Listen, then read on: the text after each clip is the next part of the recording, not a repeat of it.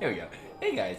I was like, oh, I was worried they were gonna pick a really good song. Not to say that that one is not a good song, but they could have picked so many better ones. But anyway, I feel very. Oh, that's why, because I have this light turned up. Yeah, that works. But anyway, hello and welcome to Final Fantasy Land Z Bulldog. I am gonna press his coffee. Bimani's gonna jump up on the desk.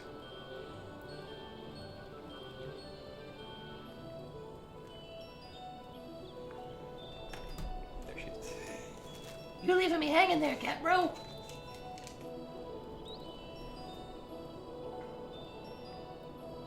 Are you gonna try to? She does not like the smell of coffee. So, actually here. So here's the coffee. Oh, I'm expecting... What she usually does is she'll come over here, she'll sniff the coffee, and then she'll try to cover it up like it's the litter box. Hey, Miru. Welcome. So this is good radio, me pressing my coffee.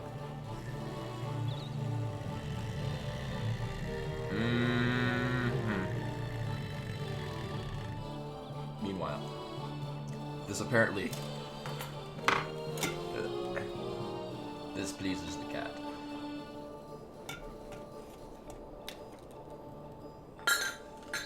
But anyway, actually, it has been, so, the save file. I'm gonna see if I can, get the money to come over here, sniff the coffee, and then we can all laugh at how she thinks it's terrible and needs to be covered up.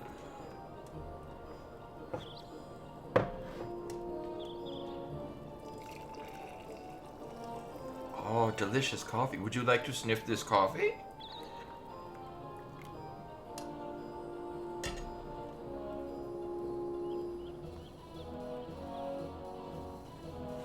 She might be detecting that I'm trying to trick her into something. Well, anyway, we'll see this happen every now, eventually. The stream is not catching. Anyway, so first things first, I think we're doing hunts.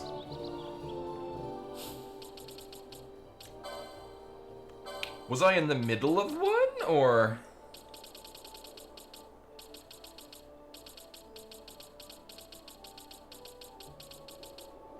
Right. Okay, so we're completed with those. I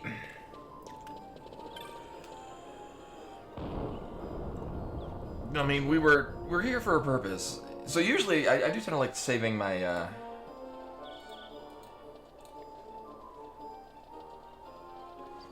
Yeah, so in this game, I think it's at various story beats, or when you cross certain thresholds, either in the game, there are hunt boards, and they're optional side quests, but you get decent rewards for them, and as you go along in the game, it's how you get to, in this game, it's versions of super bosses, and that's kind of been my goal with Final Fantasy from the beginning, playing through all of the series. I don't necessarily want to, 100% full complete it, but my goal is to do all the super bosses. I think... Did we run into Bahamut as...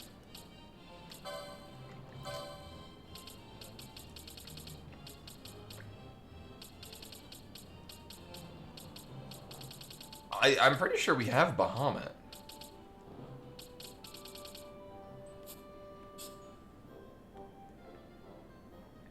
Yeah, I think there's 3 hunts we're missing. I know Bahamut was mentioned, so Bahamut is a thing that exists in this game. Although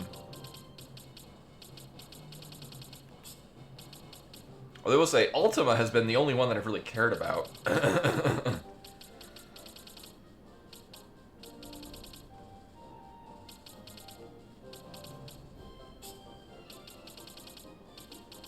In fact, to the point where Ultima has more or less soloed the game for me. For the most part. Huh. Alright, well I guess we don't have Bahamut. I could have sworn... Was it someone else's? Alright, I guess she's not gonna sniff the coffee. But she's gonna be a very pretty cat.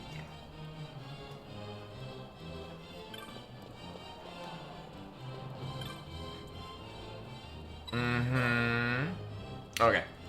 So, I guess we're at a point where I do need to proceed with the story. She always wants. She's a very energetic cat. Actually, her thing right now is she wants to be on the windowsill. Oh. I'll try that.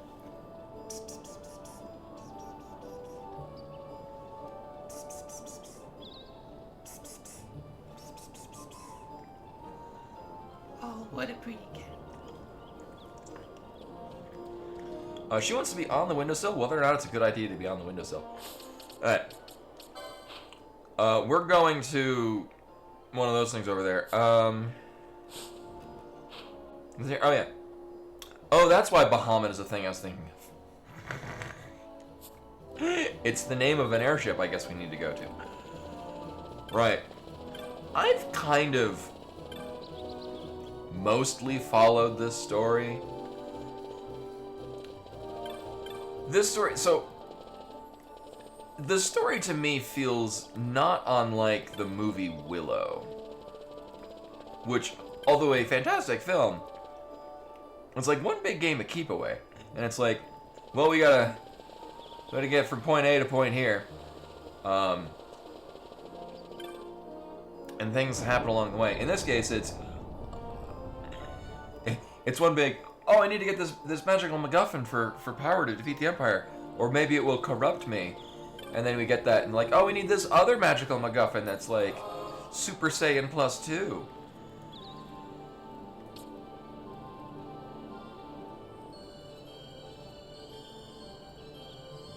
Do all this, like, I'm missing side things? Did I not turn in one of these?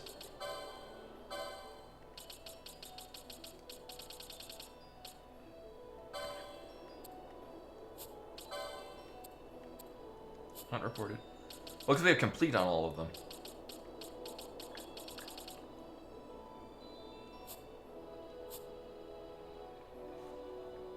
I remember, I think the only side stuff we specifically didn't do was the, on the island thing. Or the beach, rather. Because it didn't look like it was going to pay off. It didn't look like it was necessary. Oh my god, are we level 69? Nice. Hold up. Yep.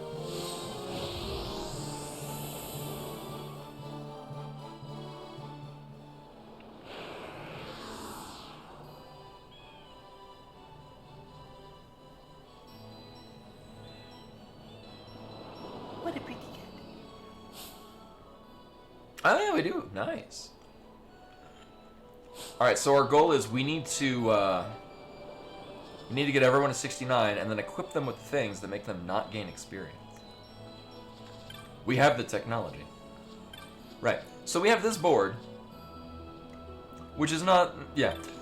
But there's this other dude that's like this whole shebang over here where it's like, find these rare things with very little guidance. And that's I looked at the rewards. They didn't look very rewarding. I'm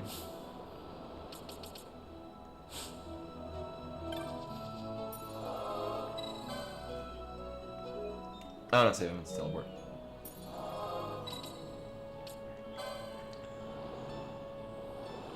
Yeah, I've had to use a... So, as with a lot of these things, I'm kind of like, when it tells me where to go and what to do, I'm like, I'll give it the old college try. I go, I check it out. If I don't find it, then I'm like, you know what? If I were playing this back in 2006, I would have gone on Game FAQs to look up where the hell I'm supposed to go for this, because obviously if I couldn't find it using the guidance that I was given, I'm never finding it. Oh, that's hot. Yeah, that's a hot coffee.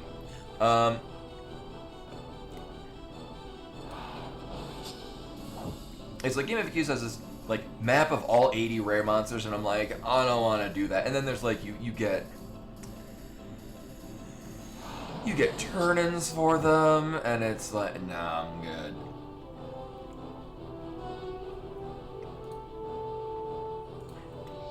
So now I do know.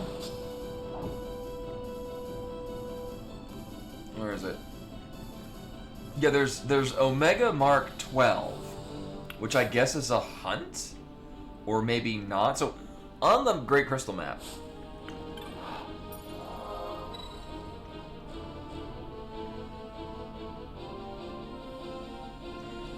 Should be. Am I missing a? Am I missing something?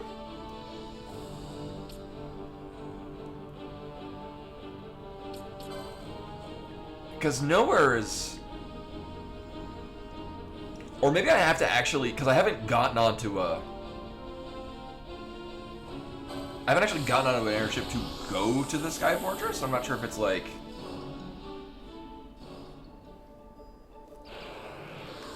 Maybe that's a trigger. I just haven't.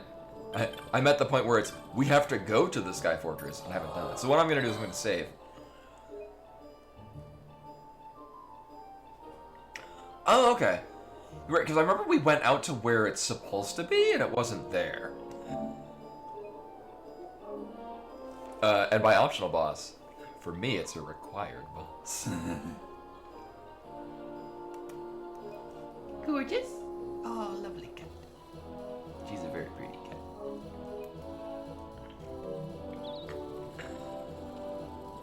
cat.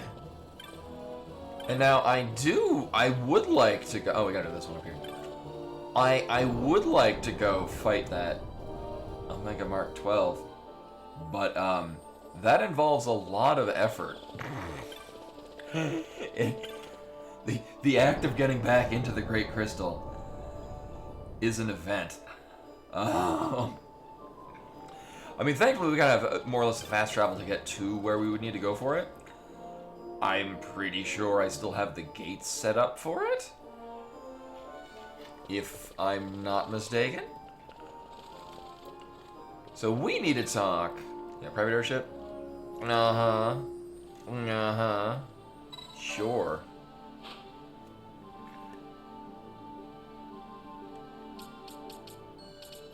Oh, literally right there. Okay. Sure. Once you... Oh.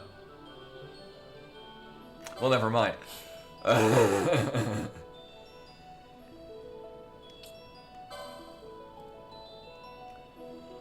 Oh, so this is the Zodiac Age. This is the PS4 version that I'm playing in the PS5. The fact that it's on the PS5 won't change it, but it does mean it will crash more often.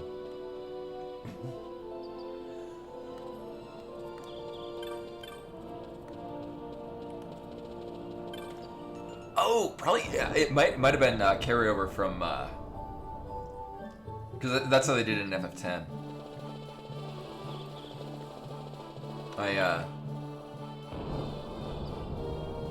I do miss the days of actually flying around on an overworld map. Like, even if it's like, actually, I was gonna make a reference to certain Final Fantasies where they kind of have not especially. Oh, here we go. Here we go. Oh. She sips the coffee and runs off. Oh my god. We've offended the cat. But no, like, even like 7 had a lot of like empty space. 8 kind of did, but like everywhere felt eventful. And then like in 4, where you literally go to the moon, literal moon. Unlike 8, where you fly near the moon, and then your airship is a spaceship that happens to be kind of derelict flying around the moon. Gotta love 8. Anyway, right.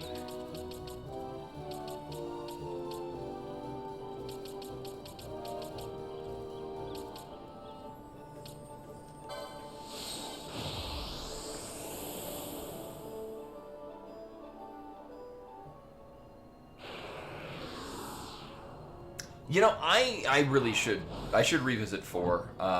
So I played that actually at a time before I started even streaming. Because right, 7 was the first one that I streamed. Because I was like, so Lois Jr., who's a streamer that I enjoy and kind of inspired me to start streaming. Both him and his brother. Anyway, he played through all the Final Fantasies. I'm like, you know what? I should probably revisit them. Because I'd only ever at that point finished 1, 5, and 6 several times. I had played a lot of 4, but I never finished it. So I was like, you know what? I'll revisit that. So I replayed 1 again. Classic. I actually finished 2.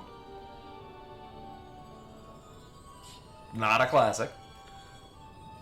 Played through 3. Actually, I've only played 3 on the DS version, which I thought was very good. From what I've seen of the, we don't need to do any of this. From what I've seen of the original 3,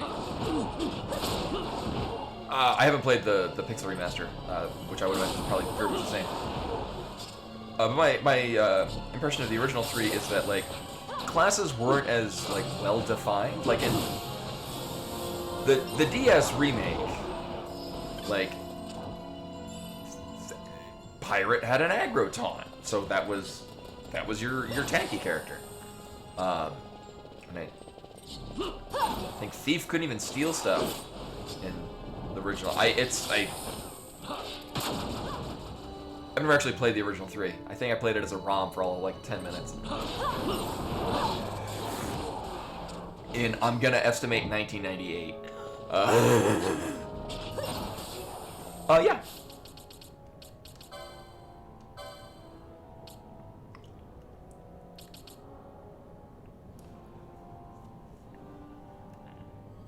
Oh, and I replayed 1.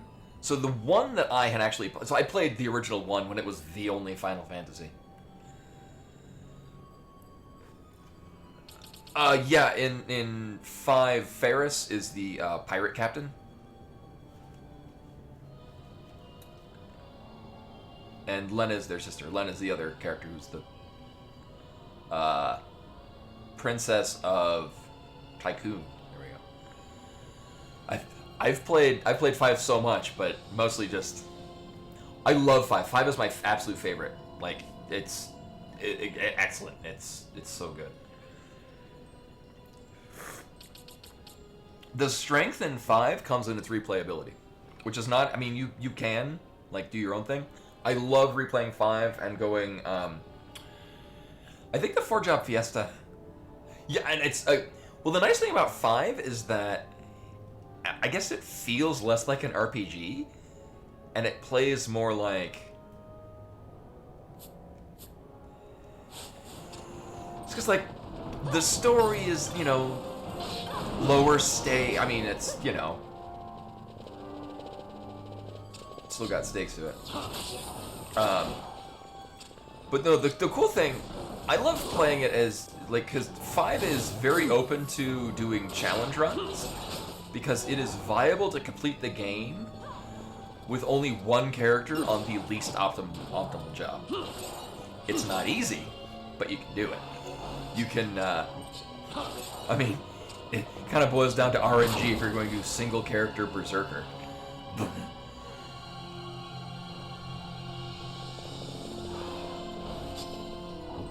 No, that is the, I have a decoy buff on Bosch. Bosch I've kind of set up to be more of a tank. And so what Lure does is it basically just... It's a buff that another character puts on him to pretty much draw aggro to him. So I'm doing this knowing full well it is likely a complete waste of time. Oh my god. But if Omega Mark 12 is here... Oh, Mirror, the lights on the curtain just turned on. I guess they're on a timer. I was like, oh, hey there. Hey, Monkster. Welcome, welcome. I look over and so ooh, the lights are on.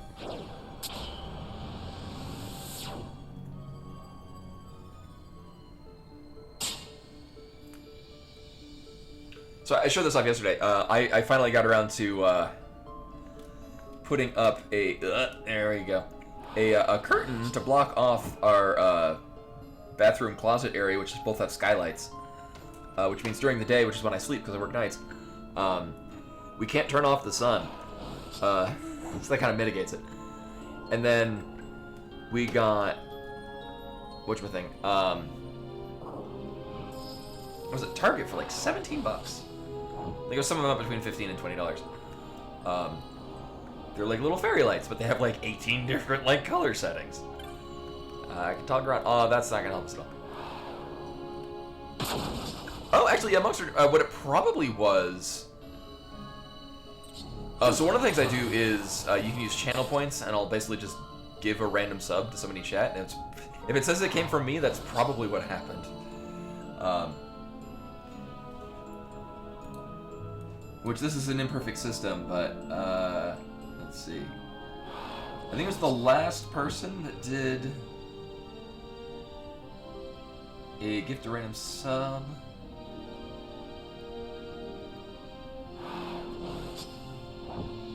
Oh, that's not gonna tell me there. Oh, and I cleared it all out. There's a history thing that has like all the things. Either or. Yeah, somebody used their channel points. And as I like to put it, you've been chosen by a robot to receive this sub. So not only with that thing. Not only is this part a massive pain in the ass, but it's also one that I had a better mindset of how to do this when we were last here. Yeah, well, I've already ruined the 69 plan. Oh, why is it? I get the feeling that there's like some side thing that I've just neglected to do. All right, where the hell are we? I got a map. 1 second. Aprama Vicari. Uh-huh. Uh-huh. All right.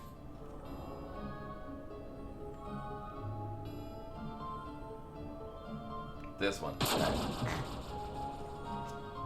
Yeah, I did great on this. I did this whole thing with pure mental mapping, which I wouldn't say I'm like to have an excellent skill in it, but I'm pretty good at forming my own mental maps visually from places. Assuming they actually, you know, it's not like a Lost Woods kind of setting. But in this case, because it is actually meant to be a confusing... Where the hell are we going? Oh, is this just literally one? Okay, so we're going to center of here. Okay. Oh no! Ooh, who we got? Cheap viewers? Oh no! Well, I don't want cheap viewers.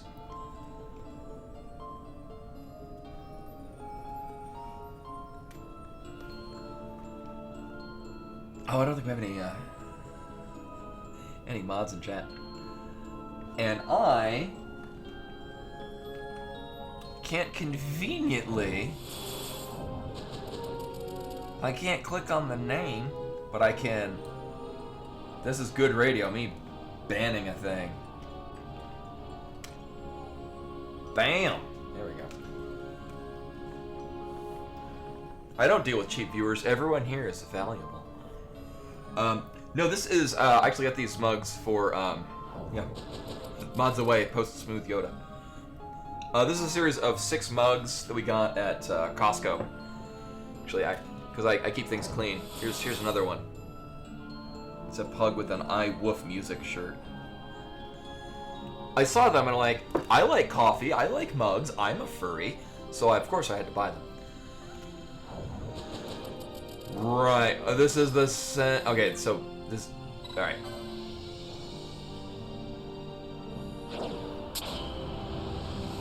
Oh yeah, so there's the pug one, and then this is a business cougar, lion, tiger.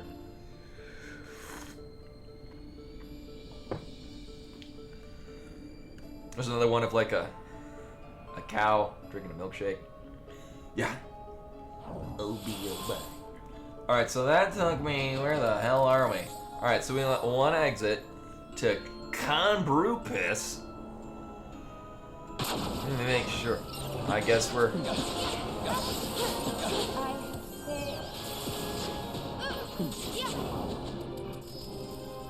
We good? We good? We get...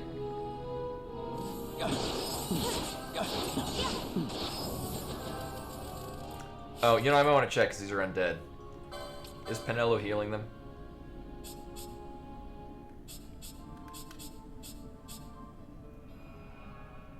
No. Alright. So, those that know me in my stream know that I'm fairly level-headed.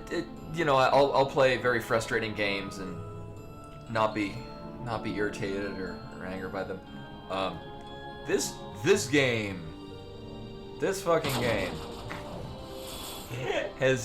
it's very enjoyable. I like this game. This is a fun game, and I enjoy what goes into it. There are several aspects to it that just anger me.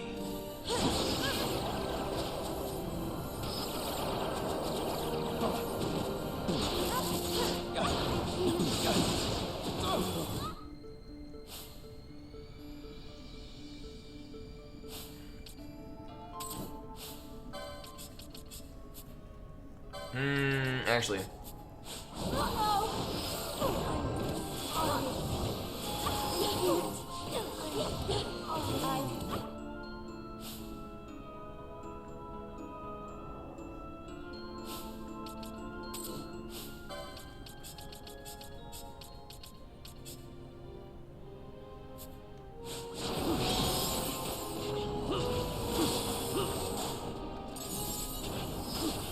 I made the mistake of bringing out a party that I wanted to level, which sadly is not equipped for wrecking all the shit. And this is why, because with Bosch, he'll tend to like run off to some other direction, and if something happens to kill him, also, enemies just, it's non-stop. This is the thing, because here's the thing: if there are enemies out, unless I specifically go in and like deactivate people doing shit, I cannot go through portals.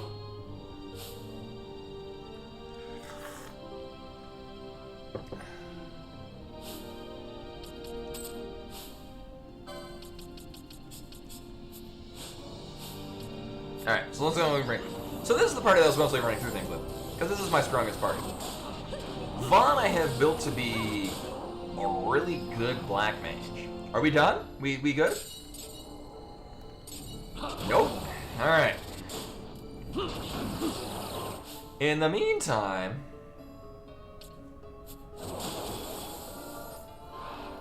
Alright, we good? Oh, I need to buy more Phoenix down, so shit.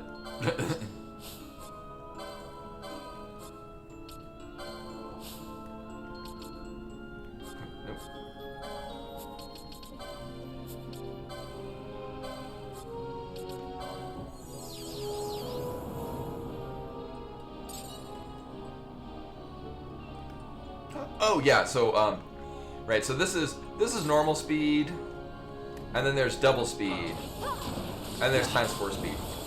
So the thing with 12 is that you more or less configure each character, which is all computer controlled. Like, I'm controlling this one moving around, but you basically set up every character to have basically a tiered set of conditional effects. The highest one will prioritize over anything below it.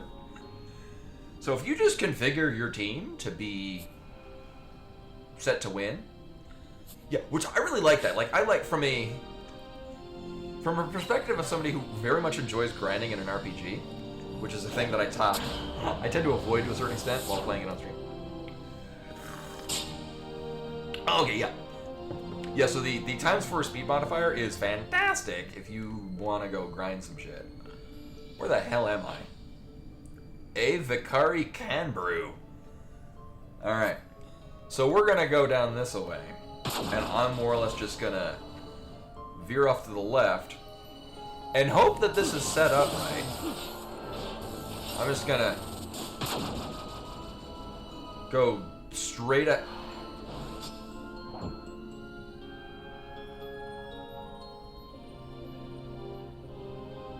We're gonna go back this way.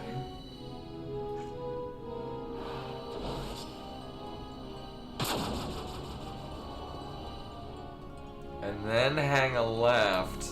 A very strong left. Oh yeah, you can have a big ol' map. Obviously it's not gonna help us here.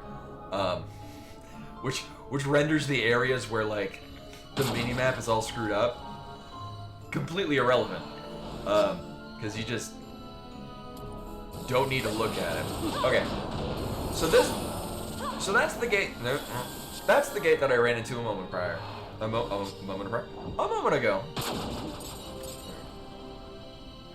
Yeah, Yeah, those memory cards also like to get corrupt, like, all the time. So that was my experience with all of the Beatmania games, which, you know, they're Japanese imports. Beatmania being the thing that was being played before the stream. That's one of, if not the oldest rhythm game that's also still going.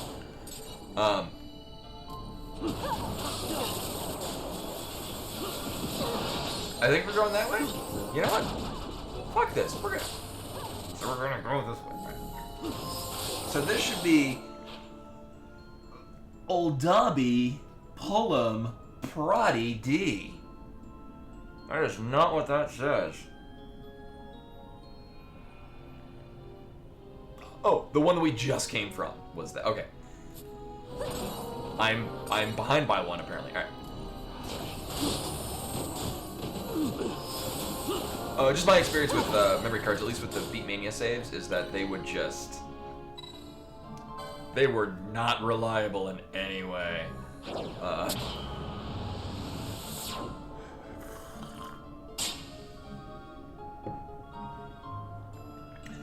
Oh, it's not quite the same thing, Bulldog, but I had a weird, almost similar thing with my Wii.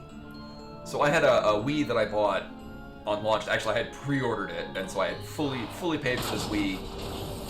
Brought it home on launch day. At which point I played Red Dead Redemption, which, if anyone remembers that game,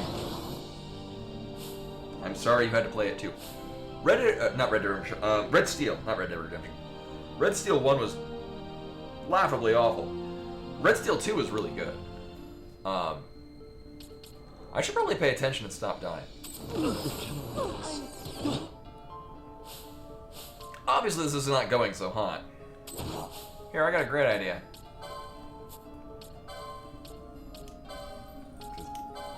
Fuck a whole lot of this shit. Oh yeah, you still gotta cast it. What if we just... What if we just don't? Thanks. Oh, are you fucking... Jesus Christ.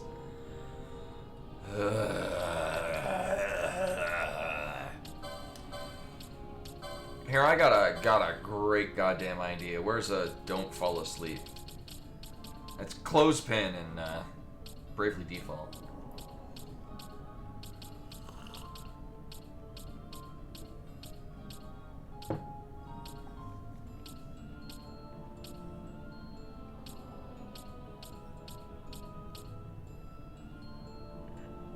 Really? Really? We just got one of these? Alright.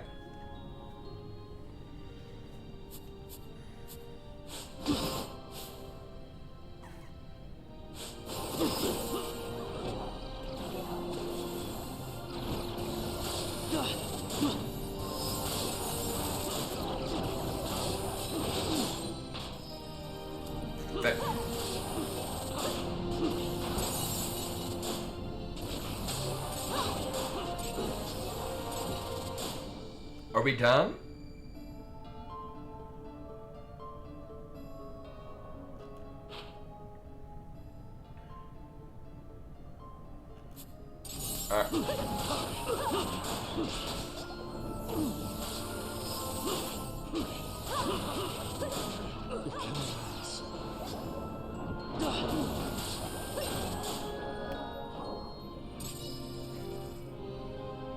As I was saying, launch title week.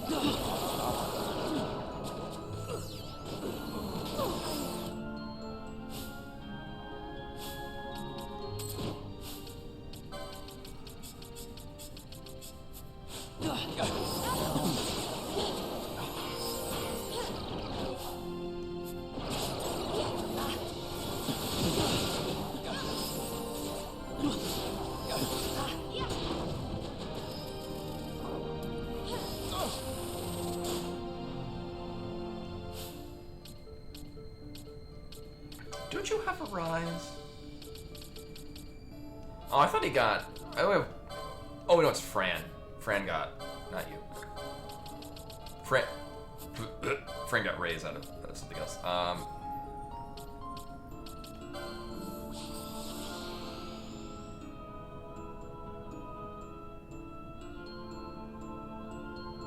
Oh, take care, Monster. Thanks for popping in. I took me a moment there like, wait, what battery? What? Oh, right.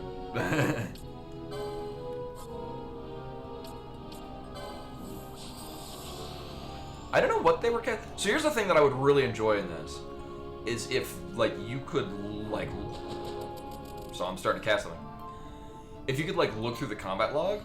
Because I would typically love to see, like, who, like...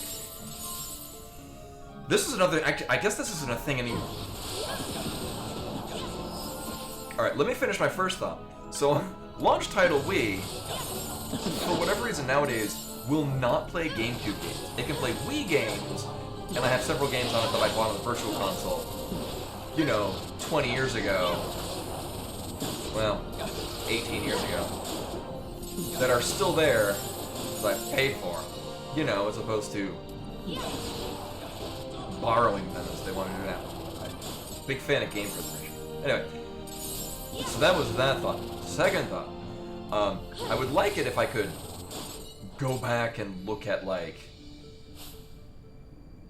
here. Oh, everyone got a boatload of experience.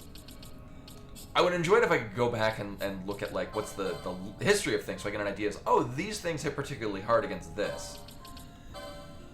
And that's kind of the thing, like, that's... So in all the years that I played World of Warcraft, I loved being able to look at, I don't know, look at DPS meters to be like, oh, this was working out well for me, this was not. Which reminds me, that was the thing, and I guess this isn't a thing anymore in FF14. Yeah, oh my god, yeah. No, we got a really high chain off of them here. Largely because you just stand in one spot and they just keep coming back. See? But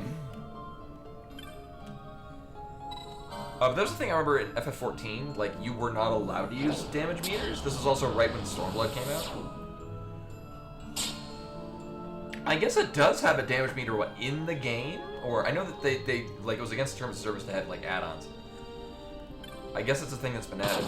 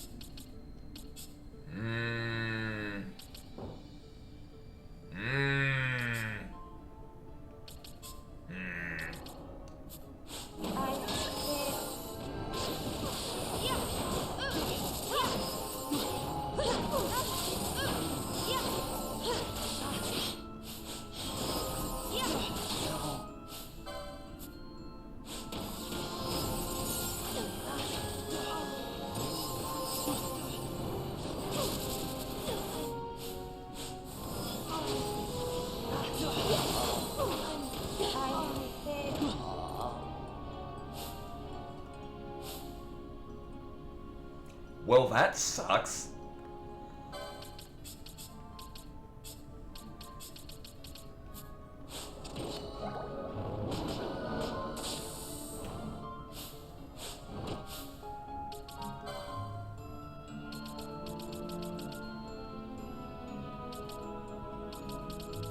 Oh, I'm out of Phoenix Downs. Well, that'll do it.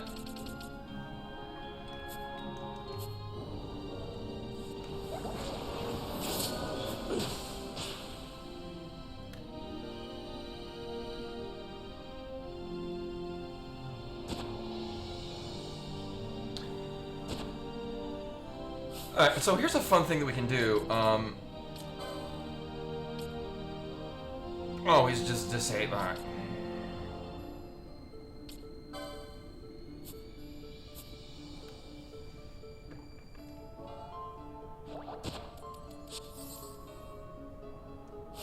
Alright.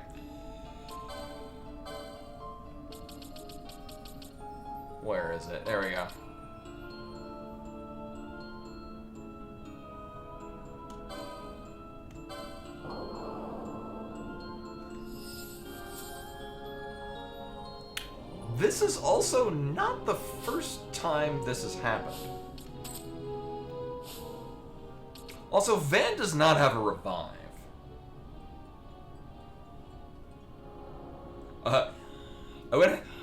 It's slightly that I didn't prepare. It's also that we've burned through all of the Phoenix Downs. So this is not good. Unless Vaughn also has. Alright, cool.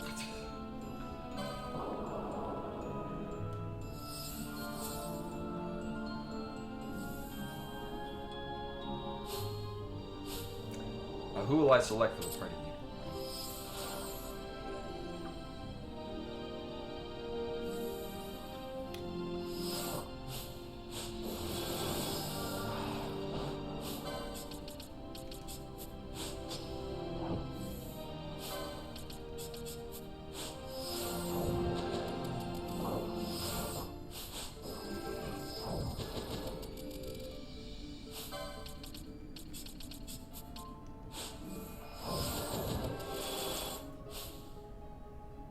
Alright, so I'm gonna need to have like everyone that has like revive.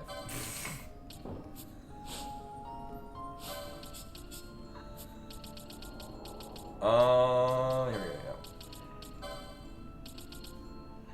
So we got 3 with Rays. Mm-hmm. Only 1 with Rise. Alright. So Banzleway doesn't need that party. Cool. Alright, so one thing.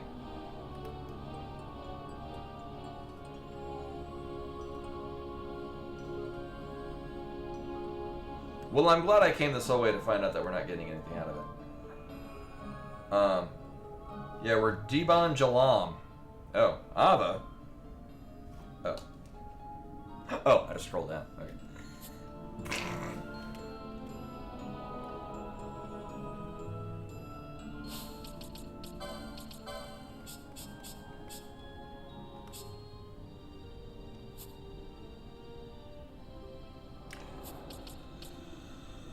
Who has Isunaga? Because that's who needs to have the not fall asleep thing. Oh, I guess I... Cool. Oh, alright. Well, we need to put that on her. Alright.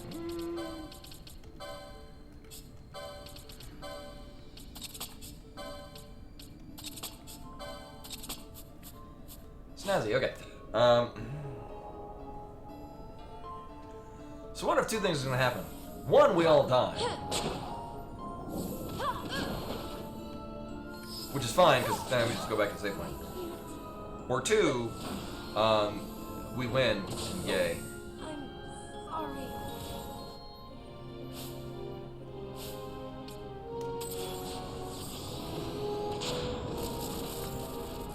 Is it just casting instant death? Like... Hold up.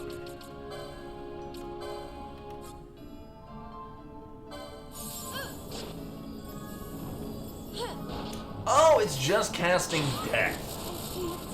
That's why everyone's dying. Because it's just casting death.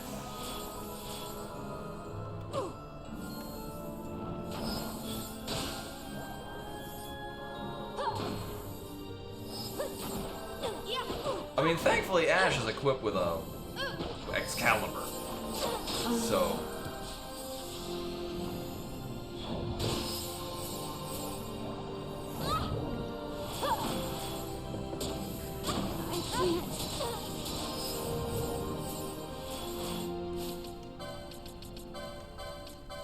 Pretty sure we have a... I know we had several things that protects from instant death.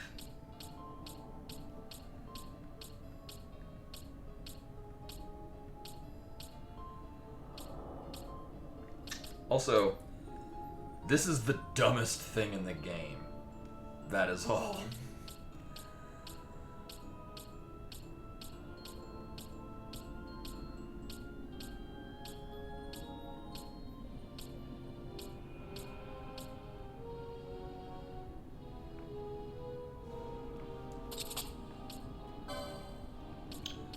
So what are these? I know we have have a thing that makes them...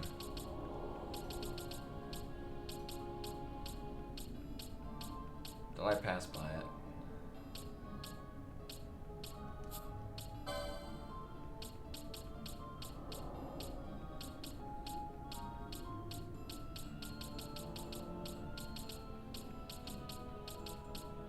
Huh.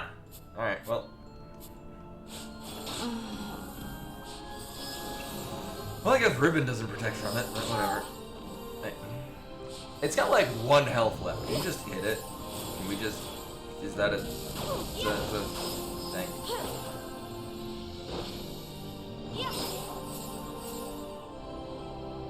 Thanks.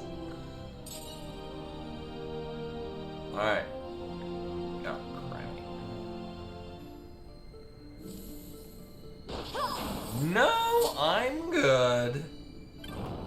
I would like to oh my god. No. Alright. Thank you.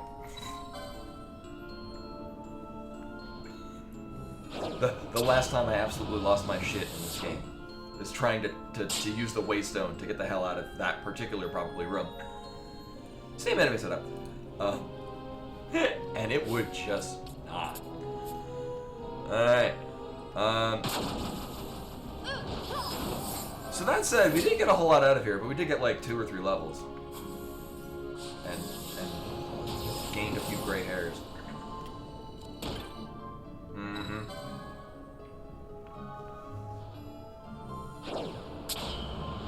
And I think we're in the clear? Yeah, because it's... I mean, quite a few of these just have the non-stop cavalcade of bullshit.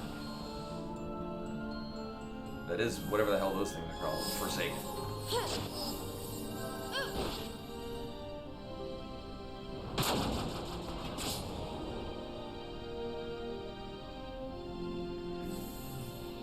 Should be Uldobi Jilam Prati. Cool. Hey Rashburn. Welcome. I know, I've said the words that summon Rashka.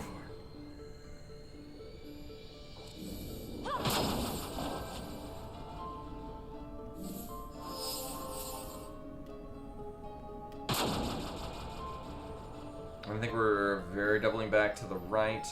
Okay.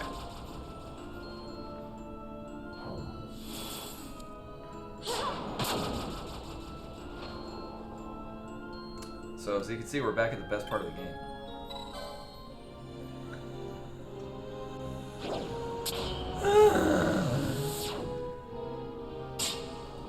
Oh, not yet. Meanwhile, you're wearing the Great Crystal for like the 5th time at this point. Only 2 of them was actually required to be here. Oh, I missed the bot. I banned it though. It's all good. Wait, no, we want to go this one. This is the one we want. Right? I didn't look at the map for that. I'm just trying to remember. Sure. Probably? You know, it was super early on.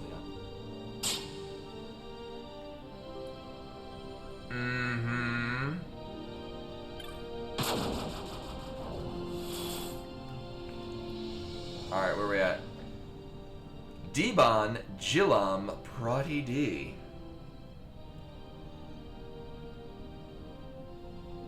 Uh-huh. Alright.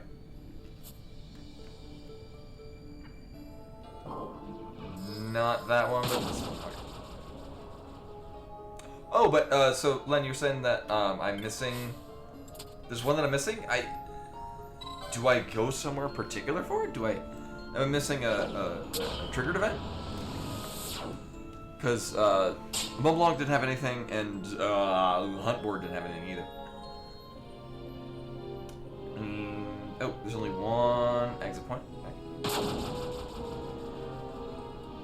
Which, if I'm not mistaken, this is definitely not it.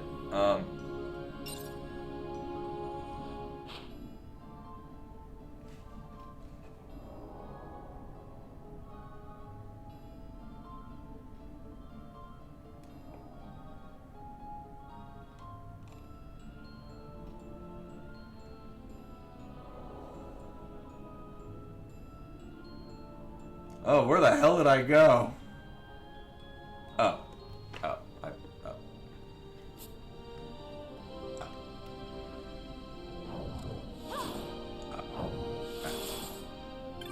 Took a wrong point now. Weird. I thought because I needed a cross path. I needed to hang a right at that one and skip one, and I thought I skipped the one. Apparently, I didn't skip it hard enough. All right, this one.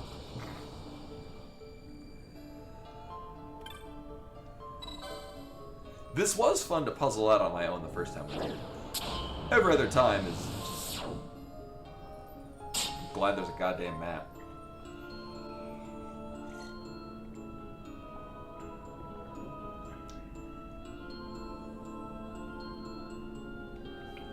Worm philosopher?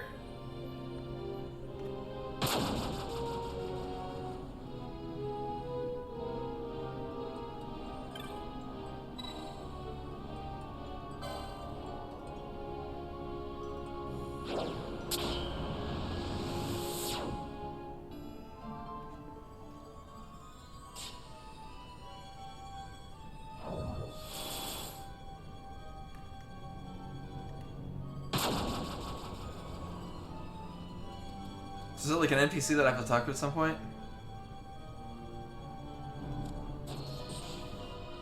That sounds like a thing we'd pick up in whatever it is that I keep calling Esthar in this game.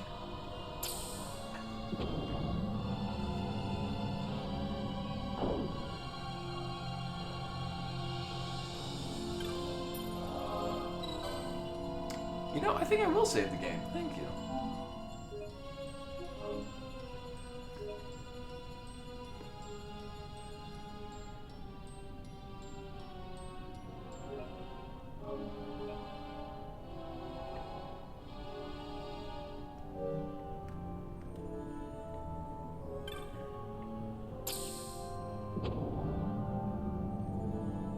Oh, but Edward's so good at dodging things, as bards are known to be. Spoony or otherwise. Yeah, no, yeah, we're with him. Not to be confused with Edgar. You know, I mean, as time has gone on, Ash has kind of become our strongest character. Basically, I built Ash to be like a paladin.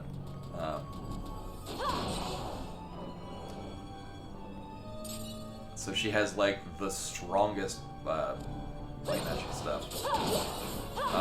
No, I think I want to do this. Okay. I think I know. Like, we'll run into it probably eventually. I think I vaguely remember that.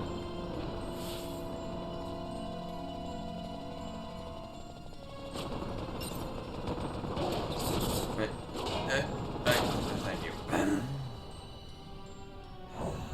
I do like as I'm running by, the party members are still staying back and killing everything, so I'm still getting experience. Without really having to put in any effort.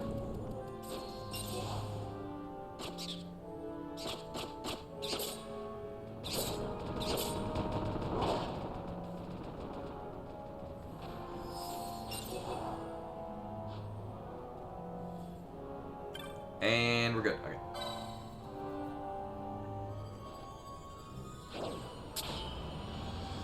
The thing is, my hair is at the length now where it has so much weight that I kind of need to pull it back a lot more.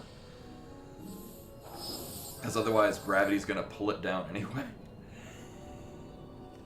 Which also means I have a much higher chance of sitting against it when I move my head. I'm like yanking the back of my hair.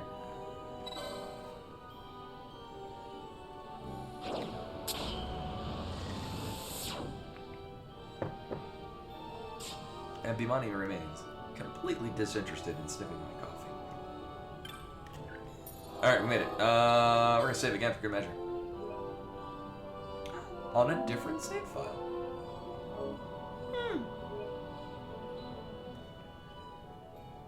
You know, in case I port to Cerebi Steps and it's on fire or something.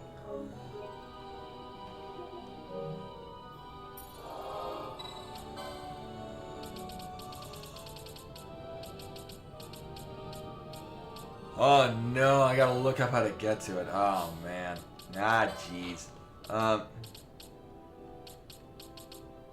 Right, from Valfin. Oh, I remember that. Isn't he not there? I thought he... Because we talked to him and didn't he like... I don't like... Sell his son to something? I don't... I remember something weird involving his son. And then he wasn't there anymore. Oh, and since things here are probably not dumb. Yeah.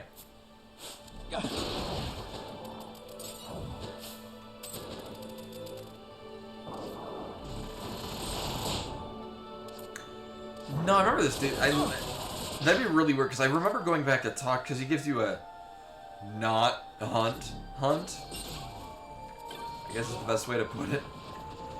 And then I turned it back into him, and then he was just gone.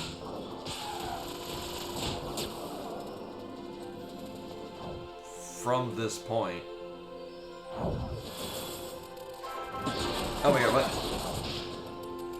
And Dragon2609 with a follow. Hello, welcome. I'm glad an NPC from like 3 months ago, and my memory thereof is interesting and compelling. No, it's over at the save point slash...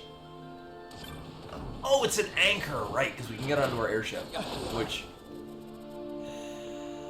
I guess this kind of made irrelevant by the fact that we can very readily buy teleport stones, and most save crystals I care about are teleport crystals. It kind of feels like in Dark Souls when you have to use Hobart Bones to teleport back to your hub area, and then you get the ability to you get like the dragon feather or whatever it's called, the Lord Vesseling is. Porthes using. Am I?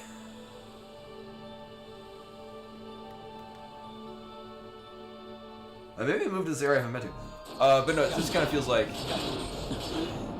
we get an airship, which is kind of an iconic point in really any Final Fantasy. And it's just kind of like a... Yeah, no, we already got one.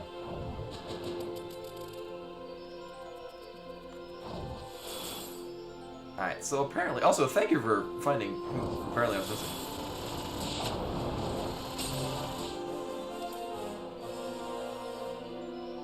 Because this is the kind of thing where I would play the game, get to like the end, and be like, where the hell is this other hunt thing? Like, obviously, there's a bar that was filling up that I haven't filled up.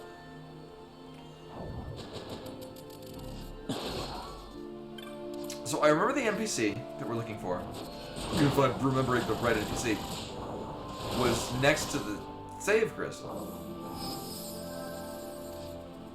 And then he was gone.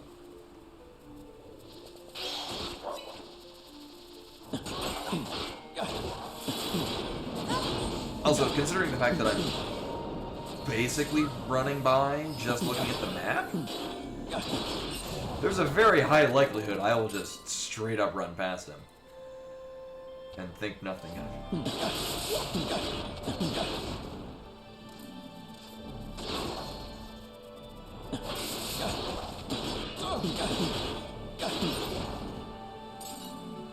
Meanwhile, we're gaining levels. Right? Sure. Yeah, Fran has gained a level. We have a whole team. Whole team of level 69s.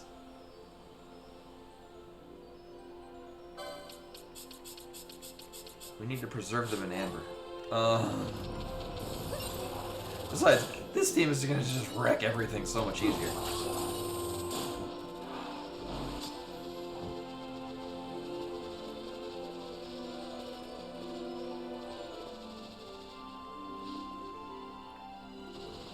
So the dude, when we talked to him before, sent us out here to kill,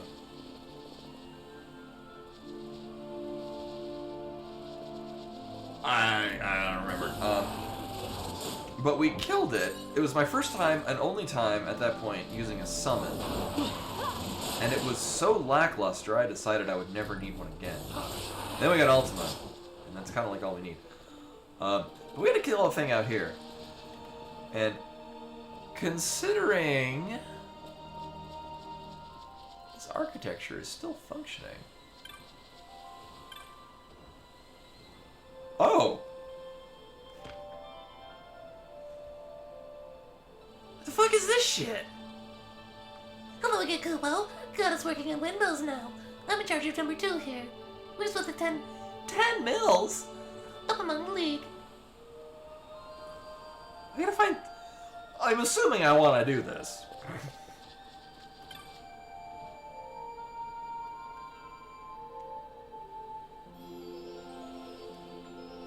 The Grasspool League has been called in to serve assault. So I've heard, yes. Well, the windmill's on the step. Kubo, this is the number 1 mill. Thank you.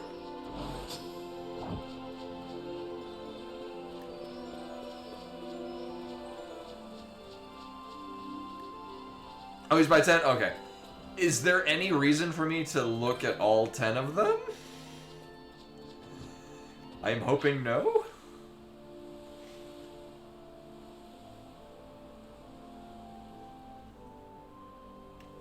I'm gonna guess it's also the furthest.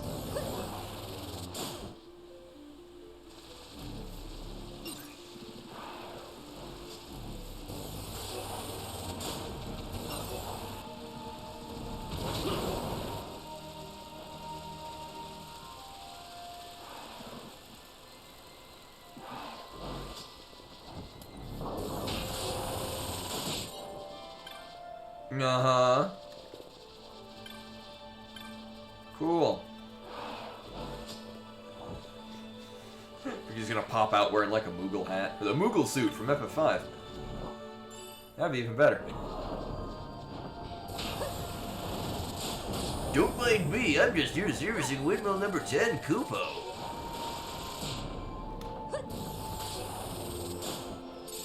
Alright, we good? I guess we're killing things.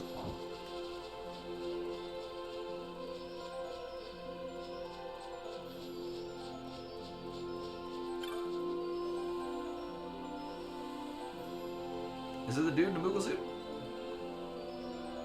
Nice to see you again, Kubo. Got us working on the mills this time. I've been working on... Oh, right, I remember because they built us a bridge or something. I've been working on windmill number 10, Kubo. The trouble is, I pretty much finished my work, but the mill still won't start. Maybe there's something jamming one of the cogs. Who's been making all that noise? Oh, it's the dude. Oh. Who's been making all that noise? Kubo, you shouldn't sneak up on people like that. What exactly are you doing up there in the first place, Kubo? I'm observing. A natural philosopher must always observe. I came here to observe a rare breed of worm called a Virol. The top of this windmill seemed a perfect spot for my observations, but suppose I must have dozed off. Small wonder my work on the windmill met with a little success. You were more than dozing up there, Kubo. Well, I'd say you were hibernating. Well, these people slew your Virol. I did? Sure. While you were sound asleep, Kubo, I saw the whole thing. What's this? You killed the Virol. Oh, right, because we never got to turn it back into him. Because he was gone. Right about that. And then, at no point did it seem like this is a thing I would do. Or, if it weren't for the fact that I accidentally walked close enough to the windmill to be like, oh, I can trigger a thing. Okay. I guess oops. I also wouldn't have been back here at all had you not clued me in on it, Len. Regardless of how long it took me to eventually find it. How long I searched for it, only to fall asleep when it finally appeared. The years must be catching up with me. Oh, how could I let this happen? Oh, maybe I'll get too old for this shit. Oh, just a moment. Oh, what's that you have there? Is that... Oh, could it be... A virus like... Slice. Scale. Scale? And who better in all of evil is to recognize it for the treasure that it is than I? Oh, please, I must have that dragon scale. Sure. Oh, thank you. Thank you so much. My life's work is complete. I shall treasure this for the rest of my days. I must give you something by way of thanks. Oh, here, take this. It's a key said to open a door to a chamber hiding the most terrible worm. Cool.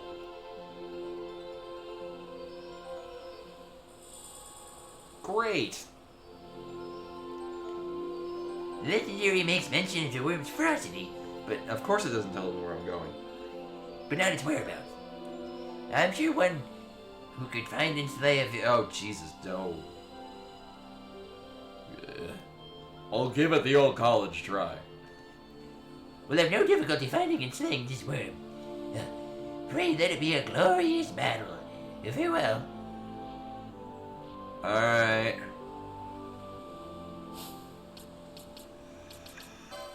Let me look at it. A key bartered in exchange for a dragon scale. It is said to open the way to the lair of a great worm. Thanks.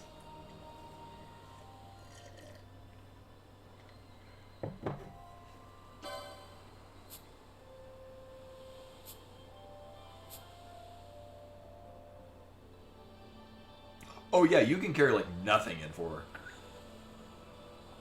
Wait, no, I thought you could carry a decent amount of stuff. But the problem is that also included like several of, I think like your magic spells were also inventory. I remember there was a lot of space in 4. You just had to carry a lot of things. So though you had several slots, it was occupied by like everything. Yeah, okay, that's what I remember. Okay. It's not like Earthbound where you have like 8 things per character. Or something to that effect. Which also includes their equipment. And also Jeff. So many big bottle rockets. Anyway,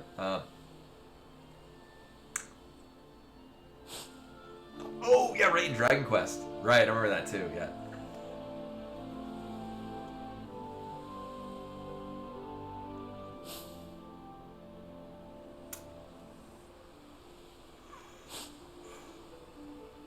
Alright, so, with 0 direction, I don't care about finding out where we're going with this. So I'm going to look up where Age-Worn Key. Where the hell are we going with this thing? Here's... I'm assuming if I were playing this... Okay, thank you. I was like, if I were playing this more than just a day a week, or even now, like 2 weeks off, I might have, like, remember, like, oh yeah, we ran into that door it couldn't open. Oh, right. Okay, I remember, right. Yes, okay, I know exactly what we're talking about, right. Which, again, I remember being like, oh, we need to get this age-worn key and come back here. Had there been, less than, I'm going to estimate, like 2 months of time between then and now, it might have still been on my mind. So, I can't really complain about it being like, oh, here's this thing, go find where the hell it goes. But yeah, no, with the time difference of me playing this, that left my brain like a month ago. Probably.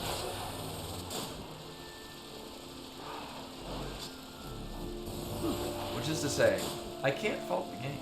Although, it is not out of the ordinary in this game for it to be like, find the thing wherever it happens to be.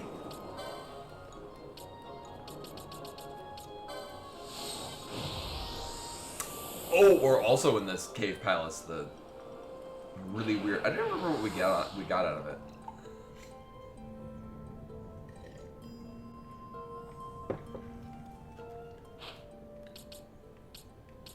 Right, we're going that way. Cool.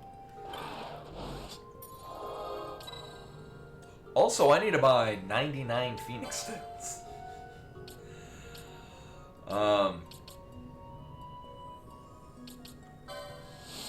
Sure, we'll go here. And then I will pet this cat. Oh, load times are great for petting a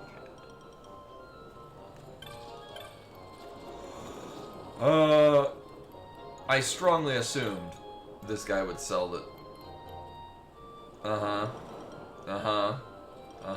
Thanks. Can you sell me things? I would, yeah, I would love to, thank you.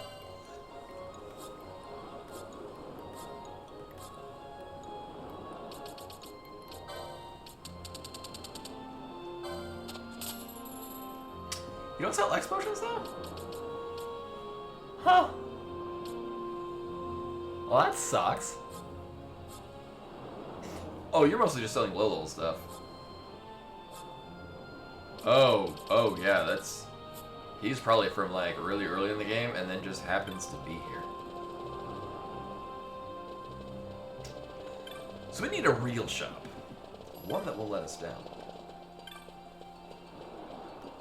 Hi. The Leapinbanga? Hot diggity. Alright, so I want all of those. I see no reason not to.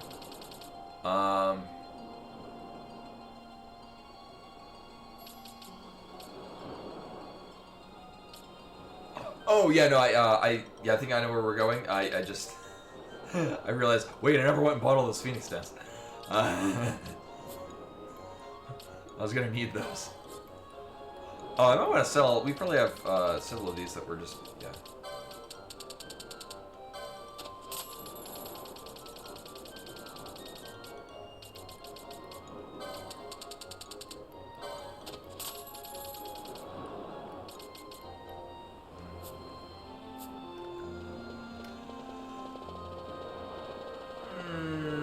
I should probably sell all those things.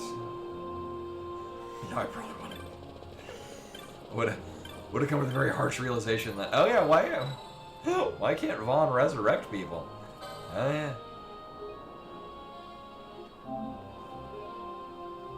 Or without killing himself in the process.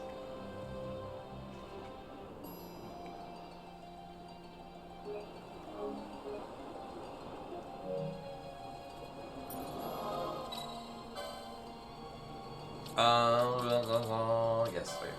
And then we're going due south.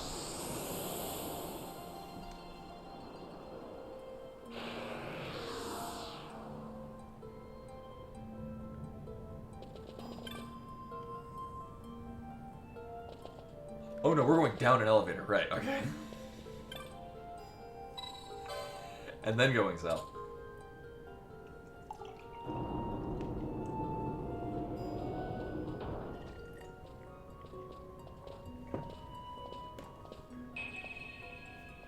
Actually, I mentioned earlier, on the topic of Bravely Default, I think I'm rounding the end of Bravely Second. Although one thing, it's a much nicer use of the whole defaulting, building up turns, and then using it kind of thing. Like, it's a better realization of the game system. One thing is very weird, though. You get, like... Actually, so in Bravely Default, you get the vampire job class, like very late in the game, and it's basically that game's Blue Mage. Which is weird, because then it's like, oh, you gotta go really out of your way to get, like, a lot of your vampire abilities to Blue Mage things. In Bravely Second, the weirdest thing, like, super extremely late in the game, like, I think I'm at the end of it, and it was not available until this point. You get, like, the final job class, where you also have to unlock all of its abilities by fighting optional side bosses, which in and of itself is not terrible. But one of the abilities you get from this final job is an equipable thing that lets you train basically a level 11. So all the jobs go normally to 10, but this lets you train level 11 on your other jobs. Which is like... I mean, I guess it you know, it reinvigorates, oh, I've got to level these jobs, which to this point you're getting... You can just max them out in 10 fights, which is not terrible. But it's like, I'm comparing it to like Final Fantasy V, where the game is more or less in 3 very distinct, well thought out phases. Which is like, phase 1 is when you're getting all of the jobs. And then phase 2 is where you have all the jobs, you're more or less practicing, like, learning how they feel, and you get to play all the jobs in phase 2. And then in phase 3 is the actual, here's the end of the game. And then you've got like one optional side job, which is more or less just like a different specialization of the freelancer. So it's not like it's changing the game up too much.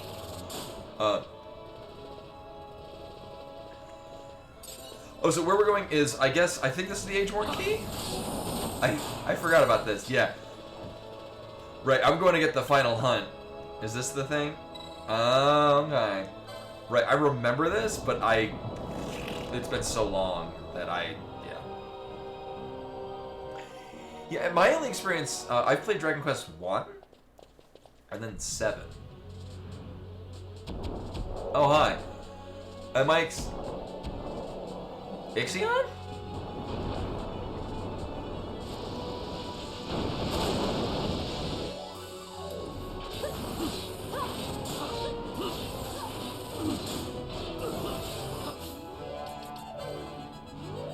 Hellworm, okay.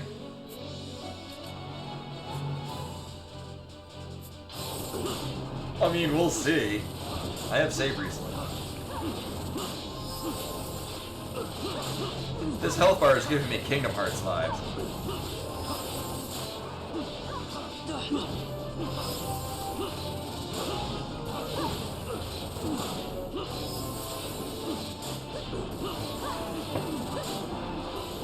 I've only played the original PlayStation 7. Yeah, no, well, I remember, because I remember on the back of the box, here.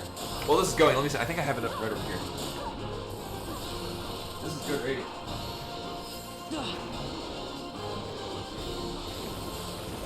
Are we winning, son?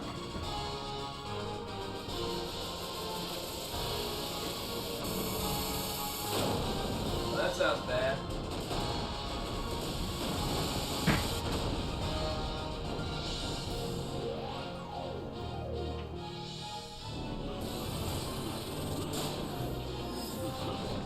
How are we doing? Oh. Oops.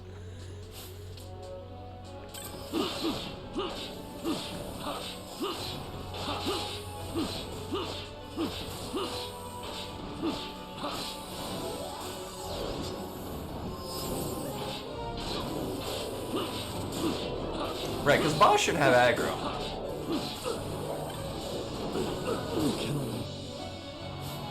Oh, we hitting hard.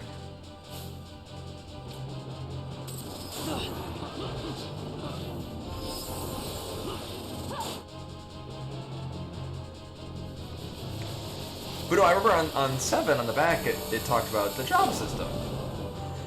and I remember playing it reasonably casually. I mean, at this point I'm very familiar with RPGs because I've been playing them since I was like 4 years old. Console RPGs.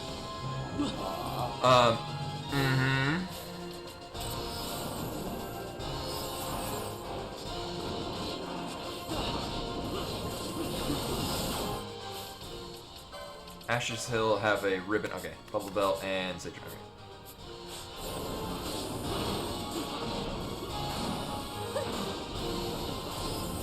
Oh, okay, yeah. I mean that lines up. Yeah, no, but I remember getting to Dharma Temple, where it's where you get to pick job classes. Like, I'm gonna estimate like 70, 80 hours into it, which is me playing it, having a decent idea of what to do in an RPG. And it's not like there was... I mean, I kind of want to play 7 again, just now that I'm almost 3 times as old as I was when I played it. Yeah, but even then, I remember, like, I got, like, Teen Idol was the job class. I'm like, am I getting a bill? What is this doing for me? Like, it felt like so... didn't change the way that I was playing the game.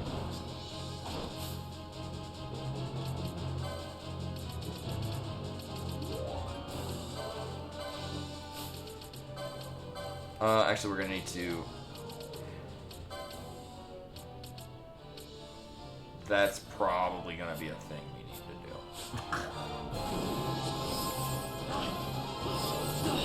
If it's gonna be stopping. Thankfully, Ash is immune to stop.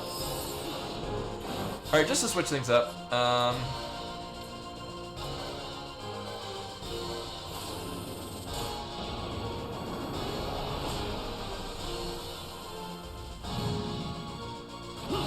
thanks.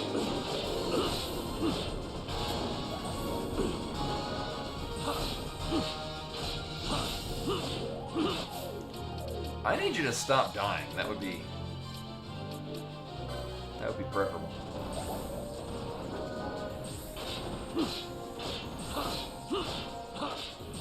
I'm gonna stand behind it. That seems like a great idea. Alright. Oh! I guess Ultima wasn't healing itself. Okay, well, it'll be fun. Probably. You know, while everyone's at a full whatever the hell the bar thing is, let's just do whatever the fuck this does. So that's the thing. We had where the health bar was. There were still 3 of the extra health things to the right of where the health bar lined up. Mostly, I'm going to complain about how this does like no damage in the long run. You going down? I still have no idea why the hell I left. It's just a thing of, oh, we can do this. Let's do this. And Bimani's back.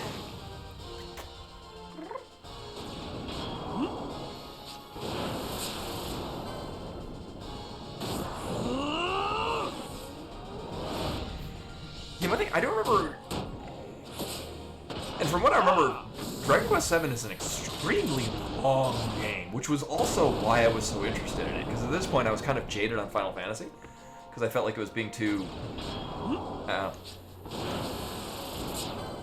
cinematic, and you're not really playing a game; you're just watching the game being played. And then I saw on XPlay, on the G4.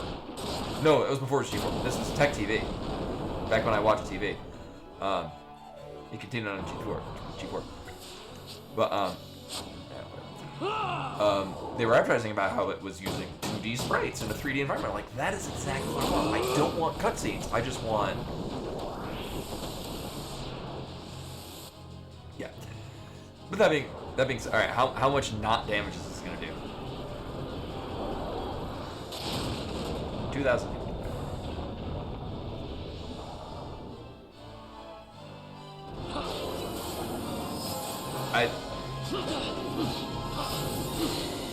It did about as much damage to it as it takes us to do in like 10 seconds.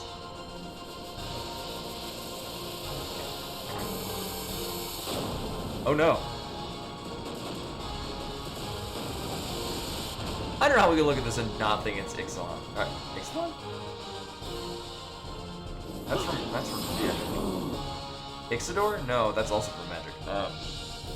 Ixion, there we go.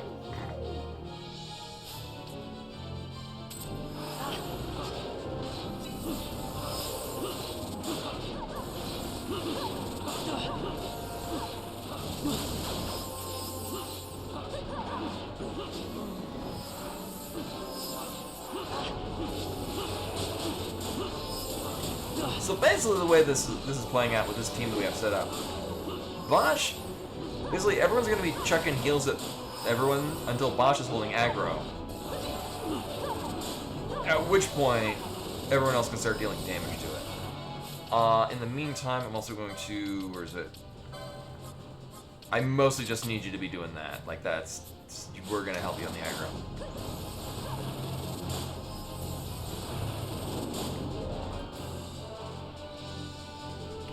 Yeah, that's my thing with Xenosaga.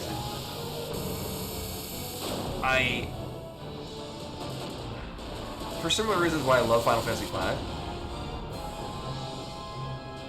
is that it's very much game forward. The story is also there to kind of give you a reason to do the things. Hi Ash, why are you not checking out? Right here. Yeah, so this is going super fast because the Zodiac Age version, I haven't run any times forward just because for the most part, most of my characters are set up to kind of accomplish their things pretty decently.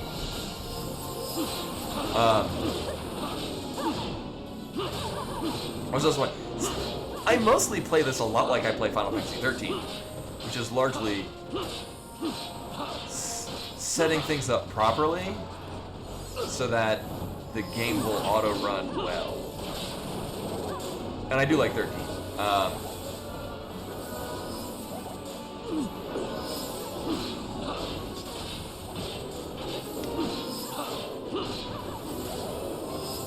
I'm wondering if it would be beneficial to just keep Bubble on Bosch and give him the pheasant Mitsui or whatever it's called to get more. Huh. Yeah, well, knowing this game, these things are gonna get to like 10% health and then just go into murder mode and I'll have to do it all over again from the start. So at this rate, actually, we can chuck Ultima back out, and then should be back by the time we get to a low percent. Yeah, fun, I should say 10%. I know how these games. Wait a minute.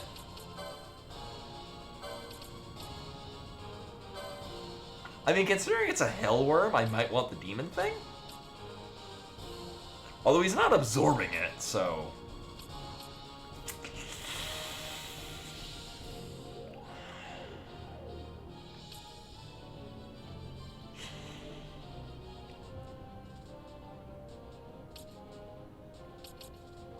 I forget, what does the Genji shield do apart from everything else? I remember it had some other thing. Yeah, that endlessly amazes me that my 3DS, I have Xenoblade, the first one on my 3DS.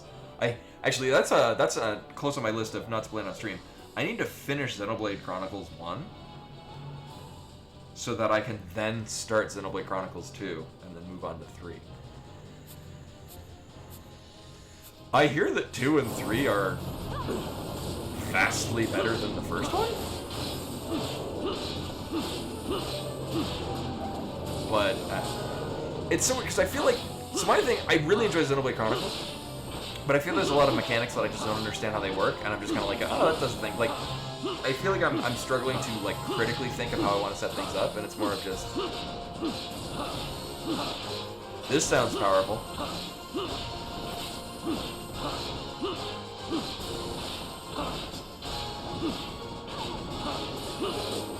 Now Xenogears, that was fantastic. Oh, graphically, I kind of don't care. Can you stop being a statue? Apparently that's a thing we need to watch out for.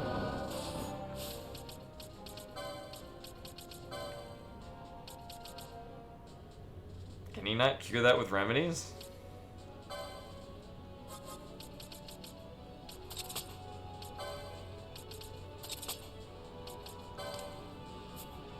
Is that not a thing?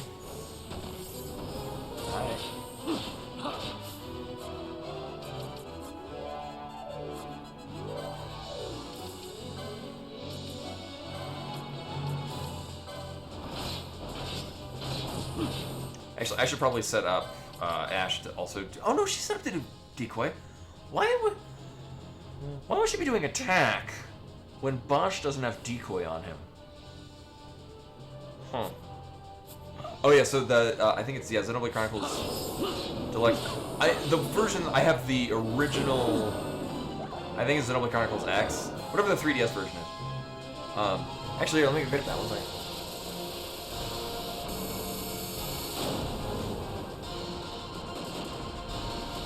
Alright.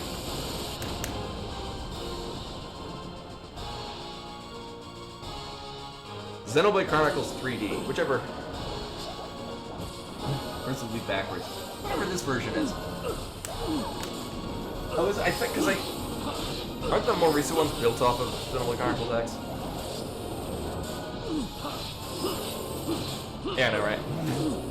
Remember we had somebody came in and like, oh, I'm way too low level to be doing these areas. And it's like, I don't know, I just walk away and the game wins itself for me.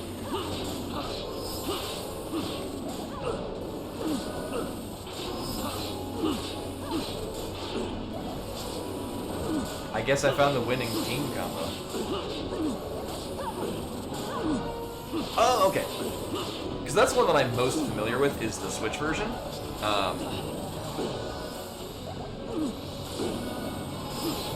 There sure is a lot of flashing lights on the screen right now.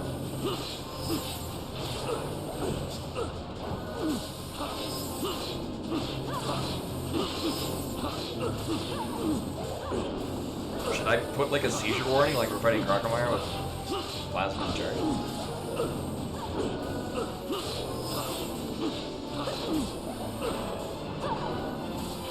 Also, I don't know what's going to be 10%.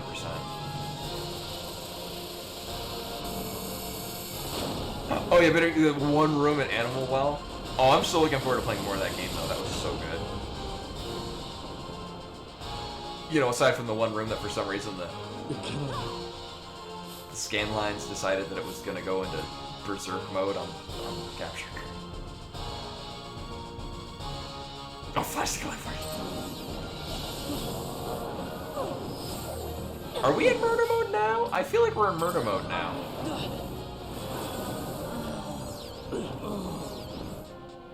I think that's where we're at now.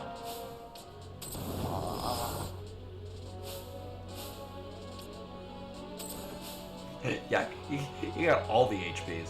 When I saw the boss life bar having a separate sub bar underneath it, I'm like, oh, this is gonna be a thing.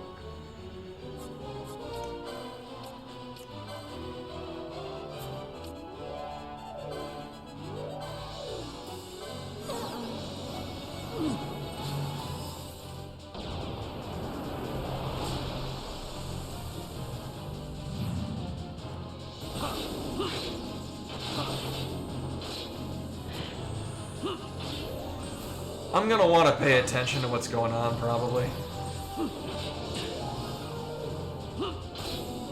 Oh yeah, Ultima getting chunked?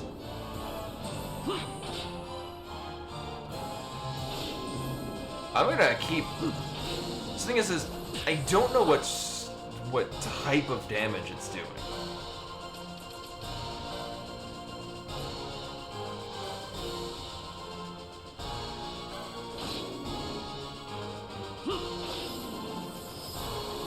So this one, I'm mostly just going to need to keep an eye on Ultima's health and toss Renew appropriately.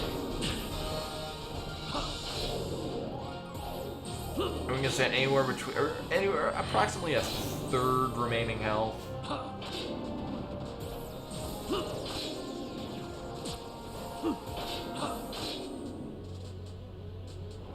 Seems like a good time. Break Art Pentagram. I don't know what that does, but it sounds terrible.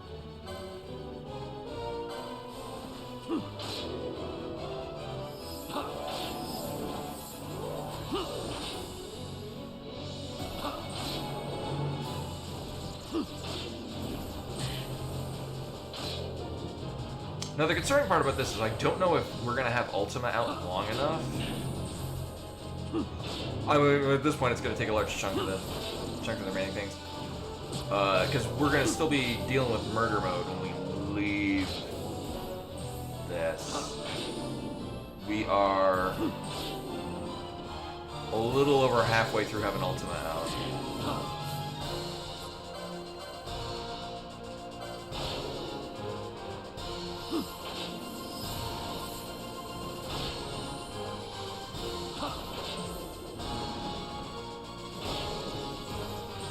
See, now this I kind of enjoy. I like this. I like... And this is why I like 13. Because 13 is less about, like... As much as I like menu-based RPGs, 13 was more about setting up in advance with your party combinations and then changing them as the battle demanded. So this I like. I like this. Following... I guess also because I played a healer and MMOs for so long. I enjoy following health bars and knowing how to react to the game when health bars change.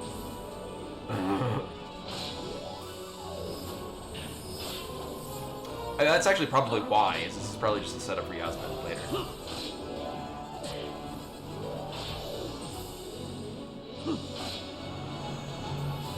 So this thing is casting stone, which is fine because we have one person with a ribbon, and then they can cure the other two. The thing is this break art pentagram. I don't know what type of damage it is. Actually, I can strongly assume it's not dark magic, because Bosch would be absorbing it, and if I'm not mistaken, Bosch is not absorbing it. We're unfortunately running out of our time with Ultima, though. Uh-huh.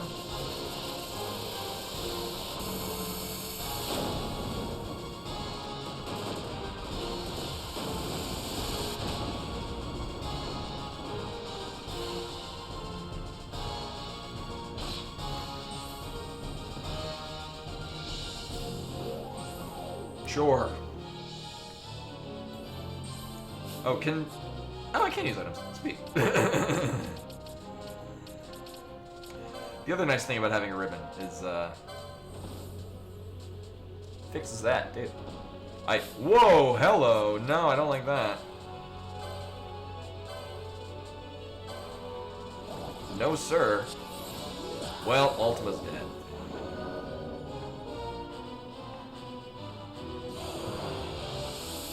Is it? In this case, it was they just did the invert thing, and that's all she wrote.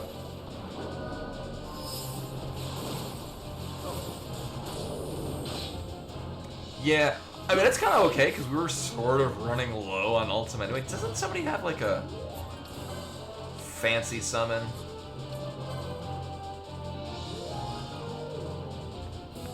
I mean, I don't...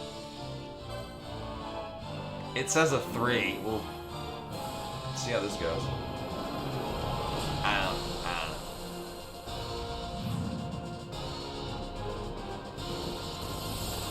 I don't know what the fuck's happening.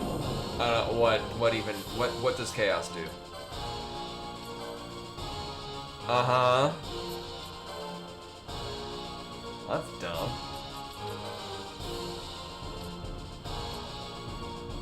Uh-huh. Oh, take care, Bulldog. Thank you for coming.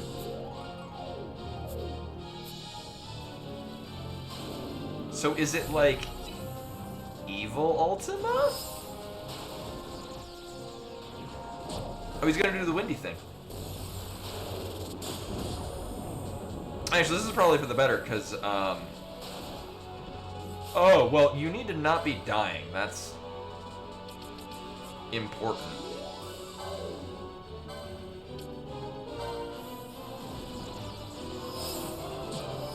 Cool. Alright,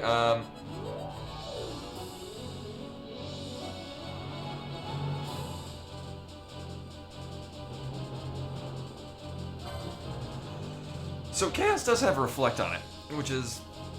That's the thing. I'm gonna strongly assume that Decoy is going to reflect.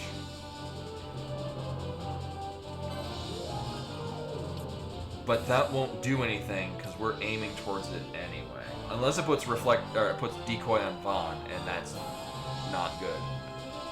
Well, YOLO, here we go.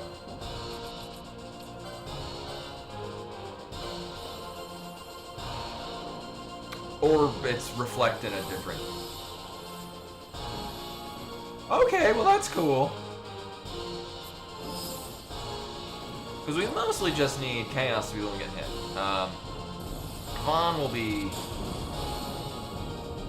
just peachy. Oh, Jesus Christ.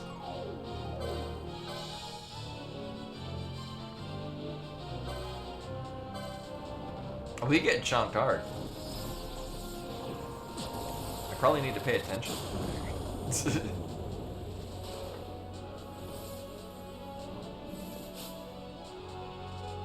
Oh, because it's doing the invert thing, and so it's just sort of dumb.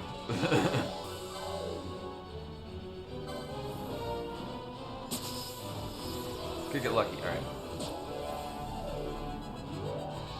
So we mostly just need to pay attention. There we go. Ready's invert.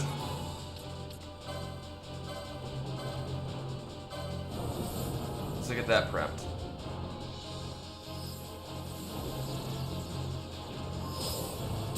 Oh, he's casting on Vaughn. Ready's invert. Alright, well, where is he casting invert? I mean, I guess if I get everyone closer. Close enough. It'll pan out. Okay, so as long as Vaughn is in range. But not so close in range. So I want Vaughn to be in range. Alright, ready to. So he's gonna just keep spamming invert because he's an asshole. I mean, regardless of who he's gonna target. So he keeps just targeting Vaughn. Alright, so new thing, I'm just checking for when he readies invert. Because then I can follow that up by just preempting renew. And whoever gets hit with it, renew's gonna go off before he gets another turn. And then we're good.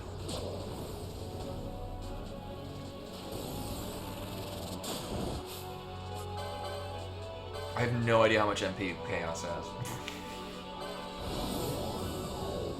It's probably fine. So we're just little by little, we're just chipping away at him. Because in between this time, we're still hitting him with stuff. We're not really hurting as far as MP goes. I just have to keep on the heals. Actually, it's good to have Van on heal backup, just in case I miss it.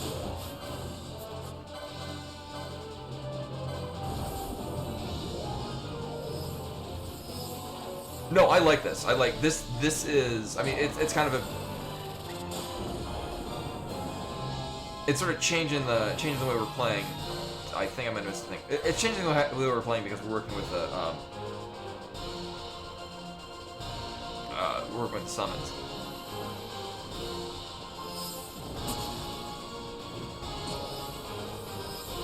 But this is the kind of thing I like, which is that we're following multiple different lines of stuff going on and then reacting to it appropriately. But not like in a Twitch controls kind of way. Like, this feels like OG World of Warcraft. At least from a healing perspective. This is very much like a, alright, I'm recognizing that the boss is doing this thing. I need to react to this thing that should go off in time. Yeah, he's just gonna be spamming invert, apparently. That's just the thing he's gonna do. And I kinda don't really need to worry about following Chaos's health. Because as long as I keep Vaughn within range, it's gonna heal both of them.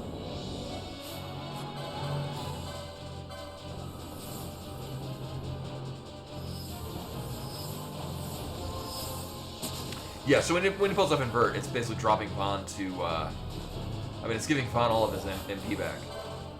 But also dropping like 600 health. Oh, that's not good.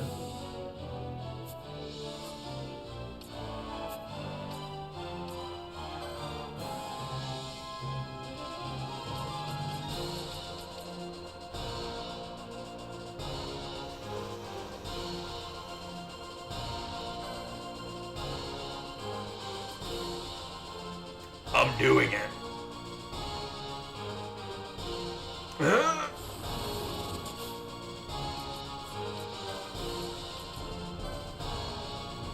Yeah. I think it's literally first. Of course, watch. Well, Vaughn is in the middle of casting the thing, so this is gonna be gross. All right.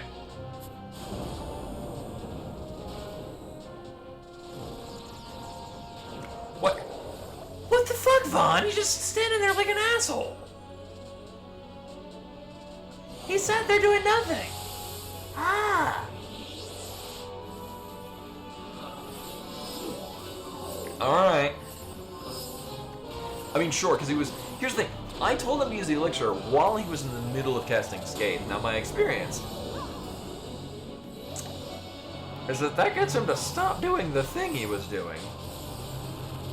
To do the thing that I'm telling him to do. Alright, but I would like Bosch to... I don't want people to be in range. Because he is kind of doing a multi-target thing.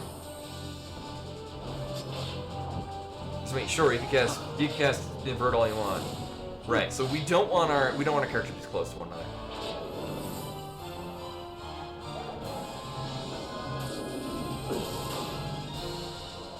Because also we're like this, we're more or less. So he feels like casting Thundaga. I get the feeling that might be a better idea. Because he's mostly just checking magic. Yeah, he's just Blizzaga. Yeah. So we just put higher magic evade. That might just be better because I don't.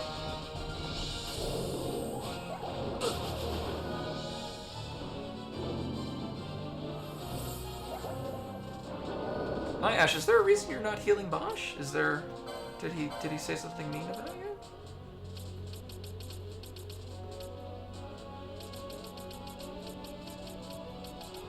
Huh, I think we had like a stronger thing.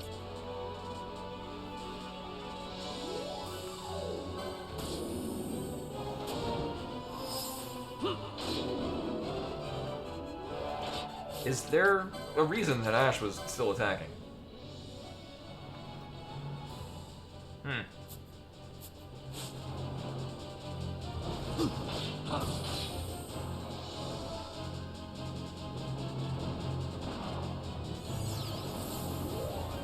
It's not like we were out of range.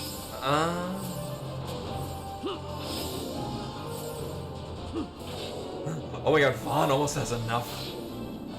I know it should have been out of range because I was able to manually get Ash to cast Kiraja and it still went to him just fine. And if I'm not mistaken, most characters will, if they're out of range and you have it set to a priority to do things, they'll move in range. Most of the time I wish they did do that, because it's usually a pain in the ass.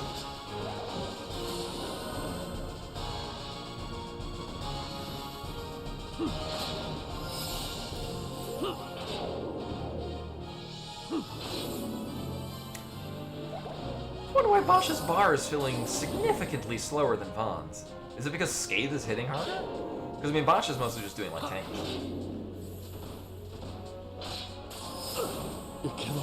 Oh, man.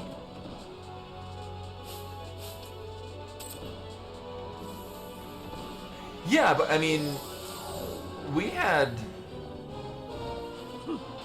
like, I'm just comparing to because it was around the same time we had, like, they both had their summons out for around the same amount of time, if I'm not mistaken. Hi, can you heal people? That'd be, oh, we are out of range. Well, that sucks. Can you be in range? That would be helpful. Thank you. Maybe? Because I remember Ultima just straight up died, but we did... But Ultima was almost out of, like, duration. Like, Ultima was almost out of time. That's mostly just the metric that was going by. I like how Ash just barely started, like, oh, maybe I should cast a cure. And then, maybe I should switch that to raise.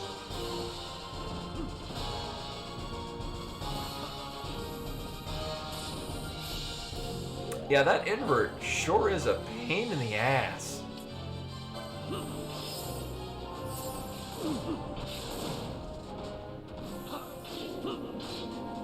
I know, yeah, that was my immediate thought at the beginning of this. This is basically like in Kingdom Hearts. Alright, Lori, perfect. Garage. You're killing me. Yes. Thanks.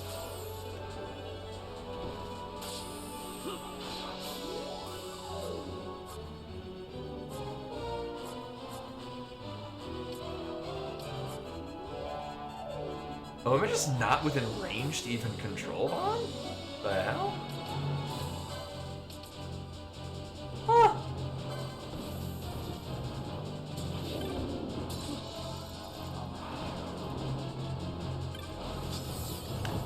Well, that was abrupt.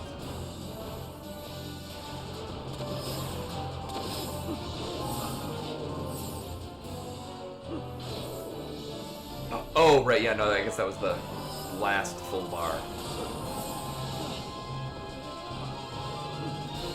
And here's a cat. Oh, do we win? Oh, hey, I won.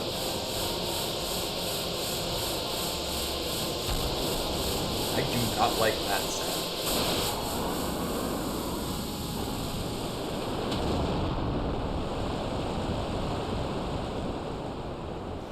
That was an unpleasant sound.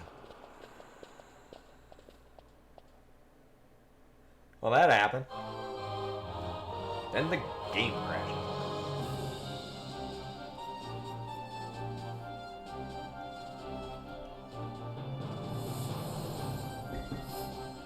I won! Congratulations, you done it.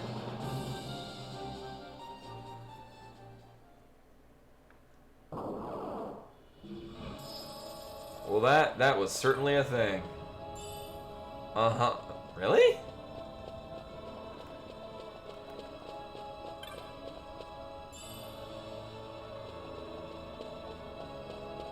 Uh-huh.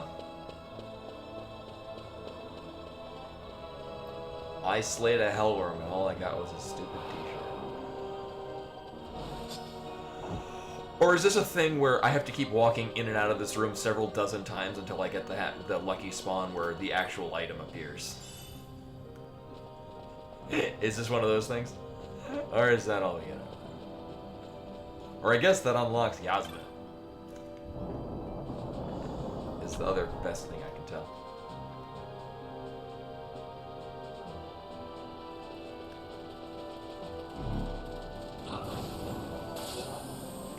Zombie Warlock?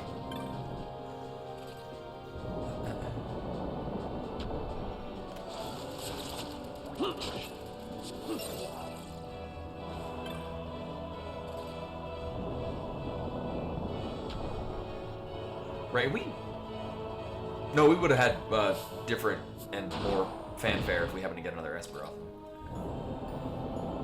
them. That's my main concern. So, one thing, at least I've kind of...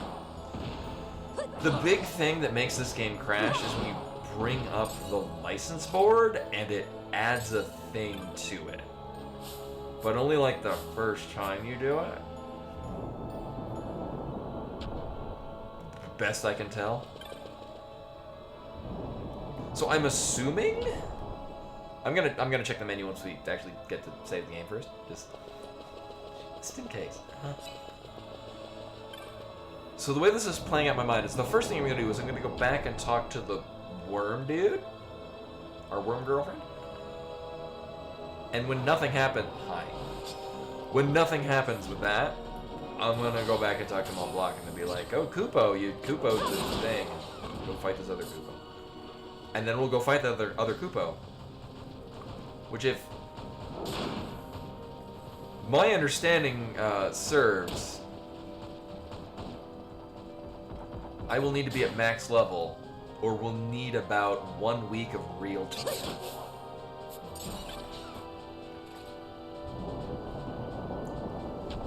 So get ready for next week, where we'll do a 72-hour stream of me slowly chipping away at Yasmin.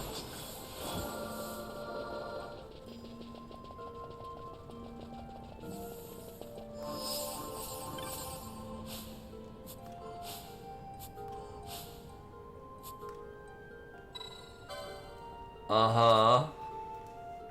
But that being said, so the thing... The thing with the Hellworm, like, even if Yasmet's going to be, what is that, 6 times as long? A good majority of that was just on ×4 speed of me not even looking at the screen. Like, for the most part, it was pretty minimal effort. Now, obviously, Yasmet's not going to be that way, but...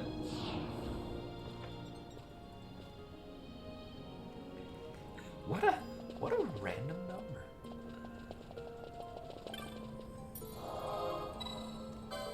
Alright, we'll save the game. We'll look at the,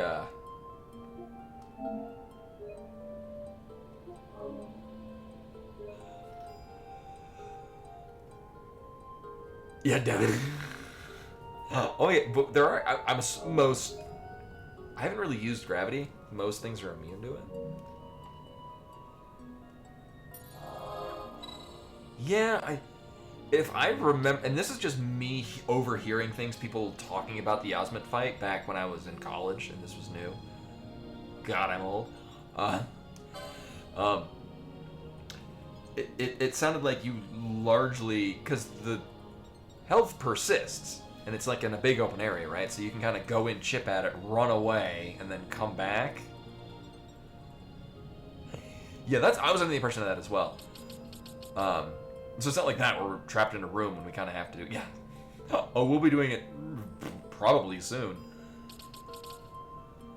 Alright. So first thing I'm going to do, actually, because I think this is most likely that we're going to go to Mont Blanc, and this triggered us getting the final event. Oh, at some point we get Ultima Mark II, or Mark 12. Oh, okay. Yeah, because isn't it... Oh, we had that with one of the... Like, really early on when I did one of the hunts, and it was very much out of when we were supposed to do it. I think it was the deal, like, if you go, like, 2 screens, or after a period of time, it just regenerates back to full.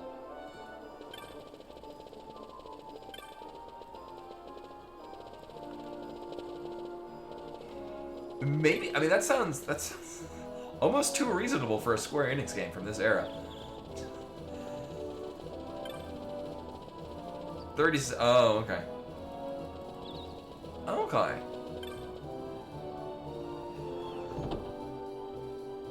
I mean, if we do it fast enough, it'll just be like a... Hey, guys! Quick, let's start.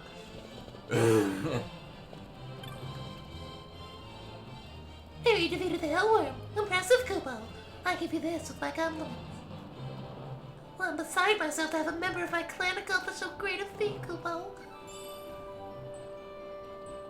Cool.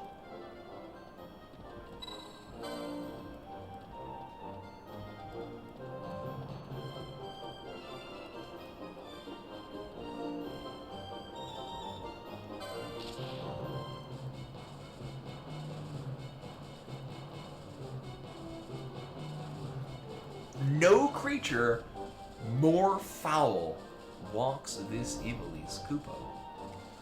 The time to vanquish this threat has come.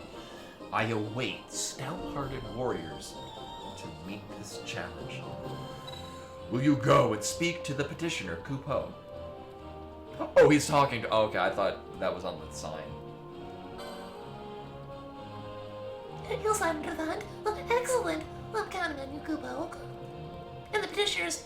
I know, I read the goddamn sign. Well, listen carefully, and I'll tell you... It's... So... I finally found a hunter worthy of this hunt. Of course, I'm talking about you, Kupo. I founded this clan in hopes of one day fostering a hunter with the mettle to face the mark I'm about to do. Describe to you, Kupo. Of course, you're free to decline this contract. No questions asked, Kupo. But I implore you to consider my request earnestly before deciding. Dude, this is like literally the only one we got left. It's either this or beat the game. Probably. So please, for me, will you accept this quest? Yes. Well, thank you, Kupo. Oh, you can't know how much this means to me. Now, where to begin? I'll try to keep... I'm reading ahead things, and I'm like, I'll try to keep this long. I'm like, oh god, no, I hope not.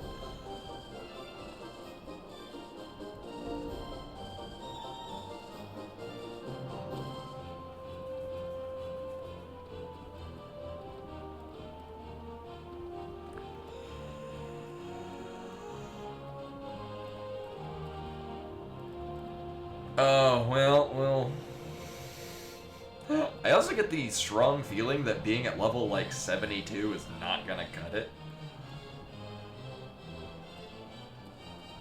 As you may know, I have 5. You have 5 brothers and sisters? We've each made happy lives for ourselves, from airship machinist to chocobo wrangler. We all learned our various trades through one teacher, the wise master who we all hold in the very highest regard. And then one day, the creature appeared, and the carefree lives we'd led were lost to us forever. Our master fought with all his might to drive the creature back. It was a bitter battle that spanned many weeks. In the end, only the creature stood. Our master's power was spent, his body exhausted. Which is what we're gonna be every time we have to restart the goddamn fight. He had poured everything into the struggle, and nearly emerged the victor. Or so I like to think. I was too young then to do more than watch, as the creature lumbered slowly away, Kupo. Never has it been seen again. It still lives, Kupo. You must find it and destroy it. Had I the Dude, you stand on a balcony. This is literally all you've done.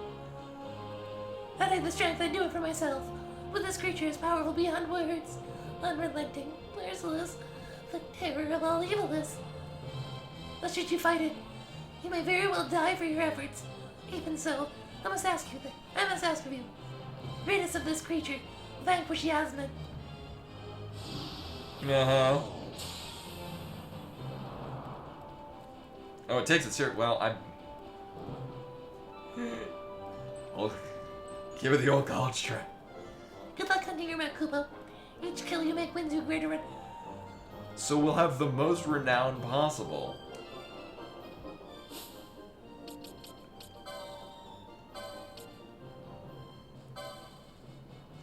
Mont Blanc tells you that he formed Clan Centurio to raise warriors strong enough to... So it's like the Gardens from 8? To defeat the most terrible of all creatures that walk this land, Yasmin. The realization of the clan's very purpose has fallen to you. Hunt accepted. Be prepared for a search, as its precise whereabouts are unknown. So my plan is to find it on my own. I have not looked this up. Largely because there have been places I've been like, this looks like a place where we'd fight a thing that's terrible. Alright, two things. One, I'm gonna see if we get a new shit from here. Hi, do you have new shit? Uh-huh. Nope. Alright. I gotta say, I think buying lure from that, the best thing we ever bought. Just saying.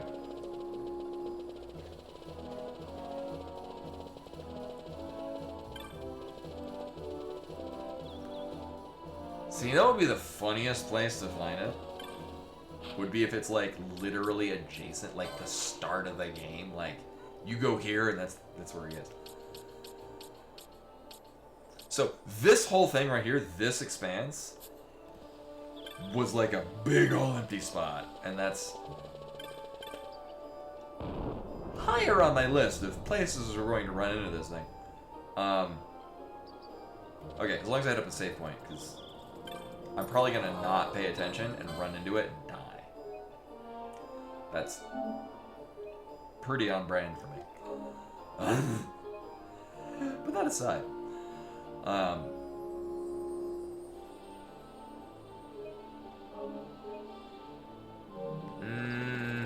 alright. Engage. So again, the funniest place would have been to run into it here. Oh my god, it's Yasmin. Hey, remember when I poked this thing and we died? Nailed it. Alright.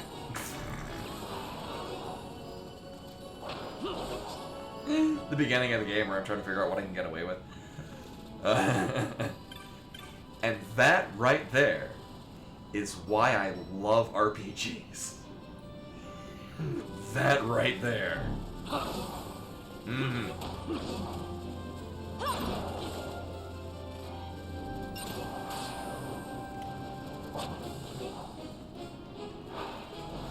Because This area, to me, felt like the Comlands.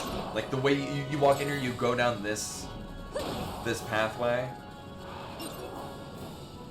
So, this whole area gave me the feeling like this is where we're going to fight a gigantic boss. Because not that you fight the gigantic boss in the Comlands in 10, but that's where they fought Sin.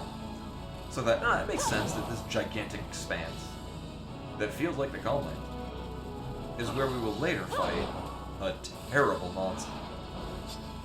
And that's not... Yeah, okay. Well, that was fun.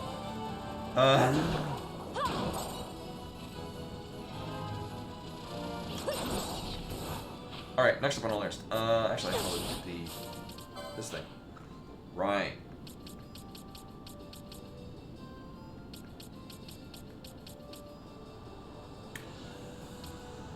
I mean, it would almost be too... There we go. I was trying to remember, what's the line that Norg says? No, that's not, Norg doesn't say that. Norg says something about seeds. No, the curse all seeds. That's Ultimisia. Ultimisia speaks that funny word thing. So this whole shebang also feels much more impactful than the zone nonsense we had to. Also, it still has the little mark thing suggesting that I want to, like, press the buttons, which, if I remember correctly, didn't do a goddamn thing. So maybe it'll do a goddamn thing now. Probably not. But I remember futzing around with them.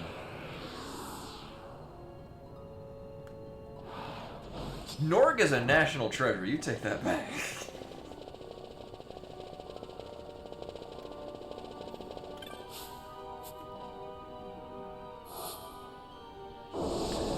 I mean, yeah. I thought we had to press them, I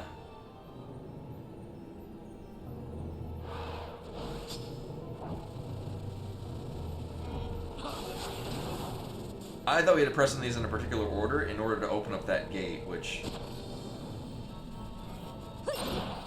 didn't do anything. Yeah, he speaks in all languages.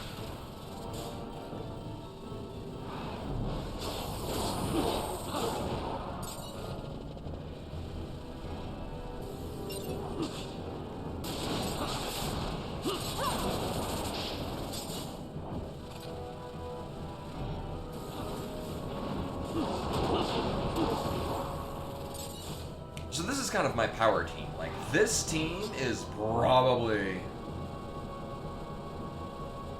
who we're gonna use to take out Yellow.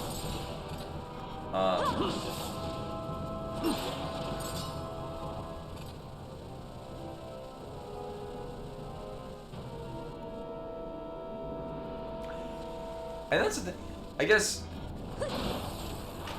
sort of, I think one of the strengths of the way that the Zodiac Gate makes the job classes, basically. I don't really feel like it's not, oh, Vaughn is the best character to do this. It's that Vaughn being a monk black mage, like, just the way that I have the two combinations, like, we really only changed job classes at the very beginning when I was still like, what do I, like, just get a feel as to who's going to do really well at this particular part of the game.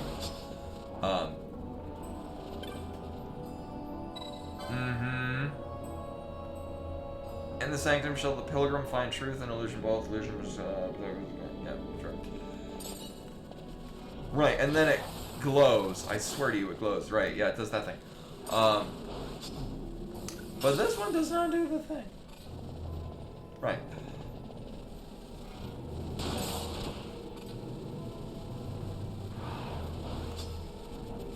So my first thought of very much overthinking this, because I'm really good at overthinking things. I'm activating these in a line that continues with, basically from when you would zone in from the upper... Is this... Okay. from the northeastern part of this zone, to travel through to go to the this part. It's basically drawing a line from point A to point. Fuck. There we go.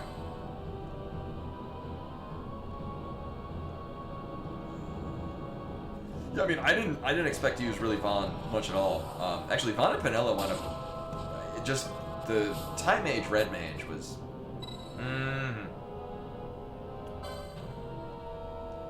Like, there's just the combinations of them just happen to serve very well for particular purposes. But now, by the time that Penelo sort of dropped off and being our really strong caster, Ash was. We just had a lot of Ash's later White Mage stuff. That sort of led her to be more valuable in the party. Alright, so that didn't do a goddamn thing.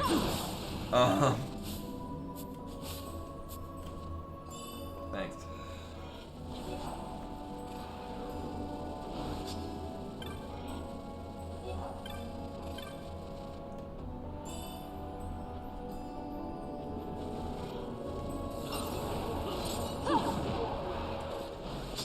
Yeah, so, and then Vaughn, extremely powerful for just outputting damage. Like, and he just never runs out of MP.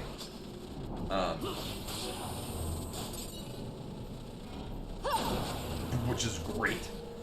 And not only that, with, where the hell do we bring him? Not that one.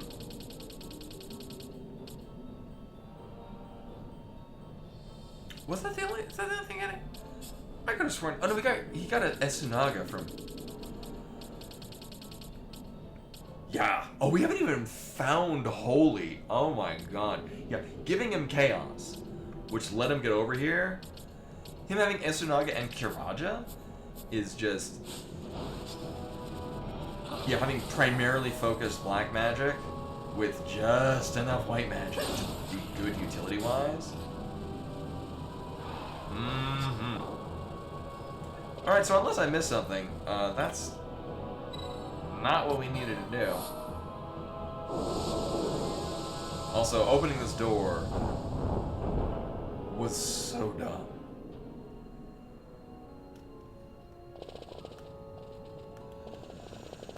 It was, oh my god. Actually, I'll harken back again to Bravely Second. For me it feels like late game, but I guess what's supposed to be the mid-game twist. Spoilers for anyone that has not played Bravely Second. You know, we've had 10 years or so to do so. You play through the whole game, and then it basically, you get forced into a new game plus. Now what I did, thinking, oh, it's gonna be like Bravely Default, where you more or less just play the game again 5 times, and that's how you proceed. I then proceeded to play through the entire game again, and then it looped me back to the start. I'm like, that's wrong. Maybe am I supposed to do something in the battle at the beginning of the game? No, I can only attack. What the hell? Turns out, and this is the spoiler part, you have to use the Bravely Second, which, and this doesn't work anymore because the server's been shut down, was a cash op item.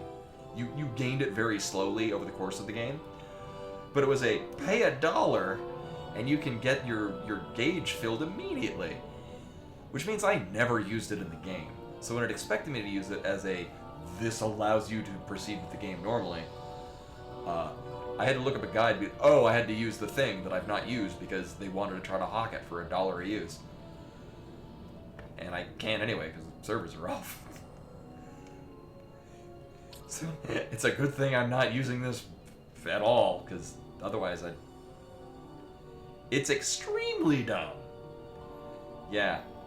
No, so my first experience playing Bravely Default was I bought it when I was in Japan, which I bought Bravely Default Flying Fairy, not Bravely Default for the sequel. Bravely Default for the sequel is the one that they then later sold in the North America. I think so. I don't know if it would just start you with one because you're technically at the beginning of the game. But like if you were doing it in your first playthrough, you haven't gotten to the part of the story where it gives it to you. So in your initial playthrough, you couldn't pull it off to just skip to the second half of the game at the beginning. I guess maybe you could. I don't care enough to try. It would really throw things off. But I'm wondering if you happen to use your Bravely Second on the final boss, who then sends you... I guess at that point you would just have to... Oh, I'll just go back to my previous save file before I started a New Game Plus. Because you have to... You play through the game on your save file, and then you make a New Game Plus on a different save file. So I guess if you're here and you don't have a Bravely Second, you'll just go back to your original one, where you can start a New Game Plus, grind until you get the Bravely Second again, and then go to the New Game Plus, and then you're good. I'm guessing is how it works if you're trying to play it now. Or be like me and just literally never use the item, because you've set it up so that your characters hit 4 times in a turn for 9,999. And now I don't care about breaking a damage limit, because there's a good chance they'll hit for 8 times. Yay, ninja. Right, where the hell are we going next? Because obviously, all right. So I'm 0 for 2 at this point. All right, what does that? I'm 0 for 2 at this point.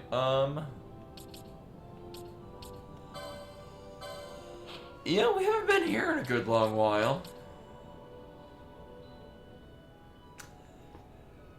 No, none of that feels big enough. I'm looking for what are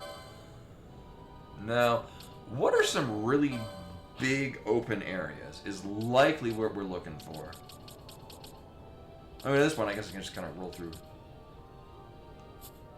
No, that'd be too complicated.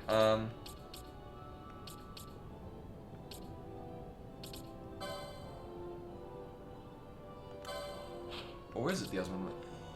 Right, no, this is... Right, I was thinking initially as a joke. Giza Plains, yeah. No, this is way too small. Or this might be showing it because this is in the flooded version. Still way too small for what I think the game is wanting us to do.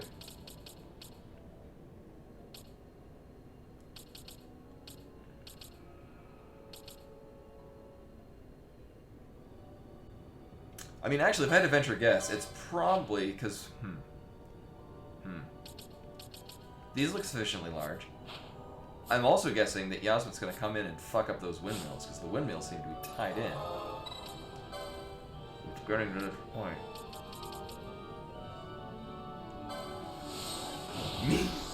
Meanwhile, the other thought that I'm fighting with on this is my innate thought of where does the developer want us to go, and then me going to the exact opposite to that point. Also, I really should probably buy Phoenix Downs again. Might want that. Actually, just out of curiosity, after that really long... I'm gonna guess we went through about 30 Phoenix Downs.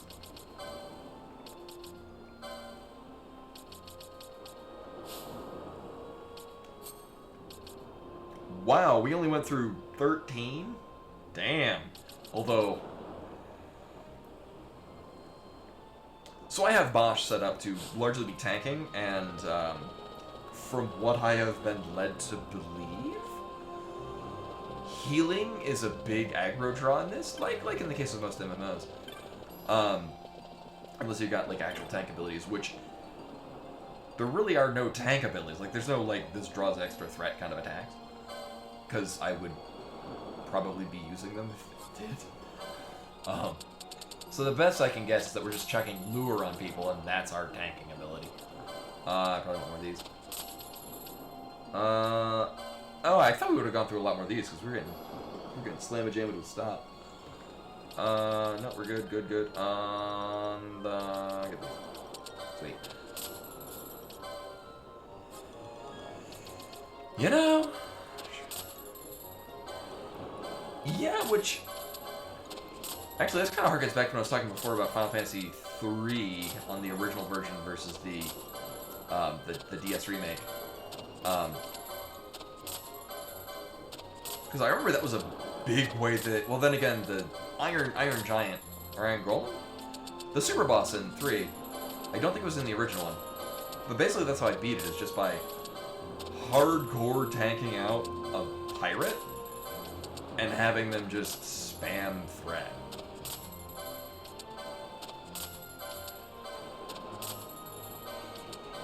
Yeah, like, it's...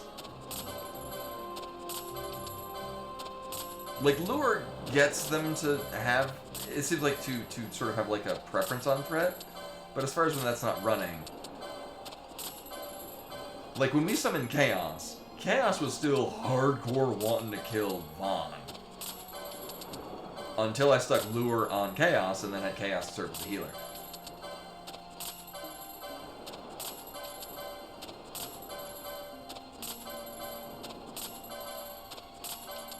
Was there a Provoke in 5?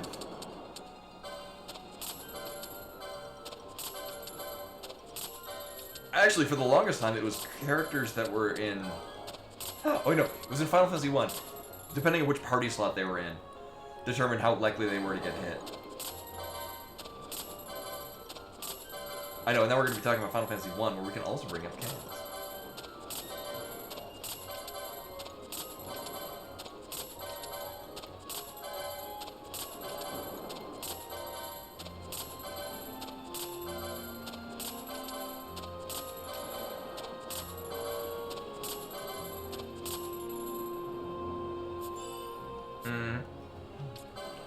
You know, I'm just trying to think of when...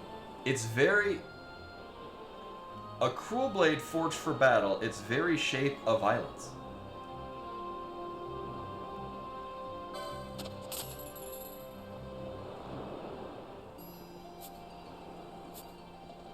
But does it look cool?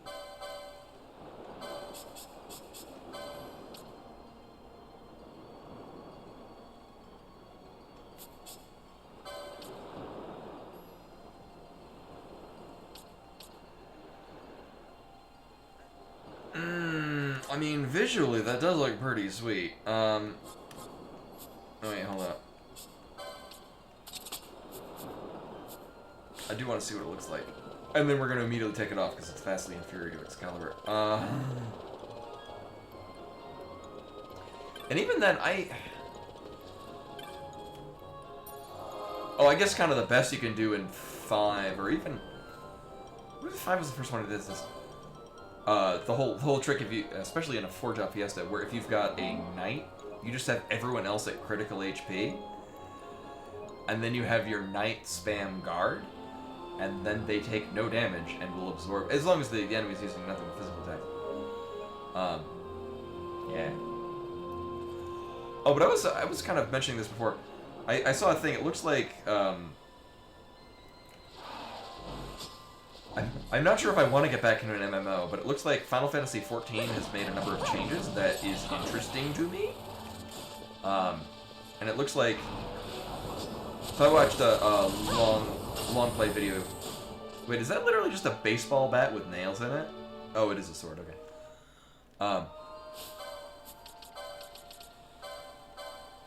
But a long play video talking about, where'd it go? FF14. And this is like from a couple of years ago. But talking about how one of the advantages to it is that they do a very good job making it so that there's no FOMO. Like, if you happen to miss a few raids and whatnot, there's really not of a loss. And it looks like they might have added a DPS meter, which for me is nice. Yeah, and not only that, from what I've heard, from what this is also saying, is that, so I played 14 right when Stormblood came out. Which, from what I've gathered from this video, was, I guess, one of the worst times to start playing 14. At least from years later, looking at it in hindsight. Because I guess, like, the very long story of the original game, you miss a lot of the episodic nature to it. And because they had to preen out a lot of stuff just to make the leveling process faster, you sort of miss a number of the story beats that make it make sense. And then my big thing is we'll talk about is when I started playing it, whatever the Heaven's Ward, the first one, the first expansion. I hit a part where it was in order to proceed the story, I had to run this particular dungeon, and I wanted to play a white mage because I had glamored to be in the original white robe with red trim because I love the look of that. Huge fan of that from a design standpoint. Anyway, on the Lollipop. Fucking adore him. But for some reason, queuing as a healer for this dungeon. Yeah, we've heard this dude before. Queuing as a healer for these dungeons. Took like a long time, and then I would get into this dungeon and I'd be like, please let me know any non-obvious mechanics. No one would tell me anything. I would die to a non-obvious mechanic, because it'd be like, it works this way in every other dungeon, except for this one where it does the opposite of it. And then I would die to it, and then they boot me from the party for not knowing how to deal with this non-obvious mechanic. I'm like, I said at the beginning, I still have the sprout by my name. And that just kind of turned me off to it.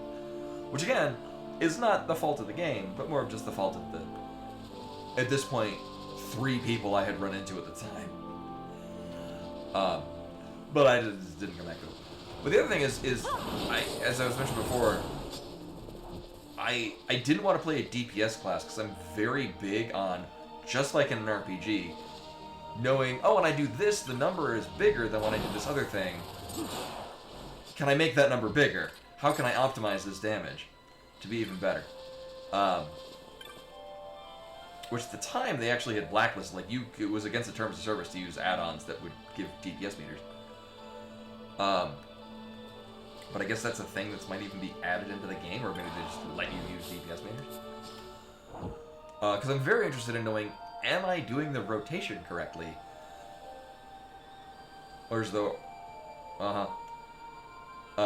is there a way for me to better actually play my class? Because that's sort of my jam in an MMO or an RPG in general.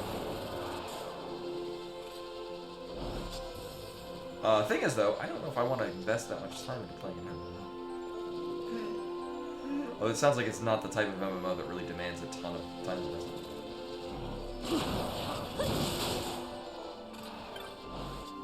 So I'm going on these numerically going up, in the hopes that we'll go to 10. I maybe want to pay attention to what these things are saying, actually. I thought they were all just saying the same thing. They're just saying that I'm working on, and then the number that we're at.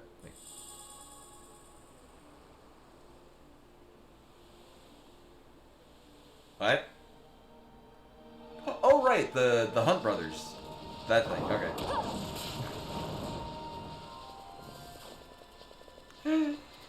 Oh, that thing that I've willfully decided that I'm not doing because it looks like it's not worth the effort. Yeah, I know, right? Yeah. It was a way to get a ribbon, but I think there were other ways to get other ribbons. I'm interested in ribbons. Also, I'm at a point now where I don't really care about putting cat ear hoods on whoever's not in the party, because I have so much money I don't know what to spend it on. And I mean that literally. I don't know what else I can buy. Like, Free Company has it.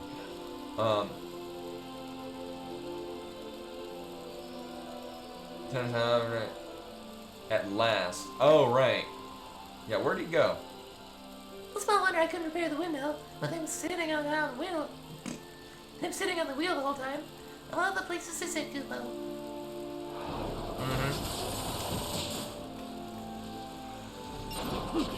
I don't say they could direct me where he went, because, I kind of need to yell at him for a little bit. Well, he's not here. Oh shit, it's Yasmin. How to beat the game.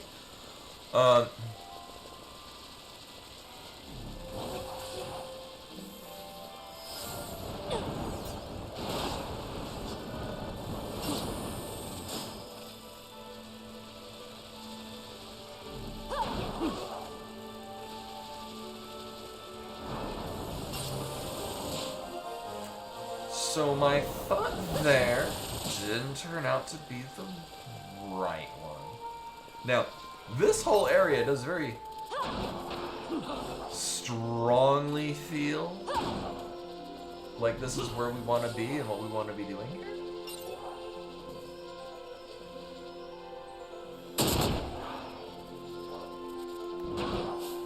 Is that Yasmin? No.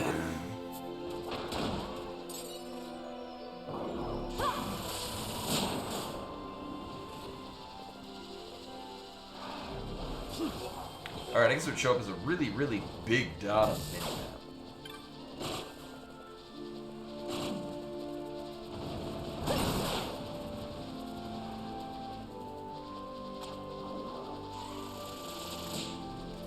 Alright, where the hell did this go? I mean...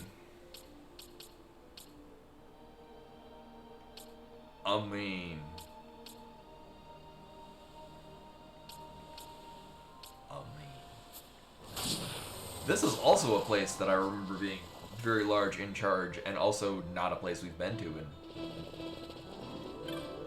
several moons. Alright, so we're gonna save. If it weren't for the fact that chocobos were a timed event, I would just ride around on a chocobo. It's pretty sure Yasmin can't kill us on a chocobo. Then again, not being on a chocobo means I get to just inadvertently kill everything along the way and gain all of them. Oh, these are gonna be for a lot less. These are like, what, 200 experience? 500. Jump change.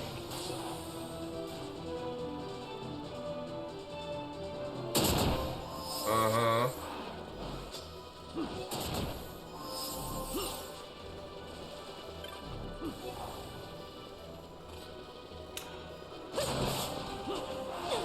I don't even remember the significance of this. I just remember that we came here and like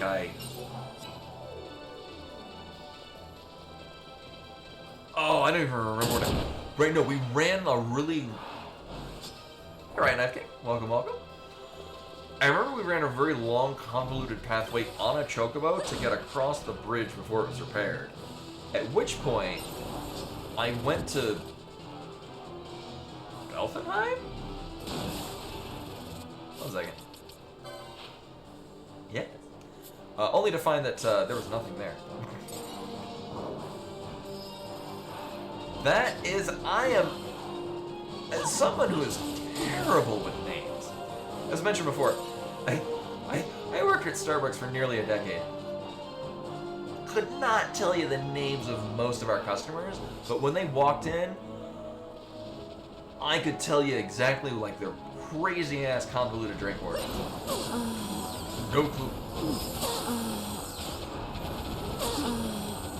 What the fuck?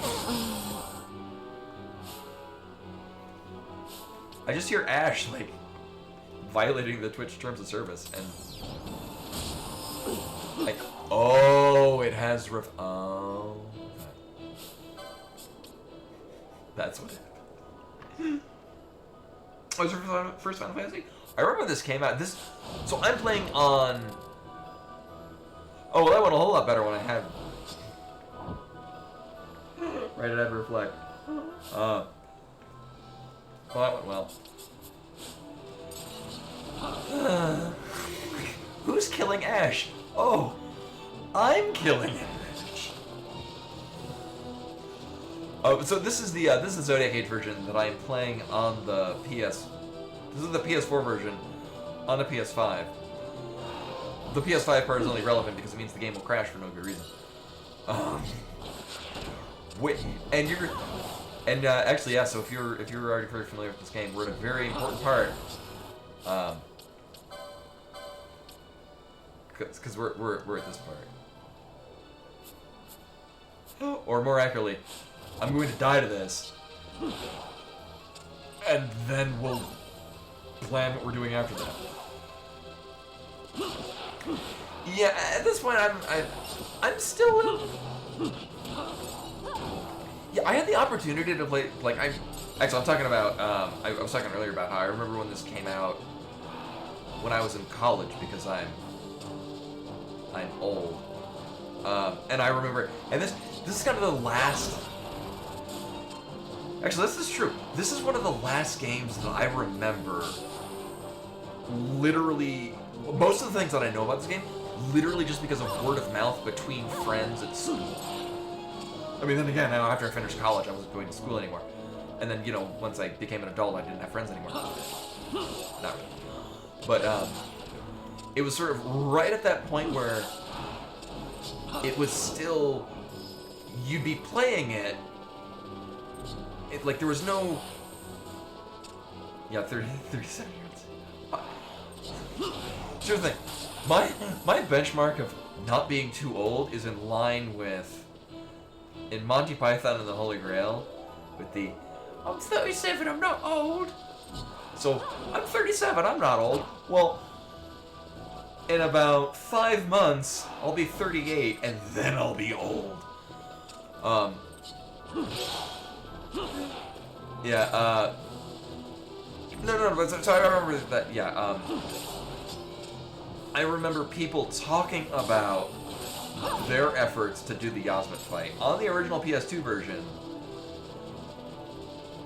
And like, at that point, like, intercommunication for games wasn't nearly quite as it is now. So even though there would be guides on game FAQs, if you're playing this within the first couple of weeks of it coming out, there were no guides on game FAQs. Ooh, and 37 gil. Close enough. And this is why I don't pick up these chests anymore.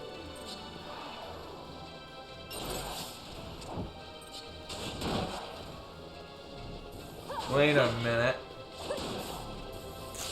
Wait a minute. This is almost dumb enough to... Wait, no.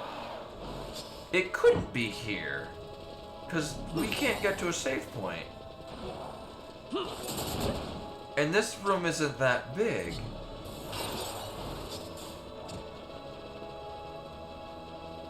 Oh, I love 5. 5 is my, hands down, my favorite. So, well, my original thing, so,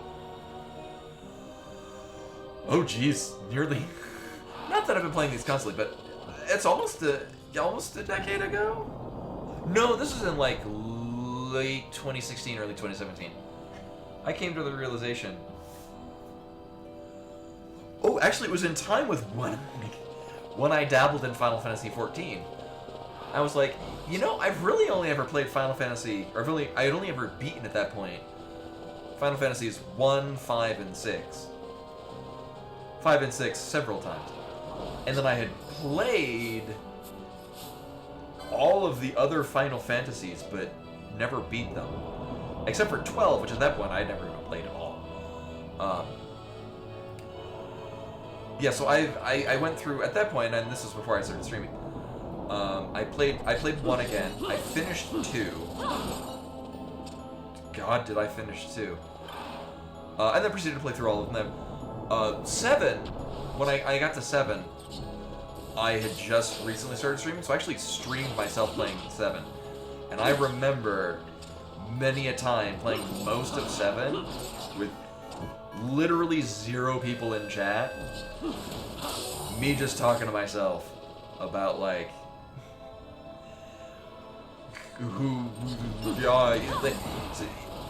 the whole streaming thing of, if you're, even if you've got nobody watching, talk to yourself, because that way, if, you know, somebody happens to pop in and they just see you sitting there, you know, staring at the game and nothing's going on, it's not gonna be very interesting, and they're just gonna leave. Also, eat it up with the raid. Hello and welcome. I'm rambling on about streaming experience while playing Final Fantasy XII.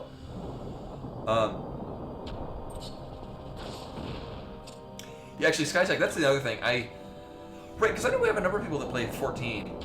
I'm not tremendously interested in playing it again, but I'm more interested in playing it now than I was about a week ago, because I hear you can use DPS meters. Because that's the thing, I'm very familiar with playing a healer in an MMO.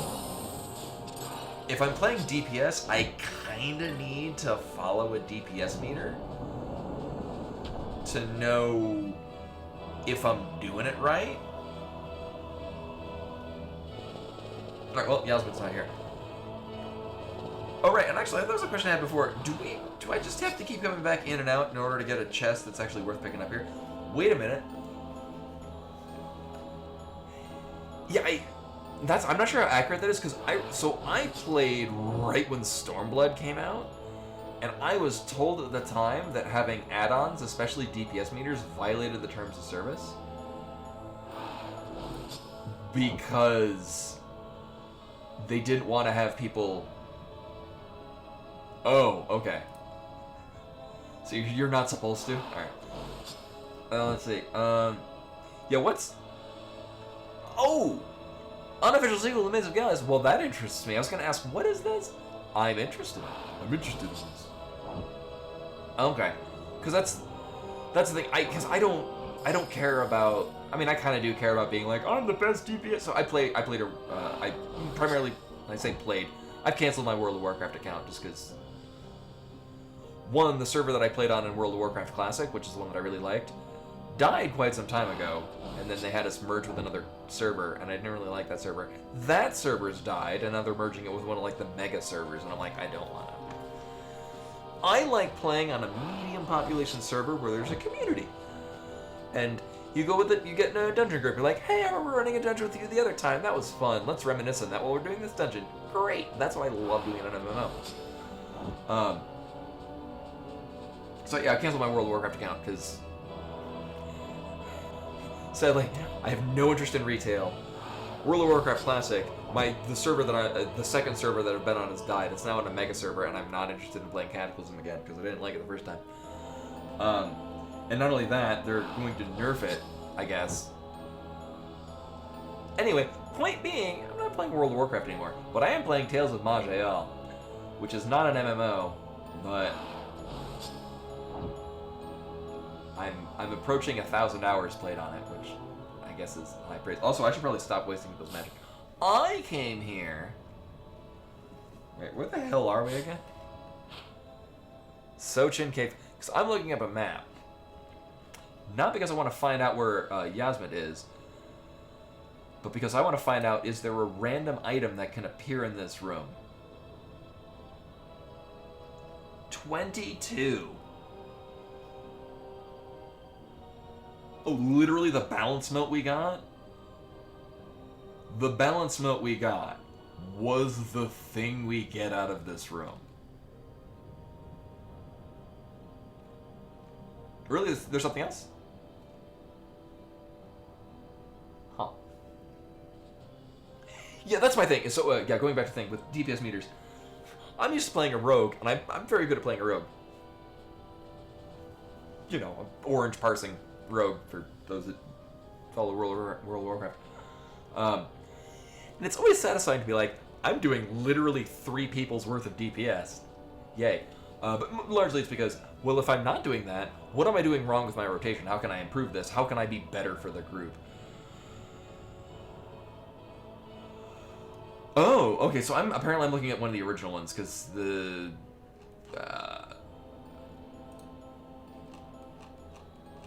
maybe? Maps and charts? This must be from the original, because it's... Wait a minute. It does say it's from 2020. Also, I'm not going back in and out back of this place to get the 1%. Because that's... Oh, here was Zodiac. Okay. Oh, that's probably a better one than I was looking at.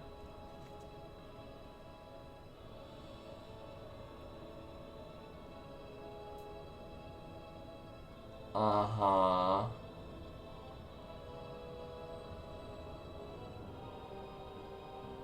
Oh, we could have abandoned this? Oh. We could have left the Hellworm fight. Aw, lame. Okay. Also, here, let me click this thing, Yasmit, because, alright, where the hell is it?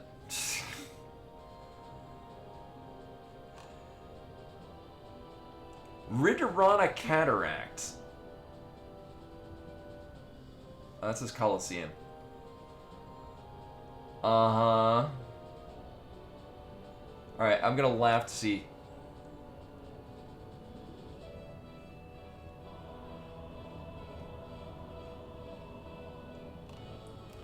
Yeah, well, no, I can... Yeah, I can fully appreciate why they would not want that, because just looking at World of Warcraft, it's very well, with World of Warcraft it was more of, you know, your gear score isn't what we want, so get the hell out of here. I think it's dissuading people from using things like that is healthier for the community, because it doesn't promote elitism, which is weird, because in an MMO, like, you know, to matter of perspective, but all right, where the hell are we going?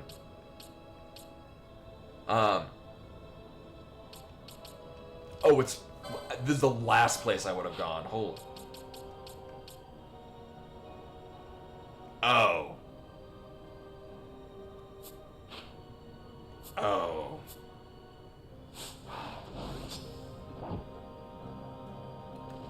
Yeah, I think somebody made mention of that again, like the 3 or 4 weeks ago when we were last there.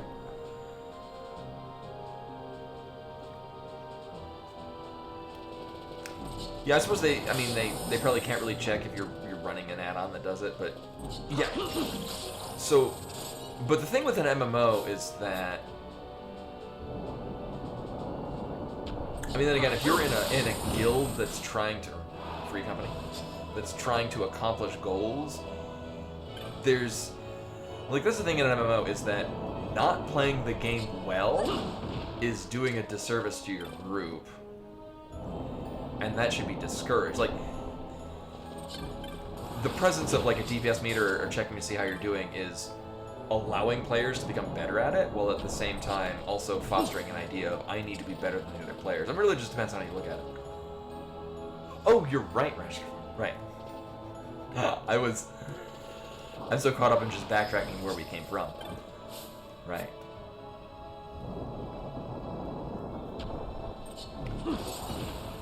Oh, that's another good point. I would be very surprised. So I have FF14 through Steam, which again, even when I was playing it quite well, I still had more hours than Tales of Manga.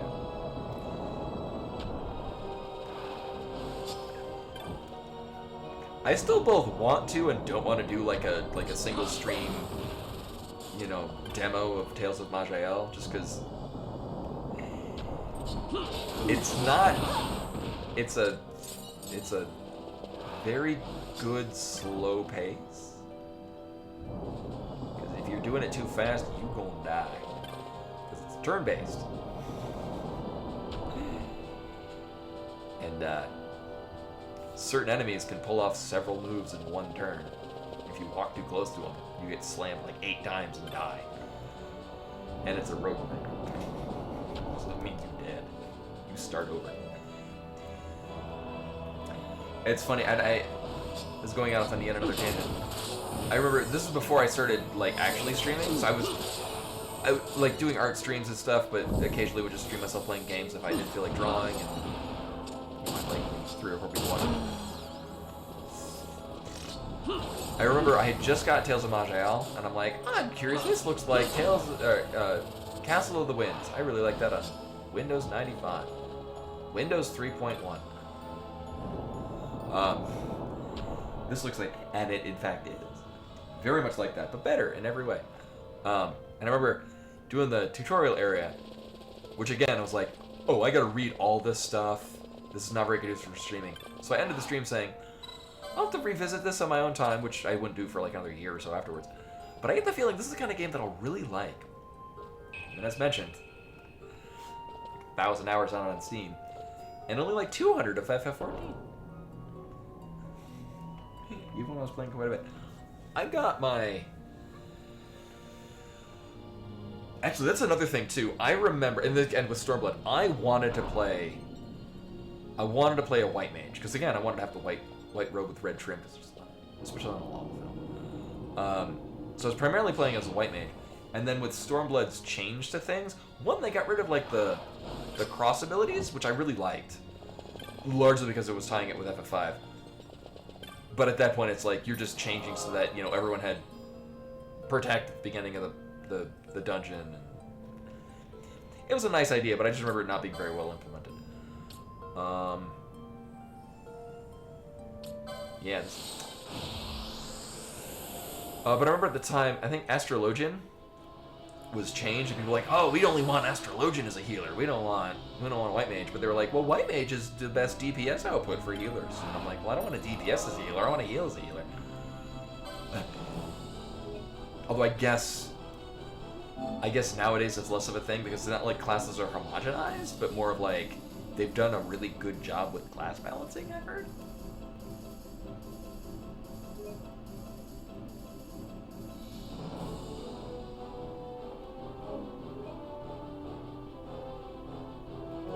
Yeah, I know that there's a lot of mods, and I guess it's just whether or not you're flaunting mods and things. Right, this is... Alright, so two things. One, I need to kind of... I remember doing... Oh, it was like the catch-up mechanic. It was sort of, for lack of a better term, like a roguelite. Like Tomb of the something or whatnot. I remember doing that as a White Mage and wrecking shit with Holy. Battles of the Dead, yeah, that's the thing. Yeah, I remember rolling in... Because at that point, I don't even think I had Holy on my White Mage at the time. I don't even think I was a White Mage. It was the... whatever the pre-class to it. This is before I'd actually gone through and done the... was it Conjurer? I think I felt the same way, because it was... If Conjurer felt like it would lead into a Summoner. And it didn't. I mean, it made sense because you're primarily using stone to attack you. Stone and then arrow for dot.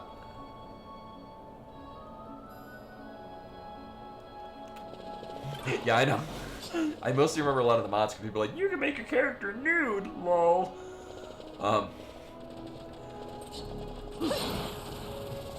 You know, your classic. That's the first mod people do for games. Is making the characters nude.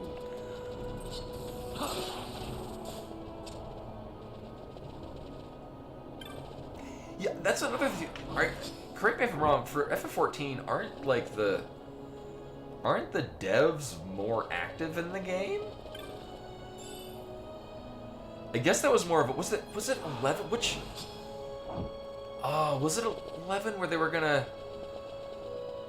Or am I thinking of a different MMO? There was like an in-game... oh, there's Yasmin. There was like an in-game event that was supposed to... For lack of a better term, be like the sundering of World of Warcraft, where like Deathwing was, oh, he destroyed all the things to justify changing the landscape. I think it was 11 where there were 4 crystals, and that it was like it very heavily promoted people to destroy the crystals, and then when all 4 of them were destroyed, then a big terrifying destroy the world event happened. And then like on one server. I remember this was new, because it was big nerd news. It was terrible. But there's like a whole a guild or whatnot that it became their job to defend the crystal. So they would anyone going and try to in, they would PvP kill them down. And it got to the point where the game devs had to go in and be like, no, seriously, we need this for the event to happen, for the server to move forward. And they've since made a statue to that guild in their honor, just because they did it, on this one server where it was supposed to be all the crystals were supposed to be destroyed and promoted this event to go to the next thing. It was this guild of yeah, for real. Yeah, okay, it was I thought it was FF11 because I knew it was crystals related. I just remember being... Oh, you have health. How much experience you give? Oh.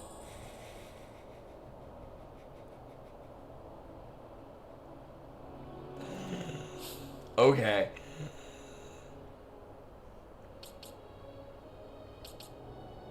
Is that another one of those rare hunts?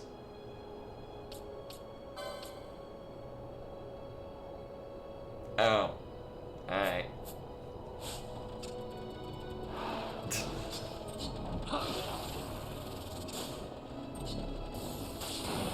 Alright, well, I don't really see the need to grind, because we're gonna go... I'm gonna get a baseline idea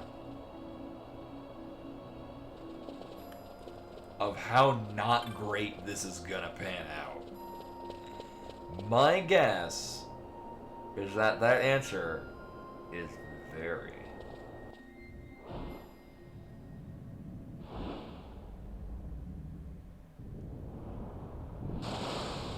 Uh-huh.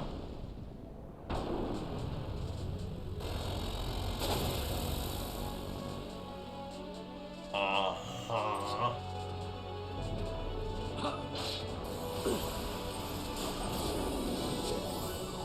Okay. I would love to see how much damage that did.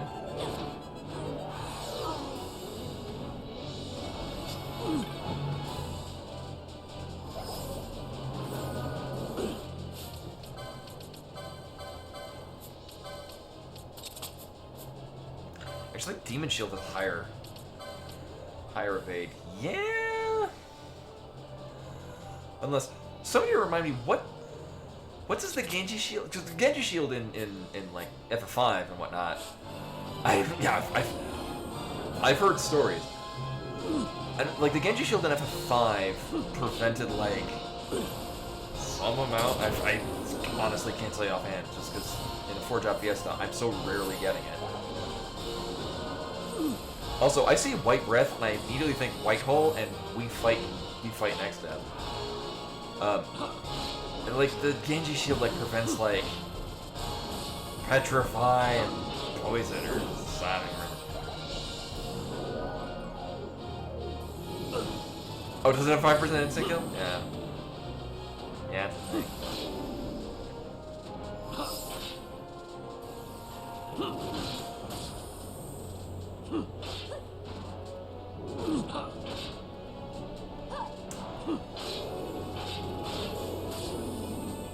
Alright, so Vaughn is still hitting pretty hard.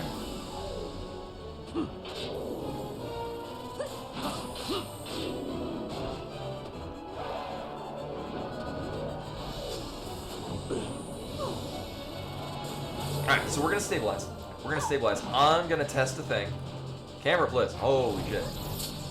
Oh, was the first time I've complained about the camera tonight. Wow. Alright. So here's the plan. Swear to God I have one. We're gonna run, hit up the save point. I'm gonna practice this in likely the speed and rate I would be doing it while practicing it. So we're gonna have the save point.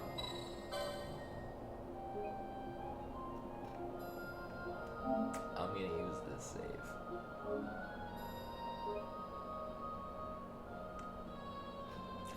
And again, it's been a while since I've drawn attention to this. I'm playing this on a PS5. I'm pretty confident this is saving to a solid state drive.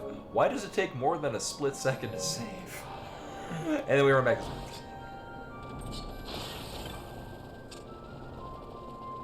Oh my god. Oh, we've already lost. Oh no. Maybe I don't want to do it that way. And then we run back to Yasma, who is still injured.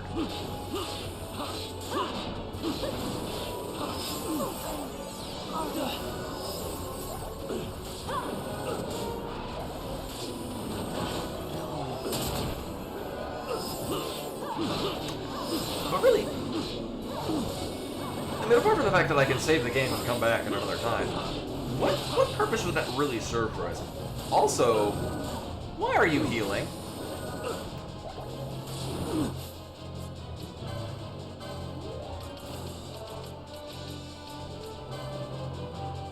Oh, that's why you're healing.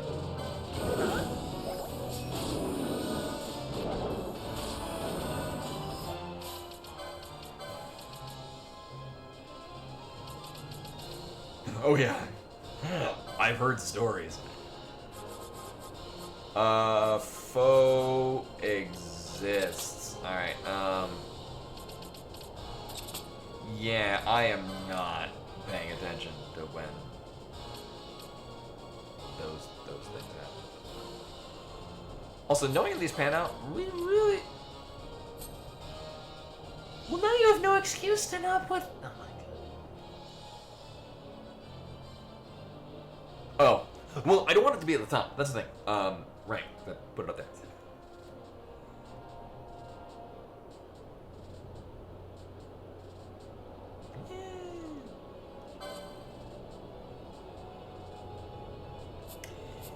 Yeah, because I'm thinking, like, maybe I don't want to put Dispel on Bob.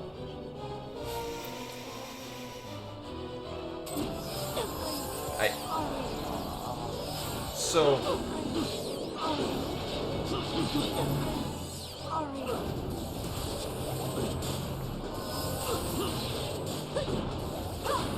I don't think this is the best time to be doing this. Oh. Oh.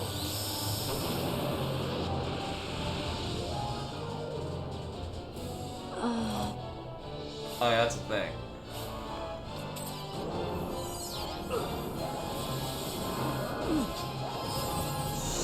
So, here, I'm gonna experiment. So, so Balthier hits pretty hard. Whether or not Balthier is gonna hit as a free... Why does this say stage 2?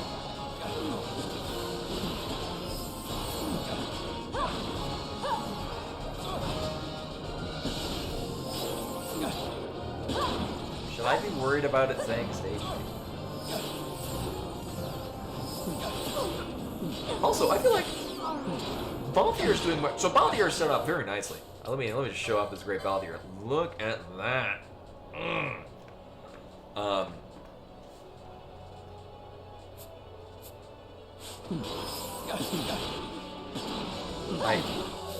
Oh, Ash is out of. Oh, right. That's why I have all that money. Right.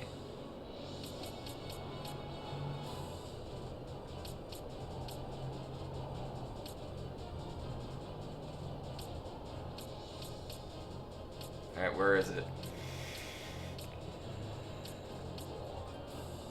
Yeah. I'm probably gonna regret not having ribbon, but, I mean, honestly, someone's gonna not have a ribbon.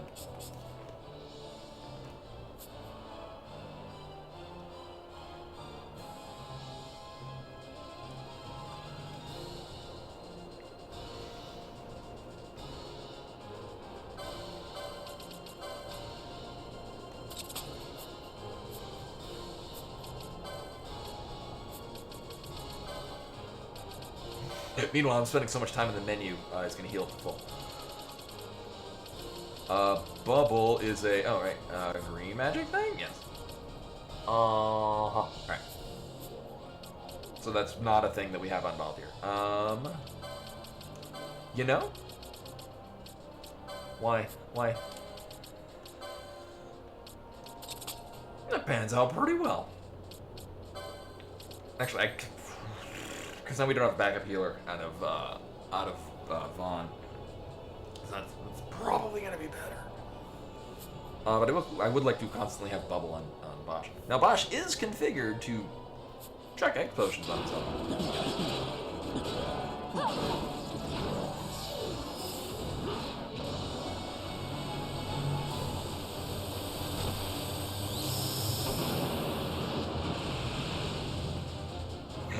This is gonna be a thing, isn't it? Oh, yeah. Yeah, about that. I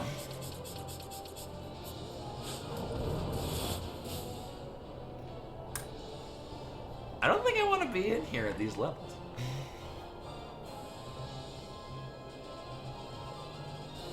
Yeah, that's the thing too. I was wondering whether or not that was going to be worth my time and effort. I mean, I guess if he's going to be draining everyone's MP. Or at this point, killing people. I would. I feel like that's maybe a... Is that going to be indicative of, like, abilities that he has? Or something?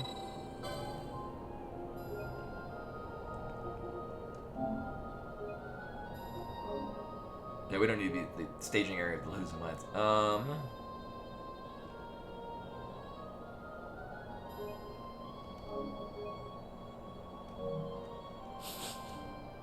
Right, because I would like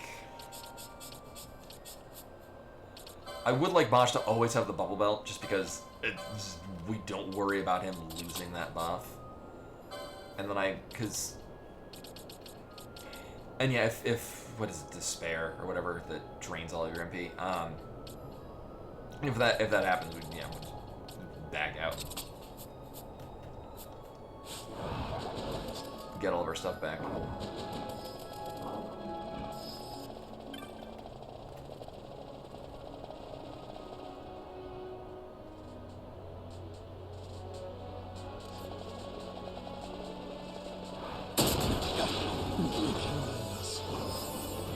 At your best. Oh, so Fran actually ended up being... So Fran is like...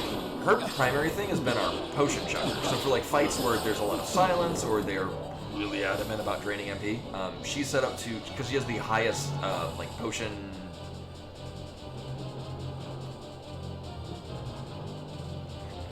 Does this thing go to like stage 99? Are we like...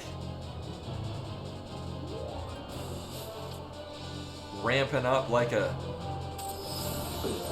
I guess the most apt comparison would be in F1 racing, since that's what the ATV was built to emulate.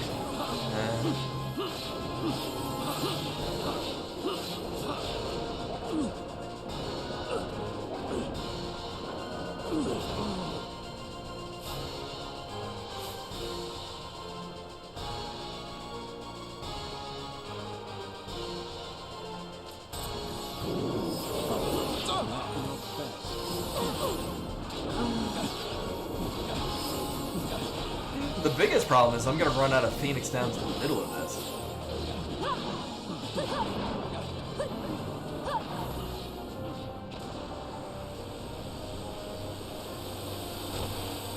Oh. So is that dissuading you from coming back?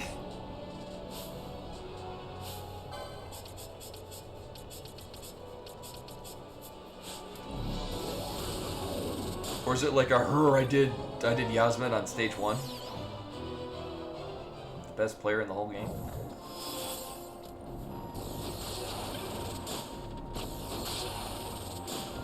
Oh. Perfect.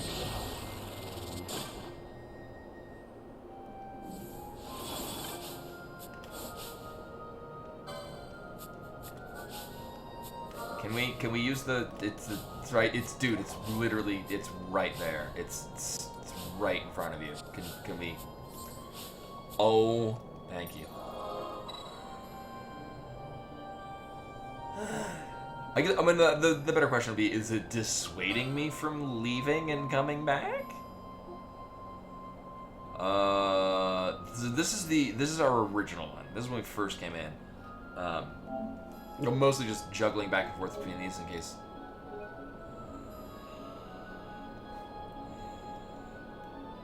Which is also why I'm going to keep a save file from when we first came in here, before actually starting the fight.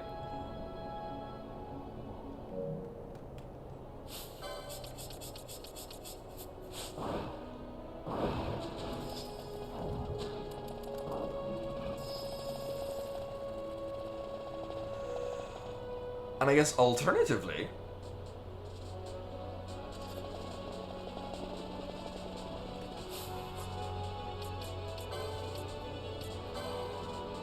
actually, who even has other good summons? Oh yeah, we never used this either. Let's see what the hell this shit does. That was real fast.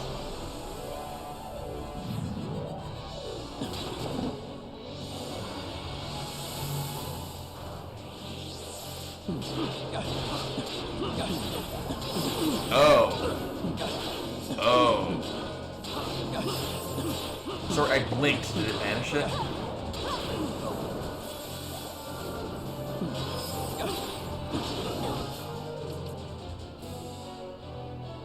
Apparently. Must get behind. There we go.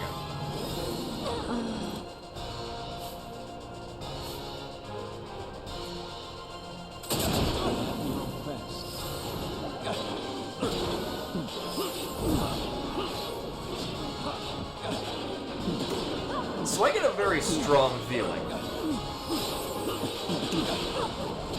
that even if see if there's anything we can do at this point, whether or not we should do it.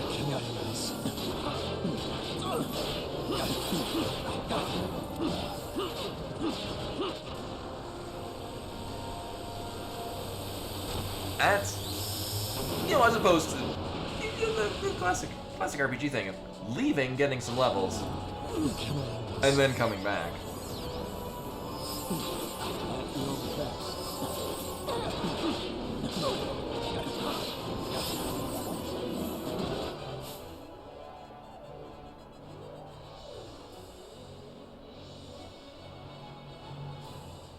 It says level 73. At least on this thing. But only has 999 MP.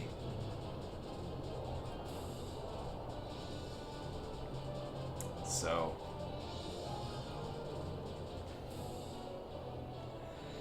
the problem with this is we currently like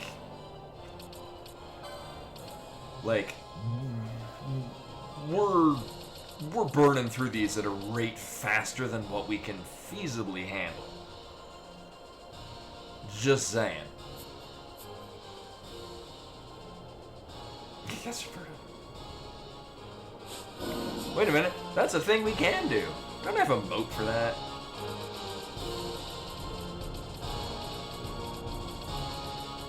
Apparently not.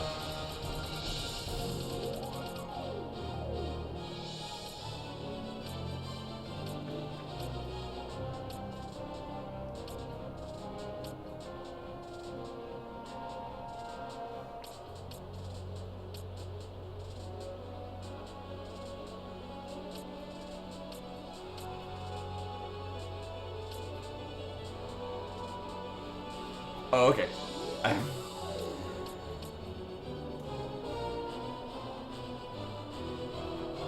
Also, it's vibrating and really weird.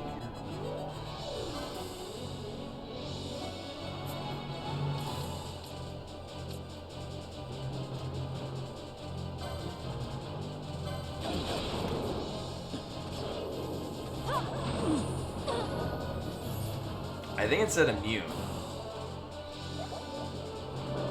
Yeah, pulsating, not vibrating.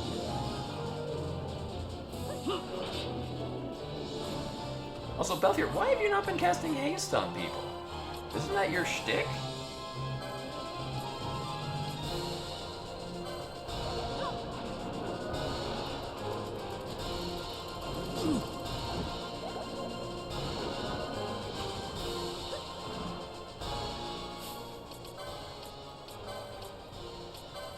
Also, I am not sure. Like, we're getting stop. That's kind of our worst.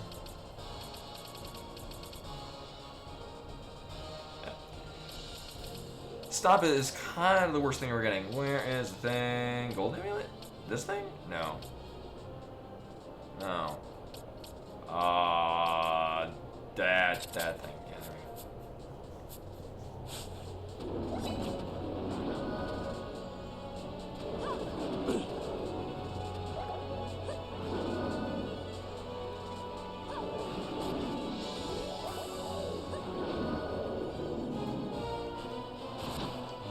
I don't know who's hitting what for how much. Apparently Bosch for all of the health.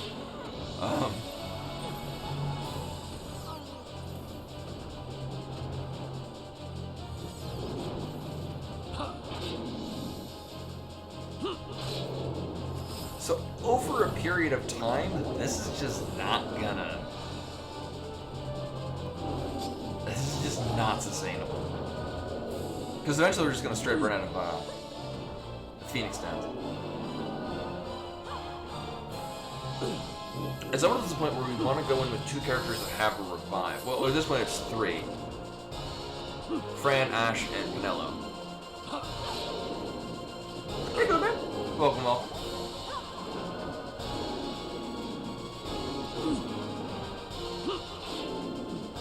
Because, I mean, it's all well and good that we have effectively infinite MP on Ash.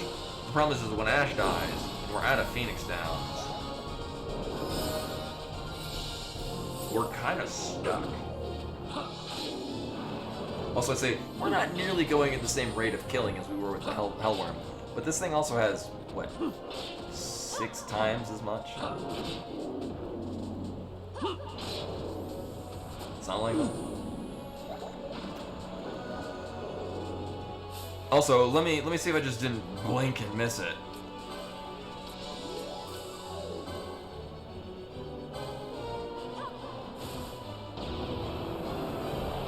And it just dispels summons. Plus, it's very bright. Okay, I guess we just had really bad luck with Famfrit coming out. Or maybe Famfrit just sucks. That's also a possibility. And because we don't have the ability to set... There we go. Gambits on our summons. Well, then Bosch dies. Maybe.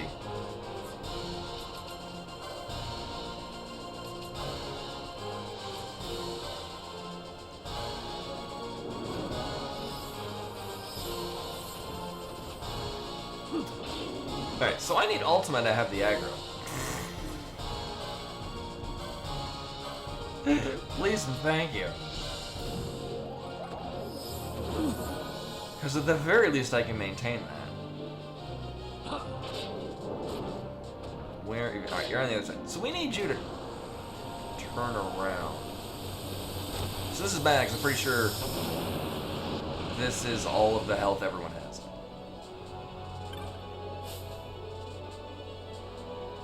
Close enough.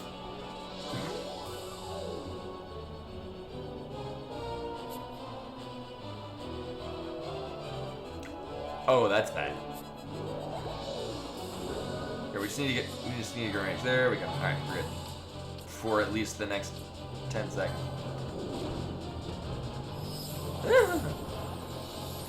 Alright, so I guess we just need to not stand 180 degrees. We just need to be in this rough area.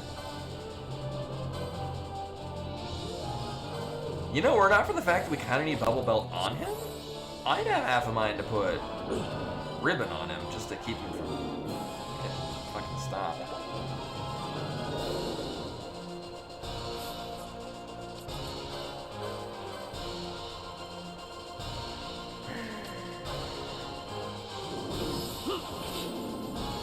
Although Vaughn has Chaos, which was very similar in this whole healing kind of thing, but was much better at doing damage.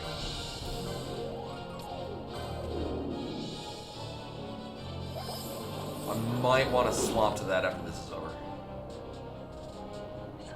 Because that'll be a way, actually, juggling back and forth between Ultima and Chaos, at least would just be a whole lot easier for long maintaining things. Don't you have? Yeah. Well, in theory, Bosch should have a Q set. Alright, Q set up to remove Petrify. Okay. I think that might be our strategy going forward, is just cycling back and forth between Chaos and Ultima. Also, Vaughn gets Chaos back really fast. But the problem we're gonna run into is when Yasma does that whole, like, full screen eye destruction glowy lady thing. That's gonna kill Vaughn. Why don't you put a bubble belt on Vaughn?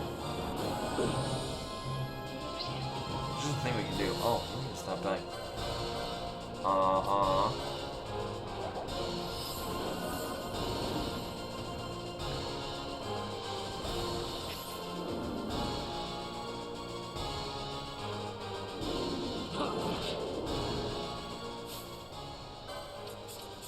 Oh, actually, that's really nice that we can swap these party members out when they're not even present.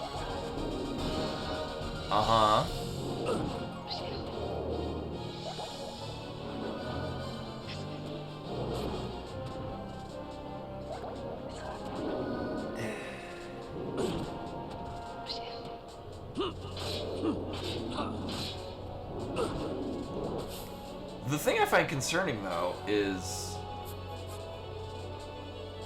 Yasmet only appears to be doing, like, physical attacks. They're hitting really hard. But, here, wait, hold up. We have, right, because this is for really high evade.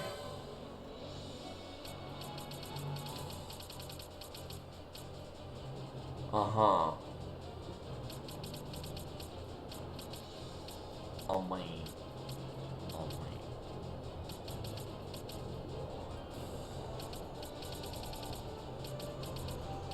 Oh yeah, these are two-handed. Right, that's why we're right. Mm-hmm. Mm-hmm. Maybe Yasmin ran out of MP.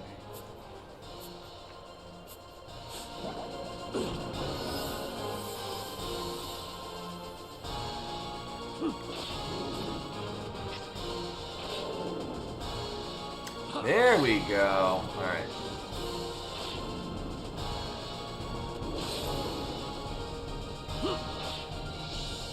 Oh, okay, so it is Holy Element. Alright, that's good to know. Do we have something to absorb Holy? Not this. Not those. I mean... Right, at this point, this is purely because this is giving us the most physical evade. I mean... Do we have a... I mean... no.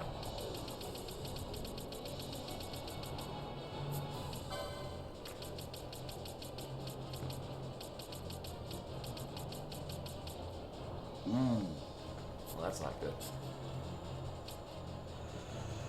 I mean, we do have this on Ash, but that really is just depending. Ideally, I would want something with higher. Actually, wait a minute. Oh. I mean, actually.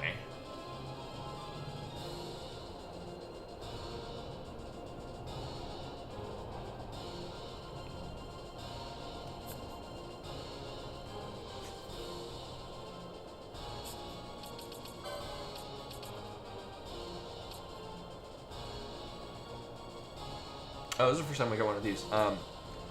So I would. What do we have for one-handed options for you? I mean,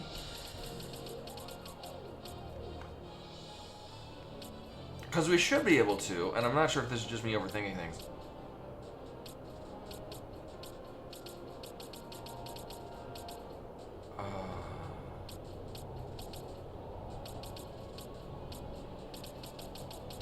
To slap a shield on Ash. One, and actually I wasn't... So other things we can test. I can test to see if Ash heals Yasmet doing holy damage. That's another thing I'm interested in. So we have three items on our person that we can spread amongst three people to absorb holy damage, because that looks to be... Oh, we don't need to absorb it so much as we need to... Actually, absorbing it probably is better.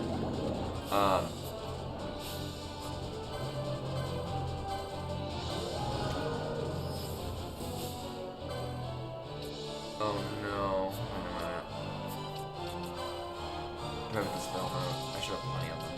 Ah, where'd it go? No, apparently I don't. Oh! Bosch must have all the buffs. Okay.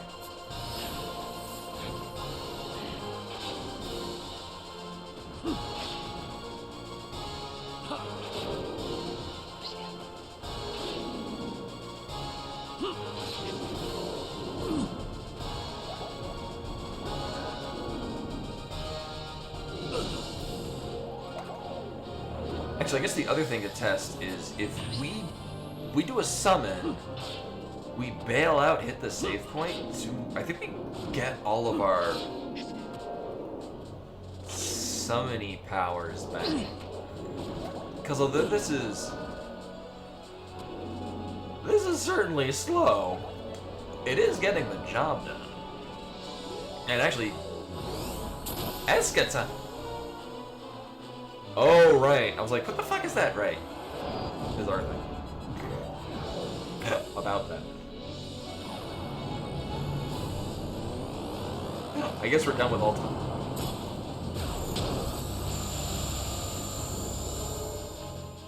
$87.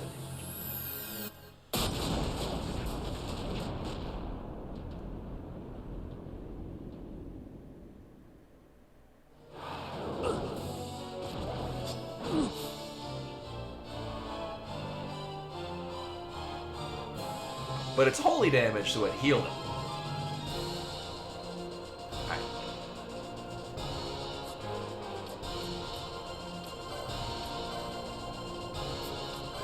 There we go.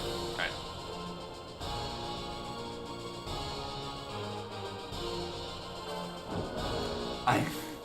The actual quick like abilities are like, they feel so useless.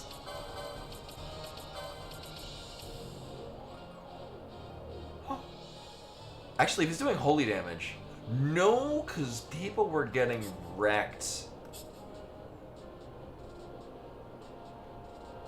Wait a minute. Oh, I didn't have. No, it's okay. So it's not. So the big thing that Yasma does is not holy, because that would mean that Ash would not have died.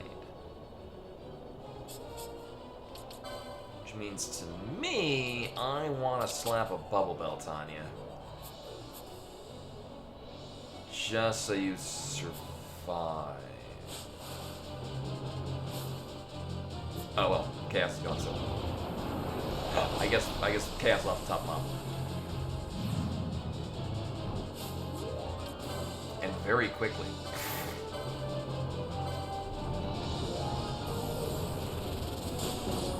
Pretty Cyclone.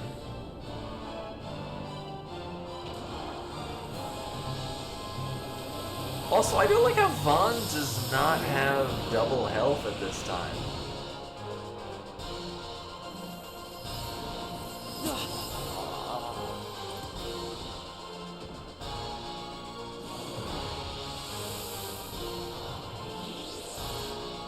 It took me a moment. I was like, oh yeah,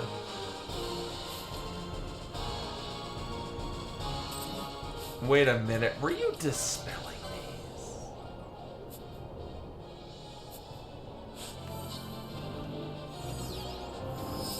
Alright. Actually, fun fact, I've literally never played any of the Grand Theft Auto games. Alright guys, we got this. Nailed it. Alright, so we're still testing the things. This is why I'm juggling back and forth between two different save files.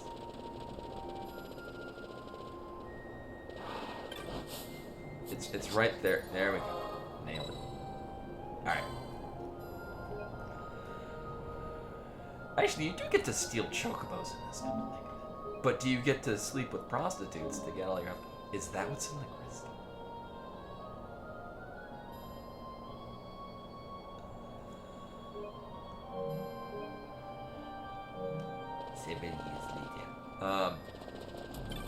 Oh, that does refresh all the thing. Okay. Alright. The only money. Uh-huh. So I guess this is the strategy we're doing. And this is advantageous to the fact that we can leave out for the crystal, because this means we just get back our summoning powers right away. Vaughn currently has the health.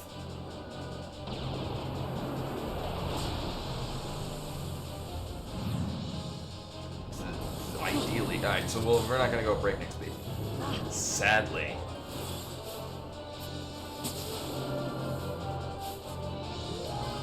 What does really suck about this is I kind of need to have Vaughn at full health at all times. At all times.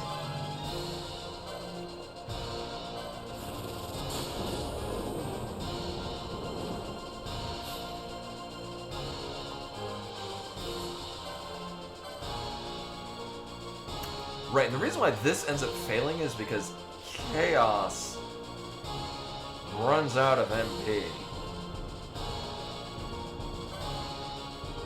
And if I'm not mistaken, I don't think I have anything that lets me see Chaos's MP.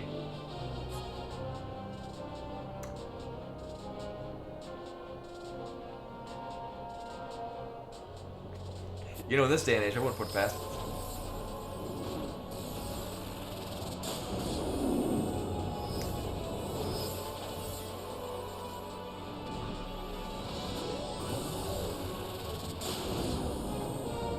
Let's see. But that's miscasting. Michael Cera is absolutely fit to be Vaughn.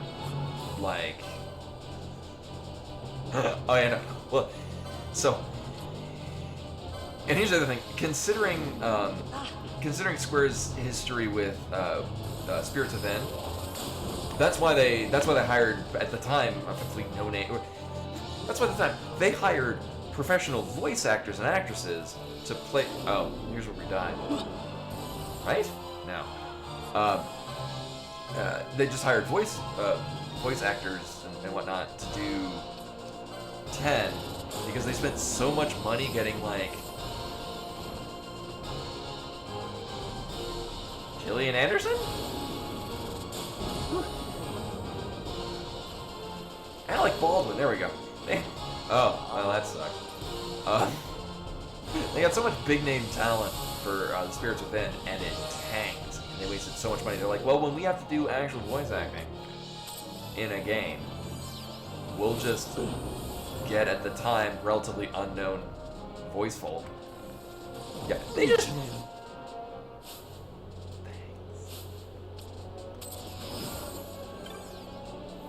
Relatively unknown voice folk, who at this point are not very famous. Tara Strong, John DiMaggio. Joe DiMaggio? The one that didn't play baseball, but instead plays Bender. Ron Burgundy?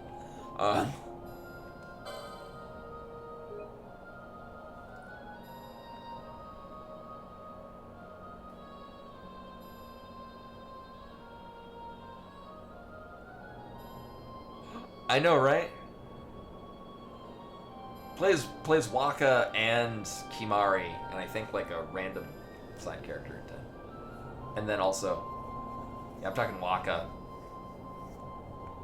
Jake the dog.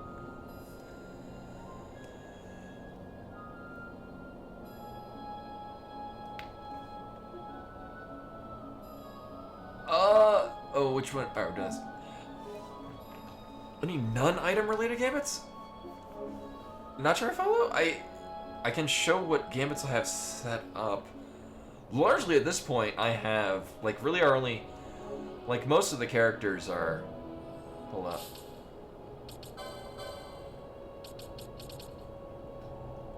I mean, at this point, a lot of them are Sensei Tsunaga.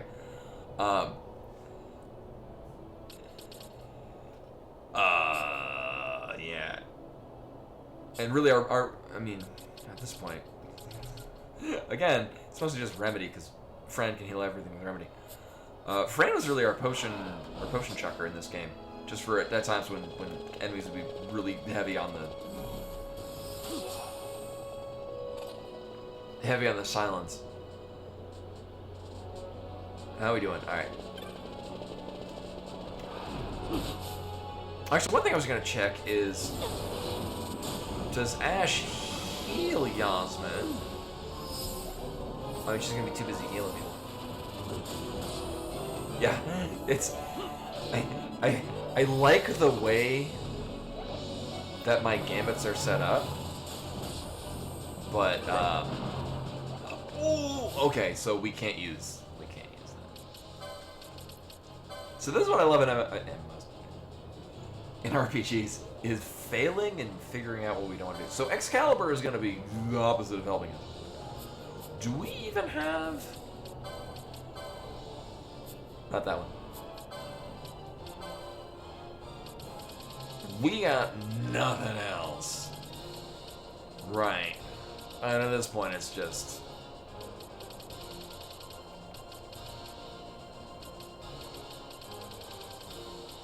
All these little island things. And at this point, I mean, sure. That we're just not getting to because the things that would connect us up to this point we've already got through other things. Or other people. Alright. So first thing we know, Ash is gonna get a shield. Alright, and I mean, really, it kind of doesn't matter, because I think most anything we're going to be sticking on Yasmin are...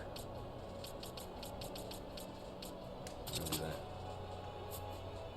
So, the job was, I went in with really only two things in mind, which is I wanted a character to be Black Mage Monk combo, because that was the only thing that I kind of... I saw a thing on, like, this works well. I'm like, cool, because I just finished Bravely Default, where I had a Black Mage that used Monk abilities, and it did just a shit ton of damage. I'm like, oh, cool, that works in here, too. So, job-wise... Boop, boop, boop, boop. There's the... So, Van is our Black Mage Monk. Yeah,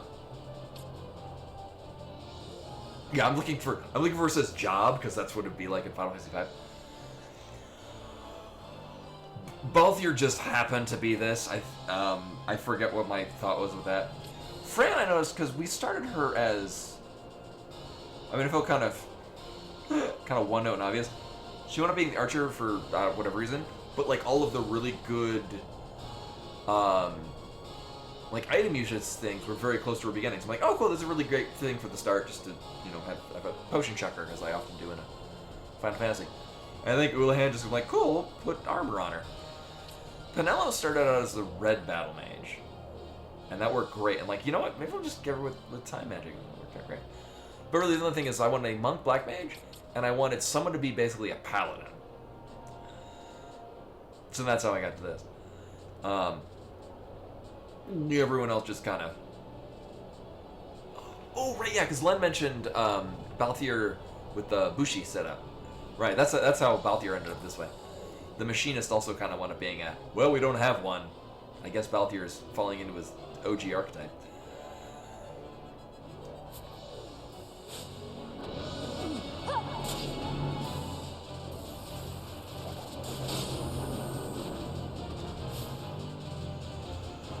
Alright, but at this point, actually... Wait, no, who has... Oh, right, because Vaughn, we can... Okay, that's the adventure. Vaughn can put Lure on Chaos. Right.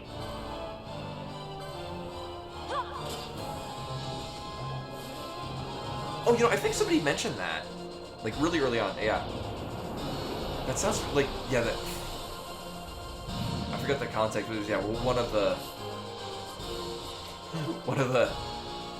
the jobs doesn't line up properly with the Zodiac. I wonder if it's like how in FF10, depending on if you're playing a North American version or the Japanese version, like the planetary alignments that they have are different, just because what we associate with them in English are different than they do in Japanese.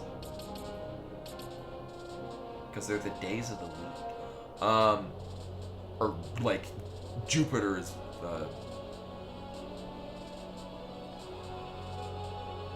wood planet. Is it aligned with Thursday? Because it's monthly the old week. I like it right. I have like, what am I casting? Right, the thing that I'm literally on the menu for. Death Strike. Well, that's bullshit. Also, I don't even need a sideline. The game's gonna let me just fine. Well, that was dumb. Oh, and actually, that's the thing. I remember that being a thing in the original Final Fantasy Tactics, lining up their actual birth month, and I'm like, I don't understand how Zodiac works. I don't.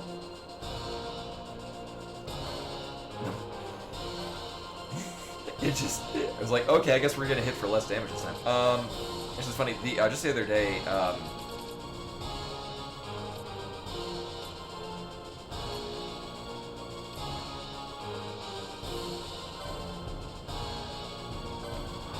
I'm gonna guess it's the same shape. So my girlfriend is an Aquarius, and I'm like, I wonder how. And I'm a Scorpio, so I'm like, how do we line up? And like everywhere we're reading, like, oh, they match up terribly because they're bad with communication, and that's one of the things that's very strong in our relationship. We're very good at communicating with each other. It's like, oh, well, that doesn't line up with us at all. So we're gonna leave. Because one, it cheated and it did an insta kill.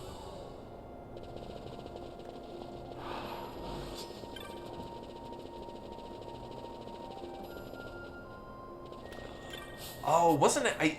Ooh, this fun fact was the thing that came up the other at one point in one of the streams. Right, that one. Also, remember like an hour ago when I was like, I don't think this is gonna pan out in the long run, and yet I'm still here.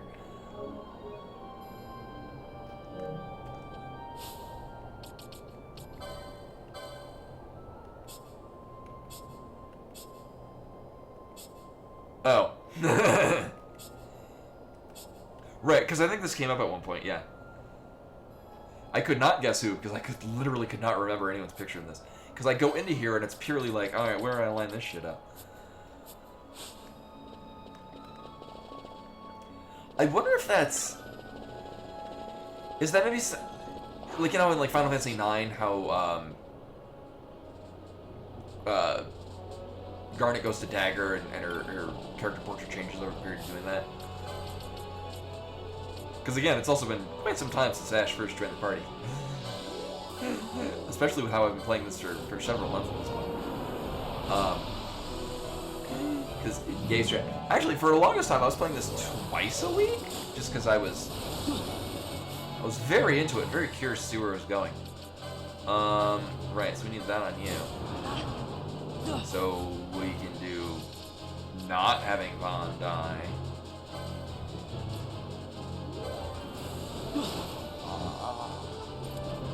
That one.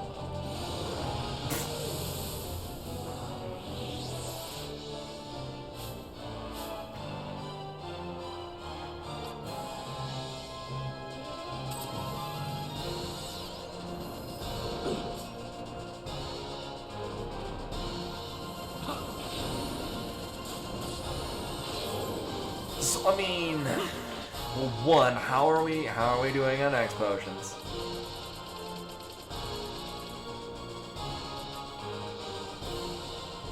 Not great. How are we doing in Phoenix Downs? Comparatively not great.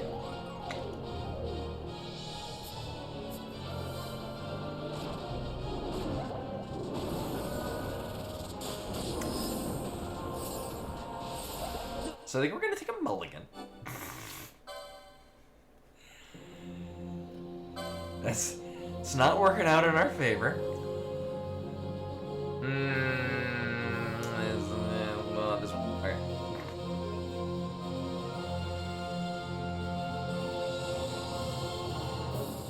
The International Zodiac Dome? Oh yeah, right. The follow-up that led into this. I remember when I was living in Japan. I remember that was very easy to find a copy of that. N10 International, which I guess makes sense because it was an English version that I could buy in Japan. So this is, we have not started. Okay, all right. Well, we're good. Oh, we can skip that. That's nice. All right.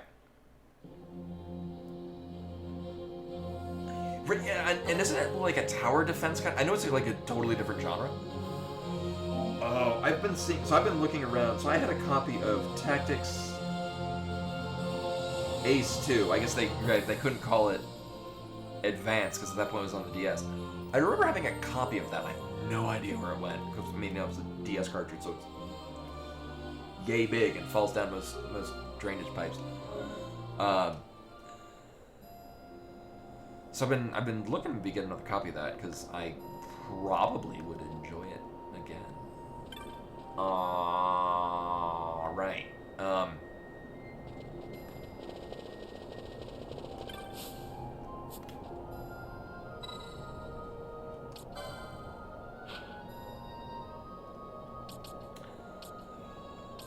All right, that's cute, right? The little rope travels.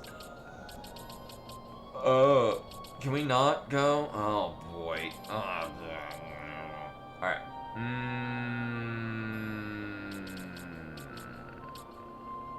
Kind of want to go here. I said I.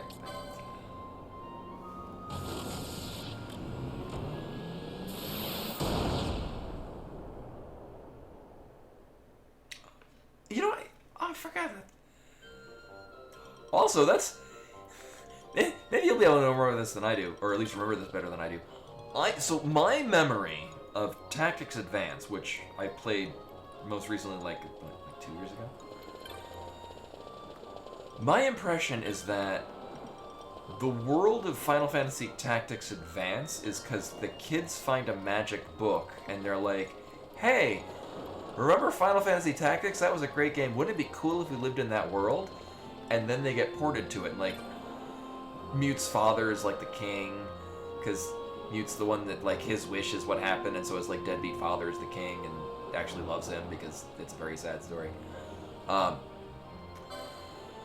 Which is, it's a different Ivalice than the one from Tactics, because Tactics Advance is where, like, Banga and Numu and the Viara come from, because they're not in the original Tactics, because the Ivalice that they go to in Tactics Advance is more or less the embellished imagination of the children that find the magic book.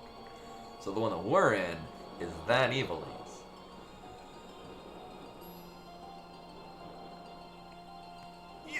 Yeah, basically the rest of it. Yeah, that's how I remember it. I'm not sure if maybe I'm just...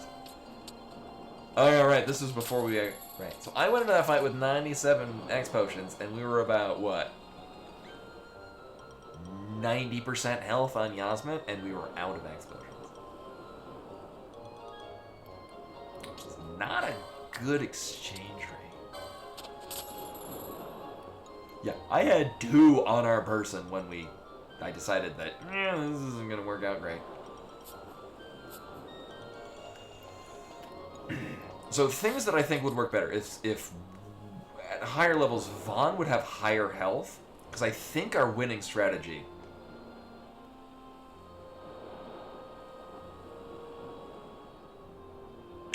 Right, yeah, right, because it's evilly right, because that's where the snowball fight, the very first one, the training thing. The kids in their world having a snowball fight. Right.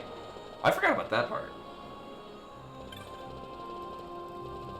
Oh man, I did touch upon it recently. Actually, my Game Boy Advance is downstairs, but I'm pretty sure Tactics Advances.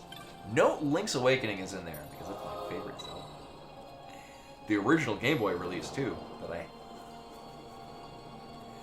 I don't even remember if I got that for like my birthday, 95. Either way, I had a plan right. So, actually, here's a good thing. My initial thought for a good place to grind experience is that place I hate in the Great Crystal. You know, the place that makes me lose my shit every time we go through there. Is there a better place? I just had the idea of, well, if enemies are going to constantly respawn, it might be in my vested interest. I'm going to start heading that way until such time as somebody tells me that is not where I wanted to go.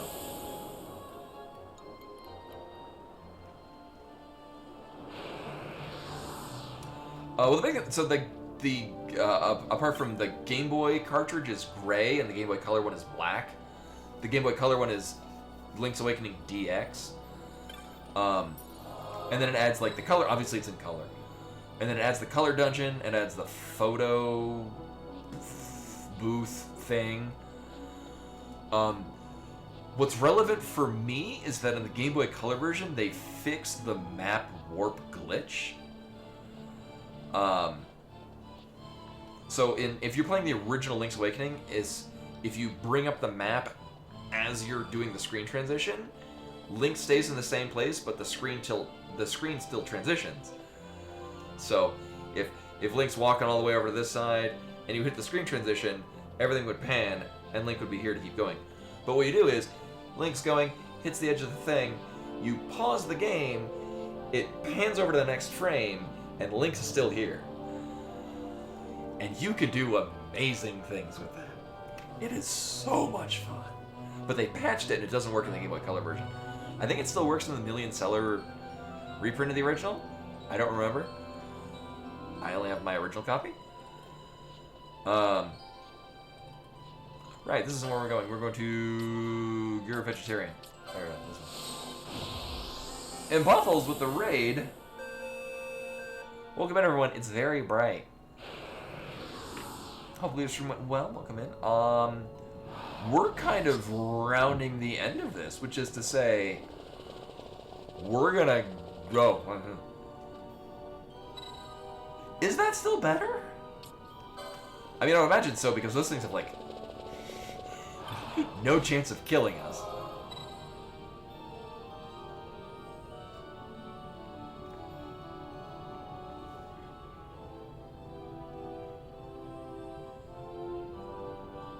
Oh, okay, that's probably better. Yeah, because I mean, Anime Mines, right? Do we need to take? No, I guess not. Crossover C. Okay, cool. Thank you. Yeah, because I mean, otherwise I would go there. Like if I was playing this casually, I would just be in a place I hate. I know, right?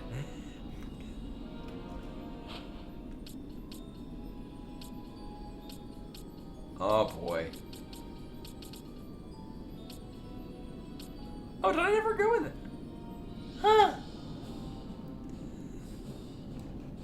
I'm curious, so yeah, the only thing I specifically didn't look at some of the combo suggestions, but I did like it was a part of another page that was more relevant to what I was trying to figure out in the game. This is not where we want to be. Hold up.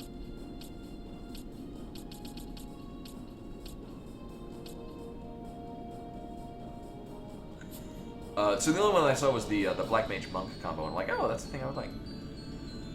Well, I mean, this... Wait a minute, is this... No, it's Staging Shaft. Oh, Crossover B... Oh, it's one of these things.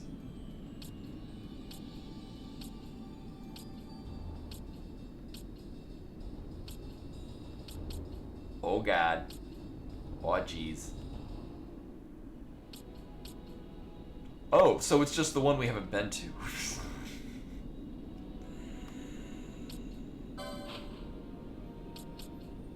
Oh, I guess we could. And this probably explains why I wasn't aware of this. We'll do that.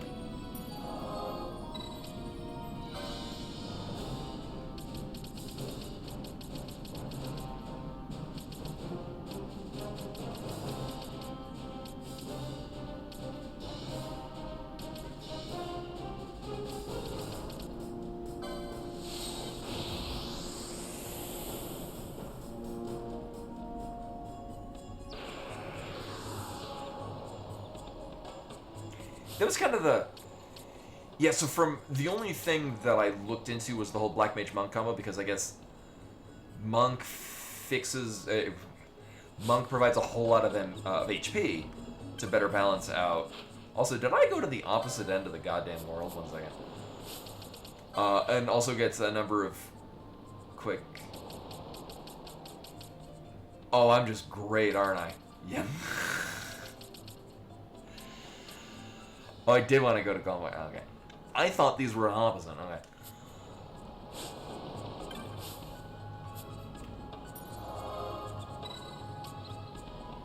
They have wood in the name. Faceless. So I saw Golmar Jungle. I'm like, wait, that's the thing up near the top by the Nabooti. Nabooti call. Thing. Mines? Tomb?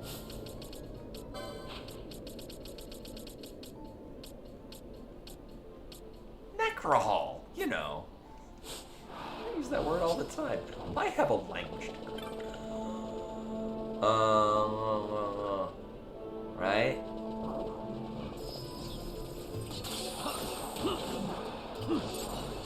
I'm gonna strongly assume that there's a better way to do this, but I'm still gonna go this way.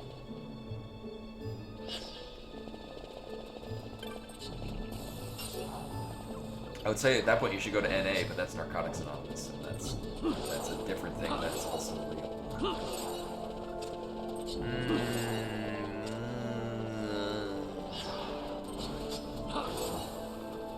I guess the nice thing is that we can do this without requiring that Fran be in our party, while at the same time, I am interested in having everyone be the same. Actually, if I remember correctly, Balthier was rocking pretty hardcore.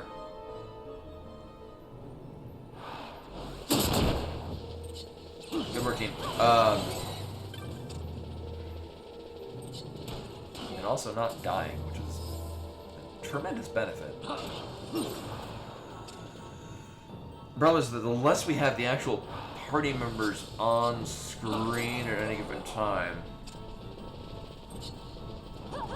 the less we're burning through X potions. Also, good work, team, avoiding the trap. Nice.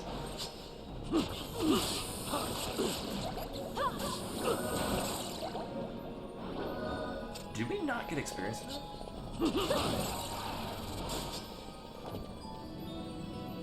So we just climb over the collapsed minecart.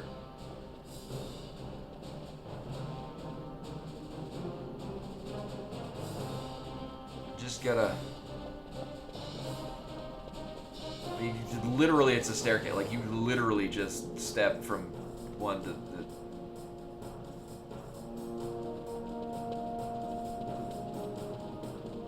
I can... Here, give me your shield and sword. I'll show you how to get over the goddamn button. Alright, so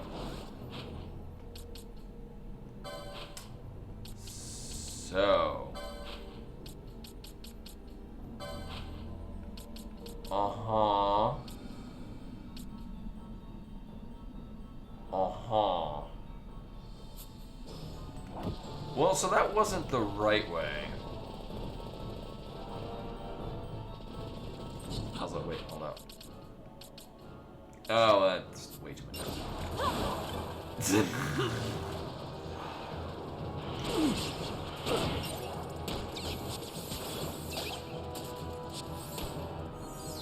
Okay, that's what, so, right, I remember so Bosch wound up being, oh, he started as a foe breaker, right, that's how I had him set up. And I think I did the Shikati so he could use daggers that give dodge, which actually pans out because that's how he's using the Mina. That kind of worked out fine. Almost purely by accident. Although it's funny because I think at the start it was like, oh, he'll get to use ninja blades. That's cool and badass. Because as old as I am, still apparently a teenage boy. We're going this way? I mean, Erie Village, is that even gonna let us in?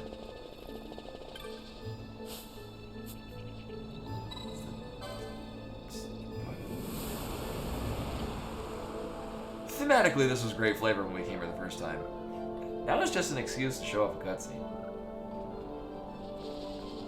Thanks, man. Alright.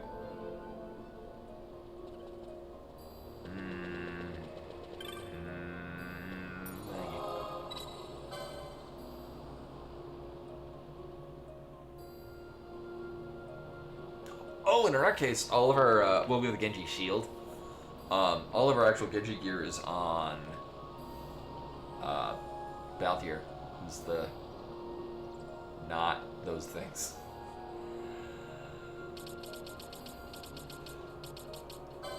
Okay, so we're, this may look like the place that I was at mere moments ago, but I guarantee you it's different.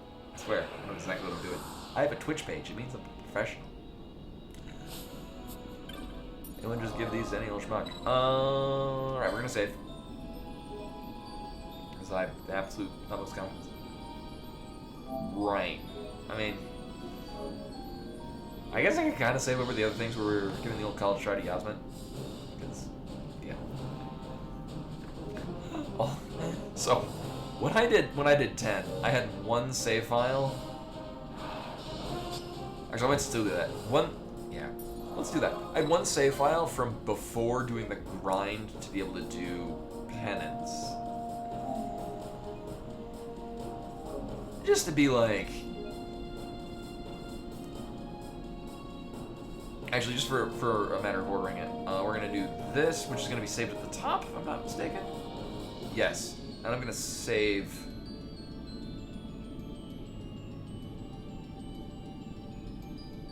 Uh-huh. Hold this. Oh, that's fine, whatever.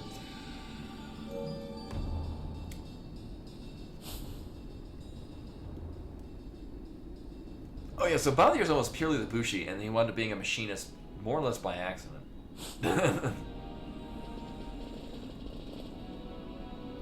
Because I need another thing. I'm like, sure, I'll put that in. Why not?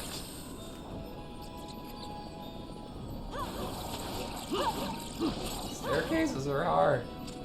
I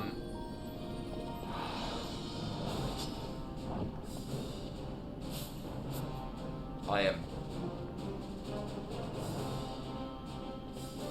deeply troubled by this.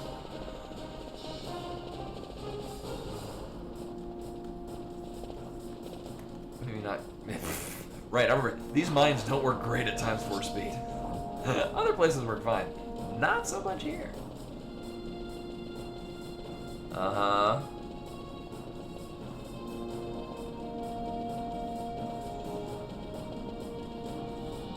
Oh, no, yeah, so right, that's what I was talking about before. So having a save from before doing the grind to fight penance. Just because, obviously, the final boss is gonna be just no contest when everyone's at max everything. And I feel like maybe I want to do that with this as well. While at the same time, wholeheartedly feeling that, oh,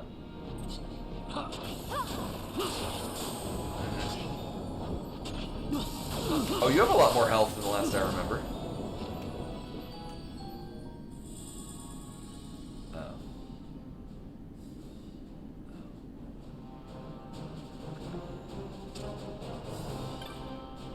Mm-hmm.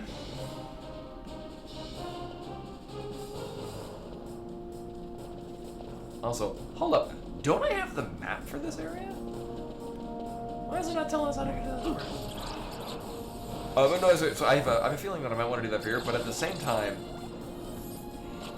with how we've done all of the other hunts and my past experiences, I think at this point we would just raffle stomp the final boss anyway.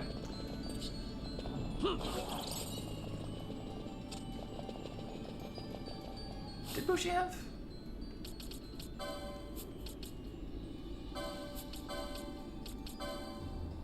Without need. Oh yeah, right. Did it? Oh yeah. Oh yeah, Bushi has it up right because all of our Genji gear is on Balthier. Did we even? We might not have even gotten him to that.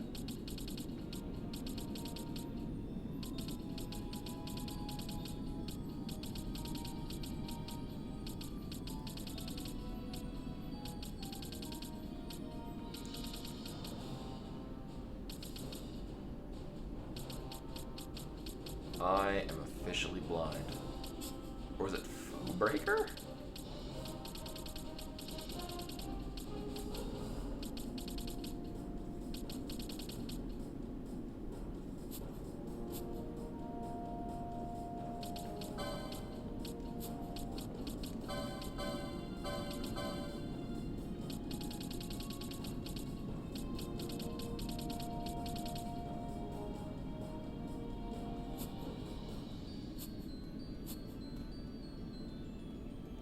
Oh yeah, in this case, I mean, Balthier just, I think the only spells we really have on him are, like, Haste Gone, which is kind of a nice backup.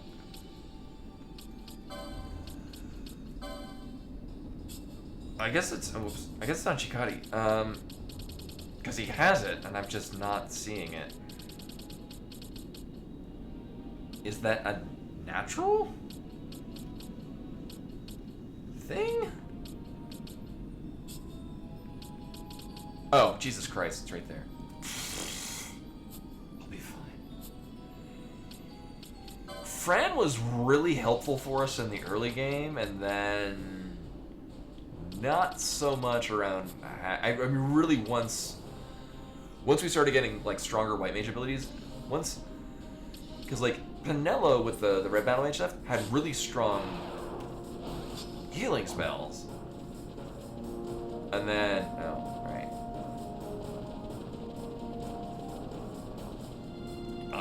and then Fran was our backup healer, especially when silences started rolling around.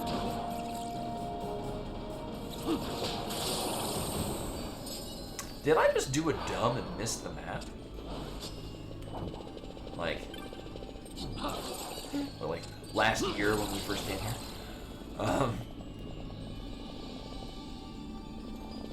I still don't want it out of Times Square Speed, oh my god.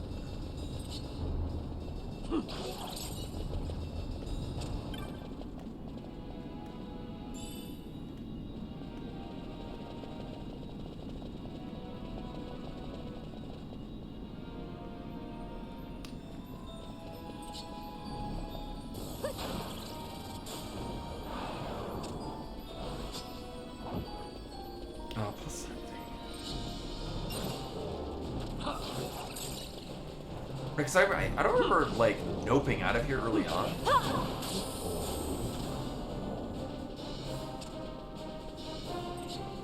Yeah, I could have sworn, because we've been... So here's the thing, is that I would think that we have the map. But we're missing a portion of the map. Namely the part that lets me see what other ways we might be able to get into the part that we haven't been to. Which I'm strongly feeling at this point is the part we want to get to. Wait a minute. Where even is the Henne mine? Isn't it like in the middle of the... Oh.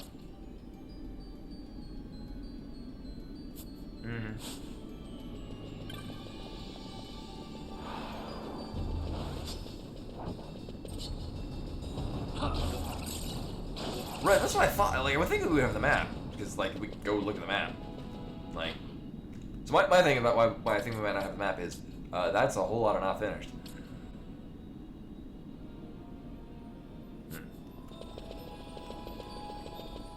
And I'll puzzle through it.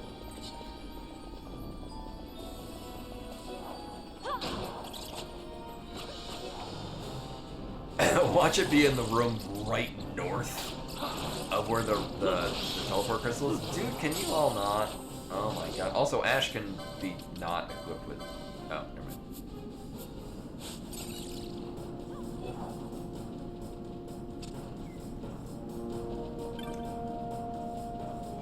Right, that's the thing, I'm like... We're at that camp.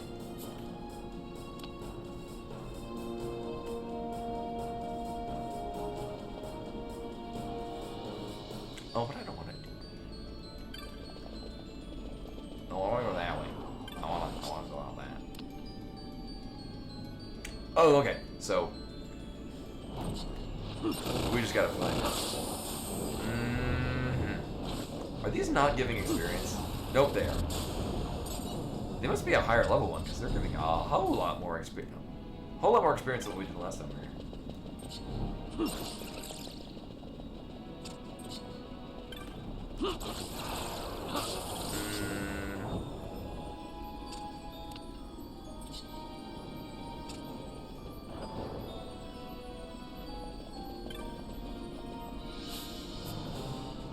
Oh, right. We just opened the door. Right. And is this open now?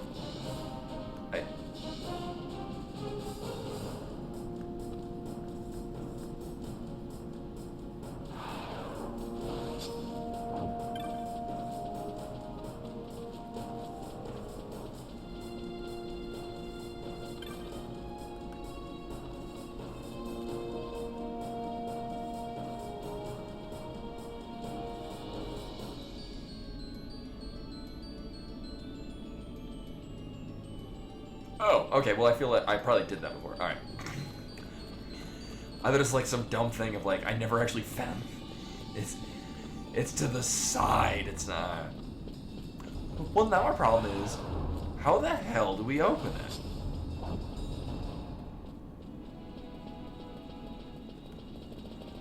Also, this area is, I think I might have mentioned this before, very much reminding me of an area mid to late in Lies of P. Which I need to actually finish at some point. Because... Oh, without a guide? Alright, well, fuck it. Let's look at a guide, because if it's if it's that much of a pain in the ass, I'm sure as hell not figuring it out. Like, in my mind, we're looking at a different entrance from a completely different part of the game. Or like, I gotta talk to this NPC 8 times and it'll give me a key for it. Oh, okay, yeah, that's apparently a lot of the things in here. Well, a lot of this game is basically, you can best describe it as obscure and hintless, yeah. Let's see. One, let's not have them waste their magic.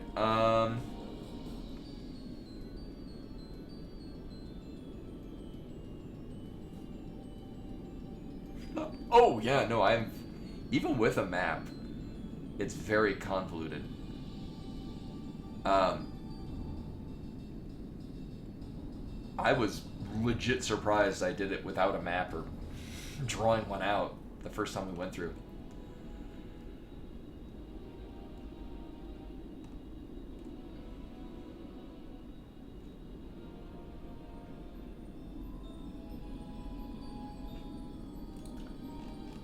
Hold up. This is me flipping through Game FAQs to find.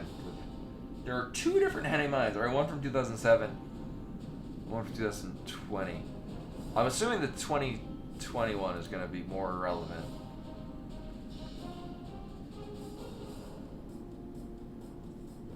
Oh, is there? What?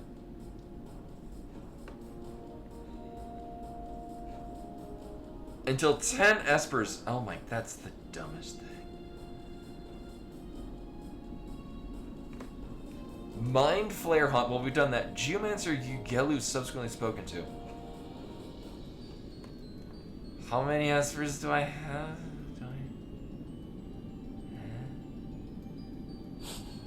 Well, one way to figure this out.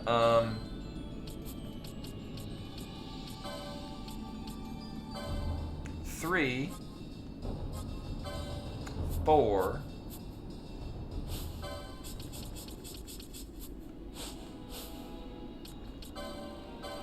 5, 6,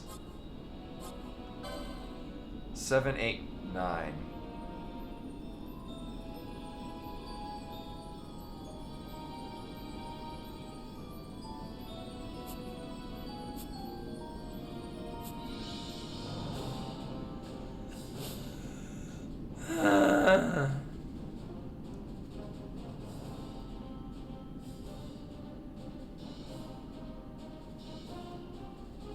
Okay, thank you.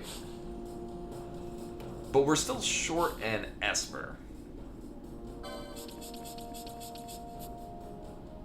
Right?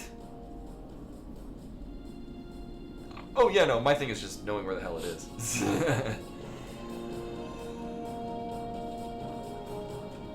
To the internet. Esper list. Where's the list of Espers? Walkthrough guide. Oh, 20. Nope, that's 2011. That's not gonna help us. Oh, this is the international version. Okay. Alright.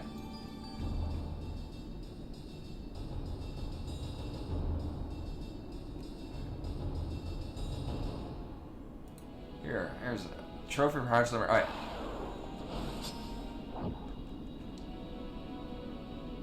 One, 2, 3, 4, 5, 6, 7, 8, 9, 10, 11, 12, 13. Oh, of course there's 13 because it's Zodiac.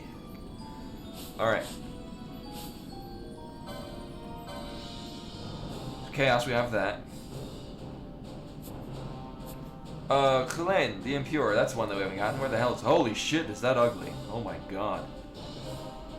In order to reach this Esper, you must be able to manipulate the Garib size. Oh no. Oh, I remember that one.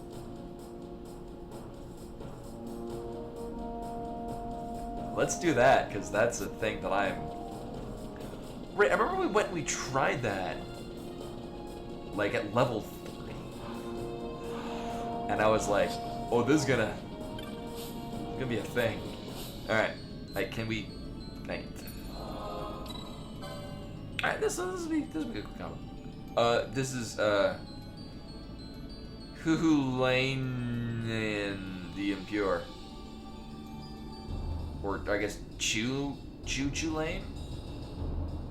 Is it Thomas? Yeah, isn't it? Because it's based. It's the name is derived from Welsh, isn't it? Which pronounces things in a Welsh fashion. Oh, right, we're going this way. Actually, the first thing we're gonna do is we're gonna save. Mm-hmm. Yeah, it's got a little accent aigu. Right, we're gonna leave that one down there at the bottom. That's gonna be our kind of pre-Yasmet grinding one.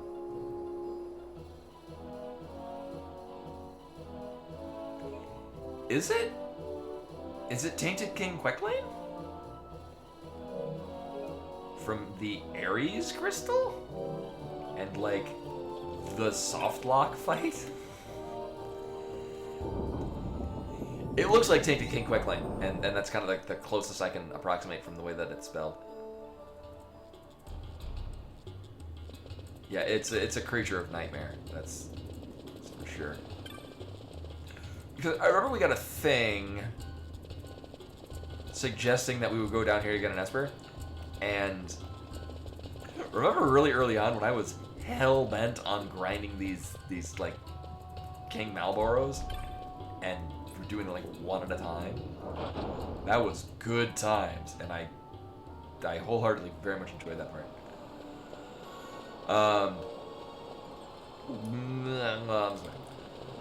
Alright.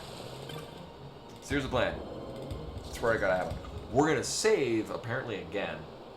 Nah, we're fine. Alright. I'm gonna look at this guy, and it's gonna tell me what we need to do. Alright. In order to reach this Esper, you must be able to manipulate the Gareth-sized waterway to controls the Suzuki. We have that. It requires having completed the hunts, and yeah, we did that. Suzuki hand, head to the Gareth-sized waterway, central waterway control. Alright. Start by closing only the number 10 and 3 controls on the west side. So we're leaving... Oh yeah, I remember trying to do this on my own, and I don't got time for that shit.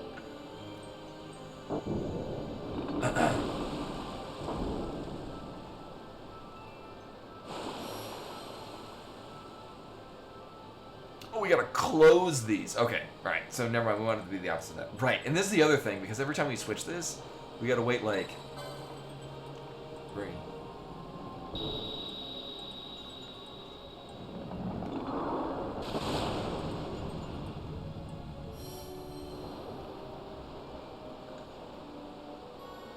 About 14 seconds before we can do a thing. Right, so that's closed. We want this 3? We only want 3 and 10 closed. Right.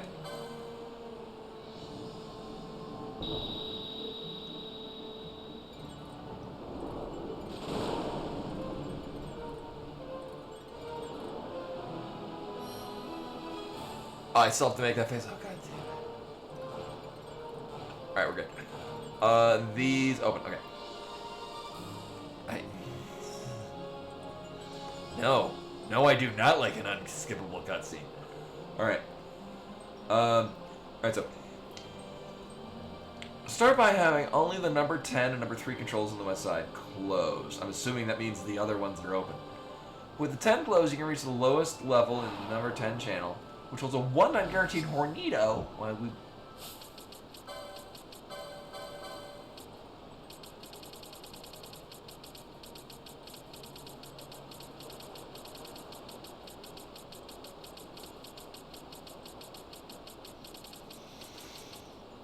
I think I sold it ages ago. Hornado to the big open chamber on the west side. Well, I don't really care. From the central waterway, headed to the use the number.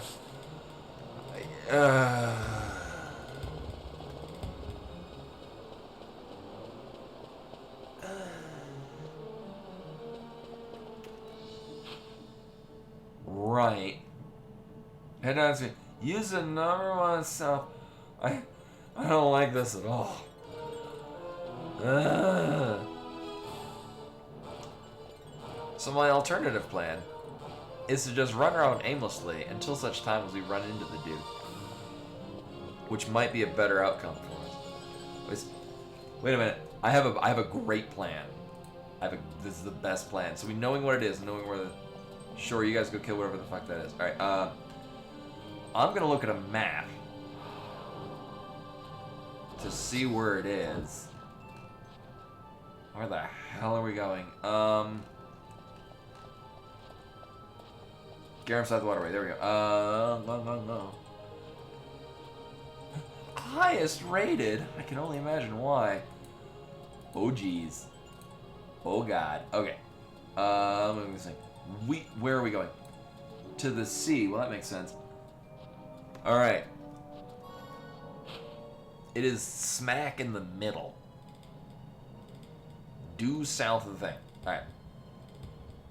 This is. It's just the thing.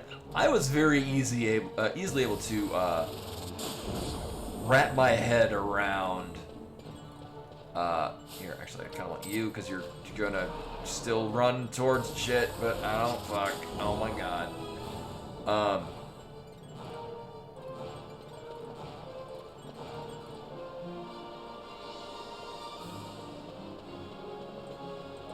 So hold up.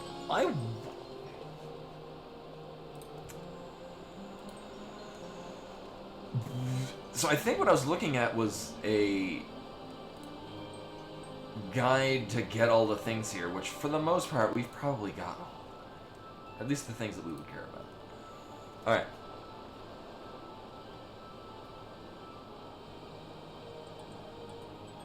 So we're gonna go back to the center. I'm just gonna, instead of doing this whole thing.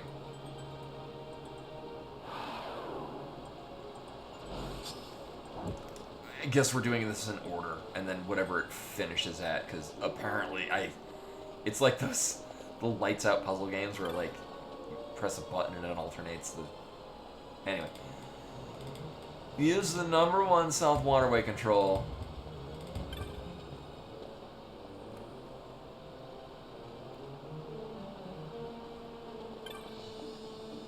Oh god, kill me now. Oh no. Yes, I just need a picture of how this thing is supposed to look. Well, I'm guessing we want this thing to be all lit up. So until such time as we get what the weird configuration is, I'm just gonna press random shit until it does what I want it to do.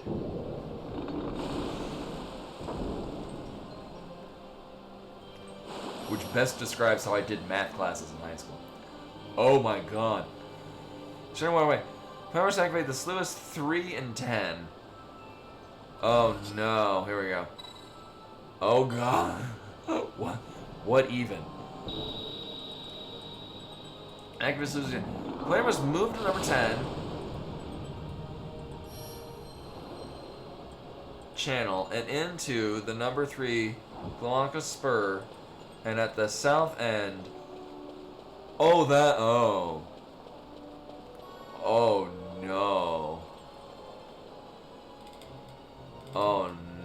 no. This is the 3 Glonka Spur. Alright, cool. I don't like this. Oh. Move to the number 10 channel? Okay. Number 10 channel. Oh, number 10 into the south. And at the south end, right. Oh, boy. Well, if we're going to be speeding this up, this is as good as any.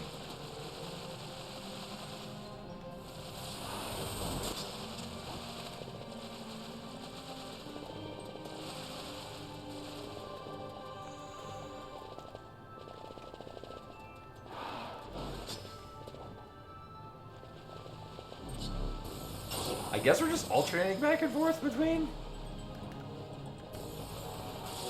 Oh, okay. Well, this is looking more fitting. So the southern.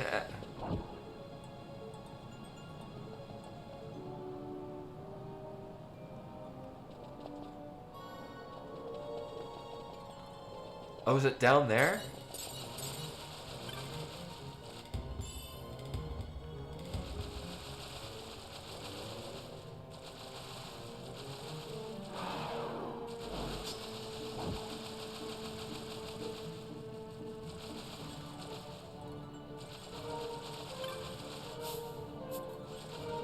$50 gil.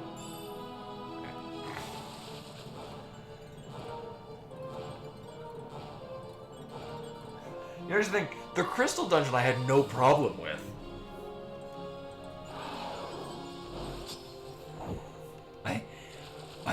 I did astoundingly well in the crystal dungeon. Without even writing it down. I was just mentally mapping it out and following that. Did no problem with that. So this is the southernmost one?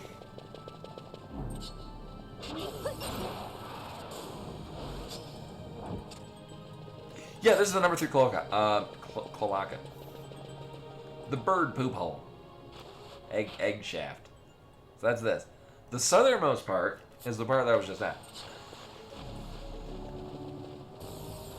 This thing. Yeah. So yeah, this is the number 3 cloaca's bird. For one S mark. Oh, okay. Isn't that that's the thing that I did. I went down into the thing and I looked in that thing.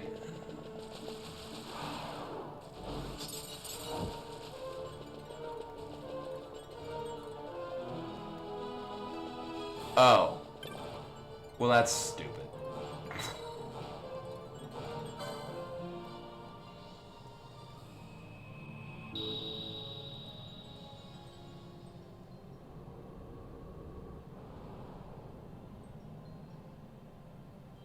This might explain why I didn't actually succeed in this place.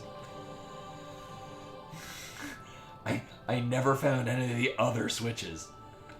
Oh god.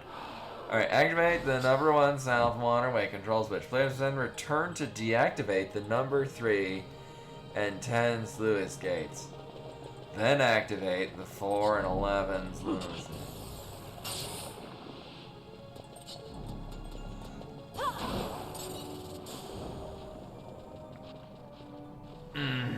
No, not this way.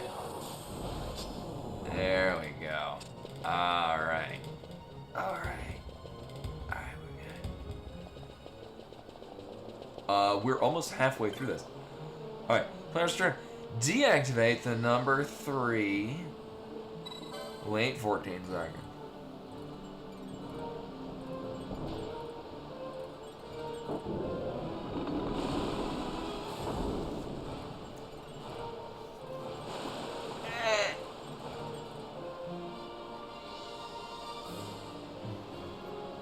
And 10. Wow, that hung there for way too long. Actually, so we're gonna, rather than that, so you have more accurate time. Wait a minute, where's my phone? Lost forever. Did I put that on the charger? I don't. Oh. I never use my phone anyway. Alright, so I'm gonna count. From me first pressing a button on this to me getting to play the game again. So, 1,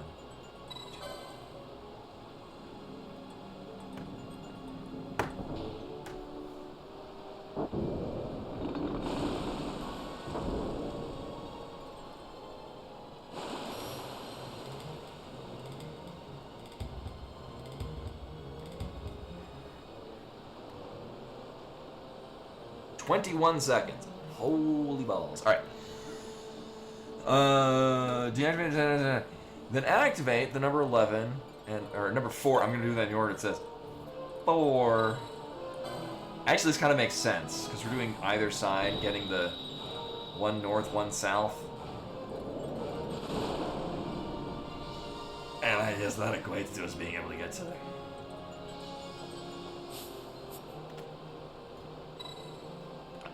I think this makes sense of what we're supposed to do, but I'm still gonna follow this guide because I'm worried that I'm gonna like misstep one thing. I'm gonna start from the beginning and watch all of this every time again.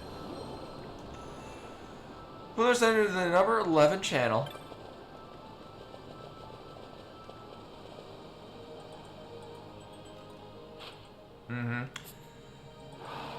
And into the number 4 Clock and Spur. Maybe we want to go to a different one. Right, because I mean, well, I know where we're going, but we gotta, yeah. Not this. This one? No, this one probably is what we want to do. And then into the number 4 Clock and Spur. Cool. It's probably gonna just equate to the same thing on the other side.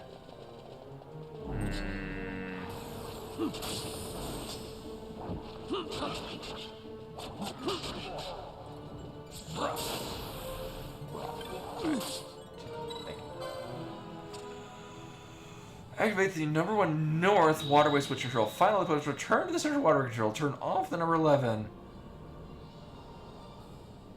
And turn on the number... Oh, right, because they'd be the bottom middle ones. Alright.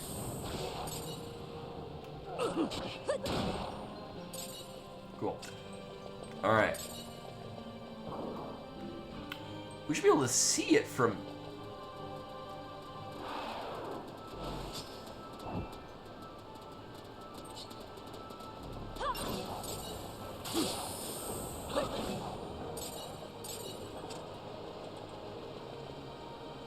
Fucking water temple, am I right?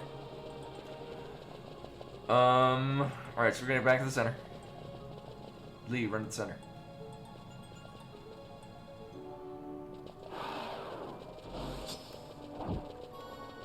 Uh-huh. Alright, so we're back to the center. Finally, and then I can move chat again. Right, so we're turning off this one. The 11? Turn off the... Alright, so we're just reconfiguring it so it's the central thingy. And I think that's the problem that I came with, is that I was thinking that these were...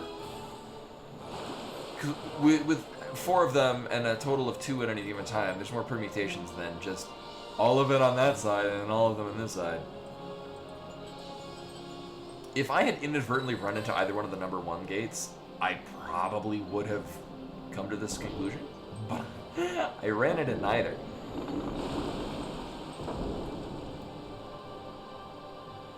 Turn on number 3.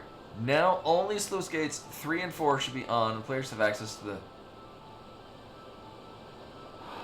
Oh, god damn it.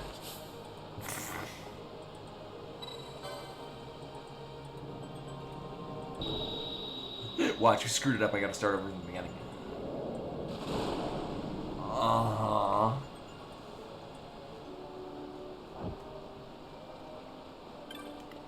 I have chat again. I had chat up by the guide thing, because sadly moving at times 4 speed is not great in here.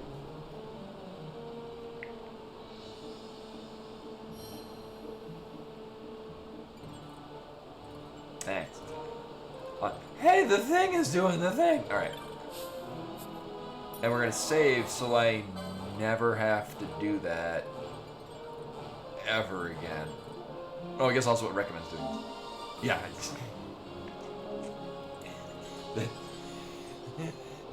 The smart thing is the saving is so that in case I die to this boss, then, you know, we can return.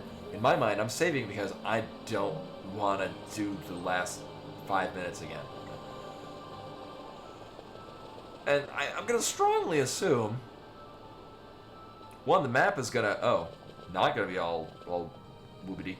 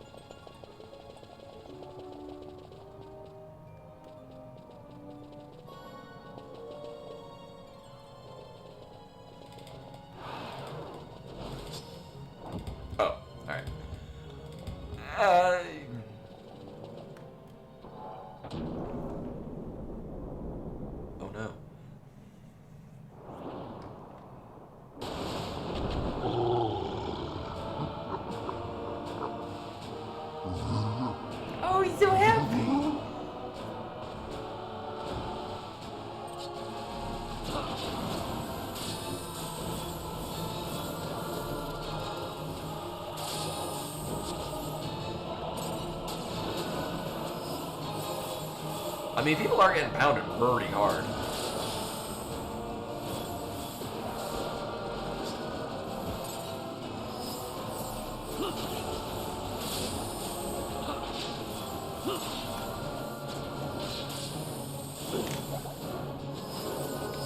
Meanwhile, let's see what I can. I just checked the time. I just checked the time. So here's the thing, as I've always pointed out every time we're playing this, as much as I complain about it, I do lose track of time. And I'm like, oh shit, it's already past, well past the stream finish time. Oh, maybe I should pay attention.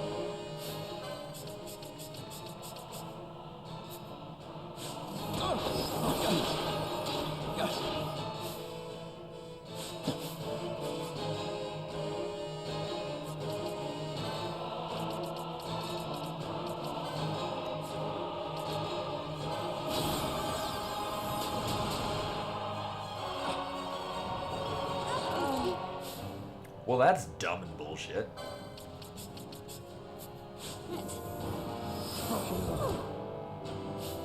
What is even hitting everyone?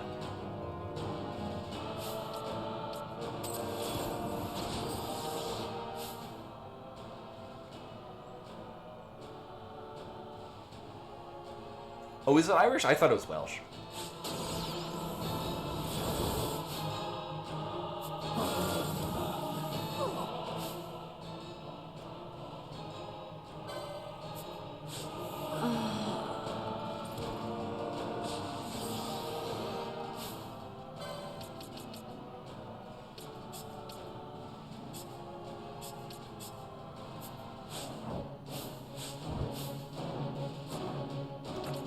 Yeah, it's in, actually Bravely Second is referenced in there too.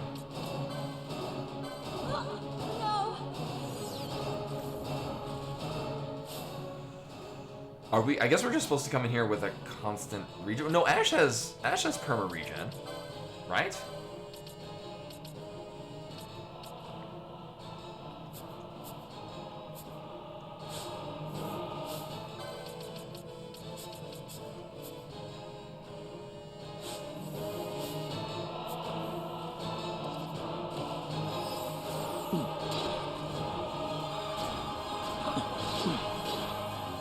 Because we just have way too much just constant health loss.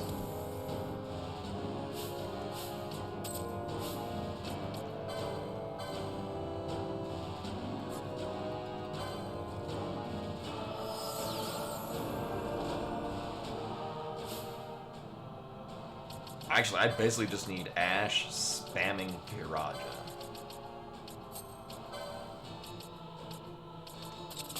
All of the time. That is your one job.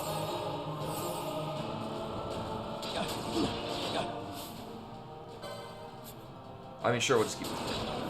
Alright, then we're good.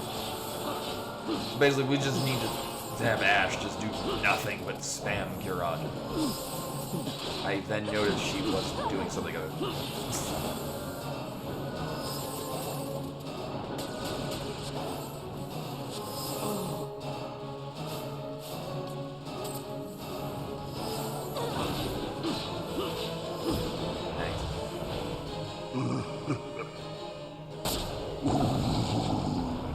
Oh, I just realized that's going through his head.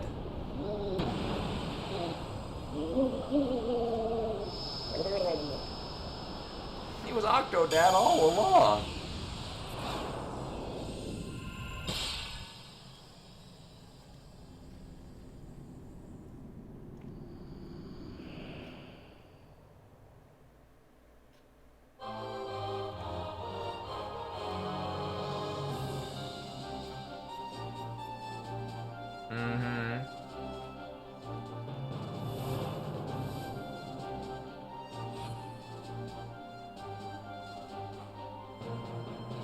Oh, so next Monday will be randos. I'm kind of torn between wanting to do another La Mulana rando and wanting to do Link to the Past randos, because we do have a. I'm leaning towards Link to the Past rando. So we have a viewer seed that is a Link to the Past rando, and then I'll probably just run like a generate my own which means that the me generating my own random seed is gonna be the worst. I'm leaning towards that. We'll cross the bridge when we get to it. That's probably gonna be the case. It'll be randos on Monday. And then Tuesday will be more Animal Well. I don't know how long it is. I feel like we've done a good chunk of it. I would not be surprised if we finish it. And then when Animal Well is done, I'm moving on to Under the Crab's Treasure. Alright, so the first thing I want to do, you know, I'll save it here just because next week I'll just remember, oh yeah, we did this nonsense and got this thing. Alright, so one, we're going to crash the game. Wow. That's a happening picture. Alright. Well, we're not doing it here. Really no reason to do it here.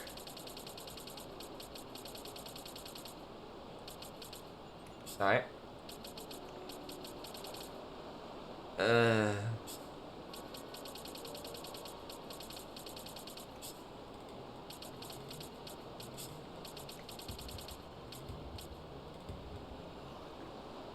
That's actually not terrible. Because if I remember correctly, I don't think Bosch actually has any spells. And just like, I mean, especially being in combat, if he's just spamming those, like, cool. Yeah, I would much rather have him. What else are we gonna... Oh, yeah, no. I guess, yeah, it unlocks the magic ability for those. That's not awful. That's worthless.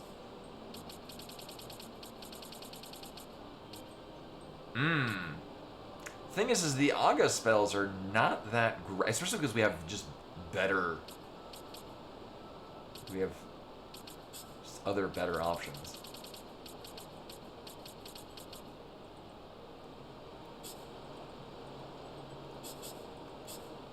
Yeah, now I'm feeling this. Of course, Bosch is gonna have 4 espers.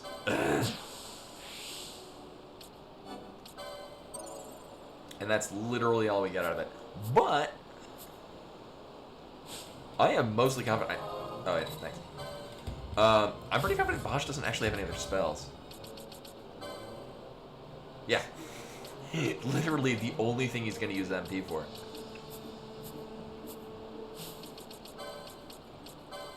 And I'm actually pretty okay with that, because I don't even have...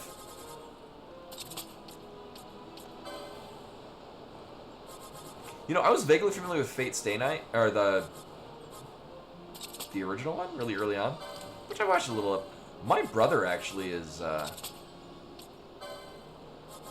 he was so into it, he actually made a board game style thing with it. Very, very intricate. He was more into the more recent one. My brother is like 14 years younger than me? 13, 14 years younger than me? Something like that. So, when he was in college and getting into the animes, that was recent.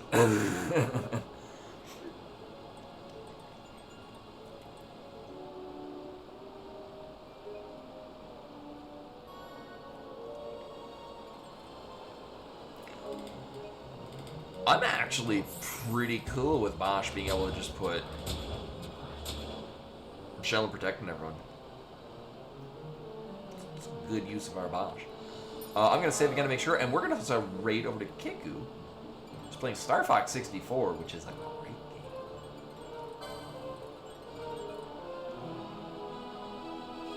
Oh, it's his first play. Alright, so he's not breaking things. Sort of, you know, that is all for tonight. Thanks for coming in, hanging out, watching me lose my track of time in this. We're gonna see. Yesterday when I raided Leverish, I didn't actually get the raid thing at the top of chat. Let's see. Okay, there we go. So I didn't. The raid happened when the timer ran out, which was quite some time.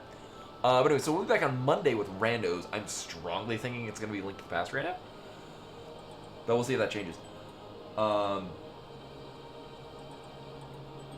yeah, we'll hopefully see you guys on Monday for that. I lose track of time with this because I do enjoy this. For as much as it irritates the shit out of me, and many times, and I think a lot of things are like, how was I supposed to know to do that?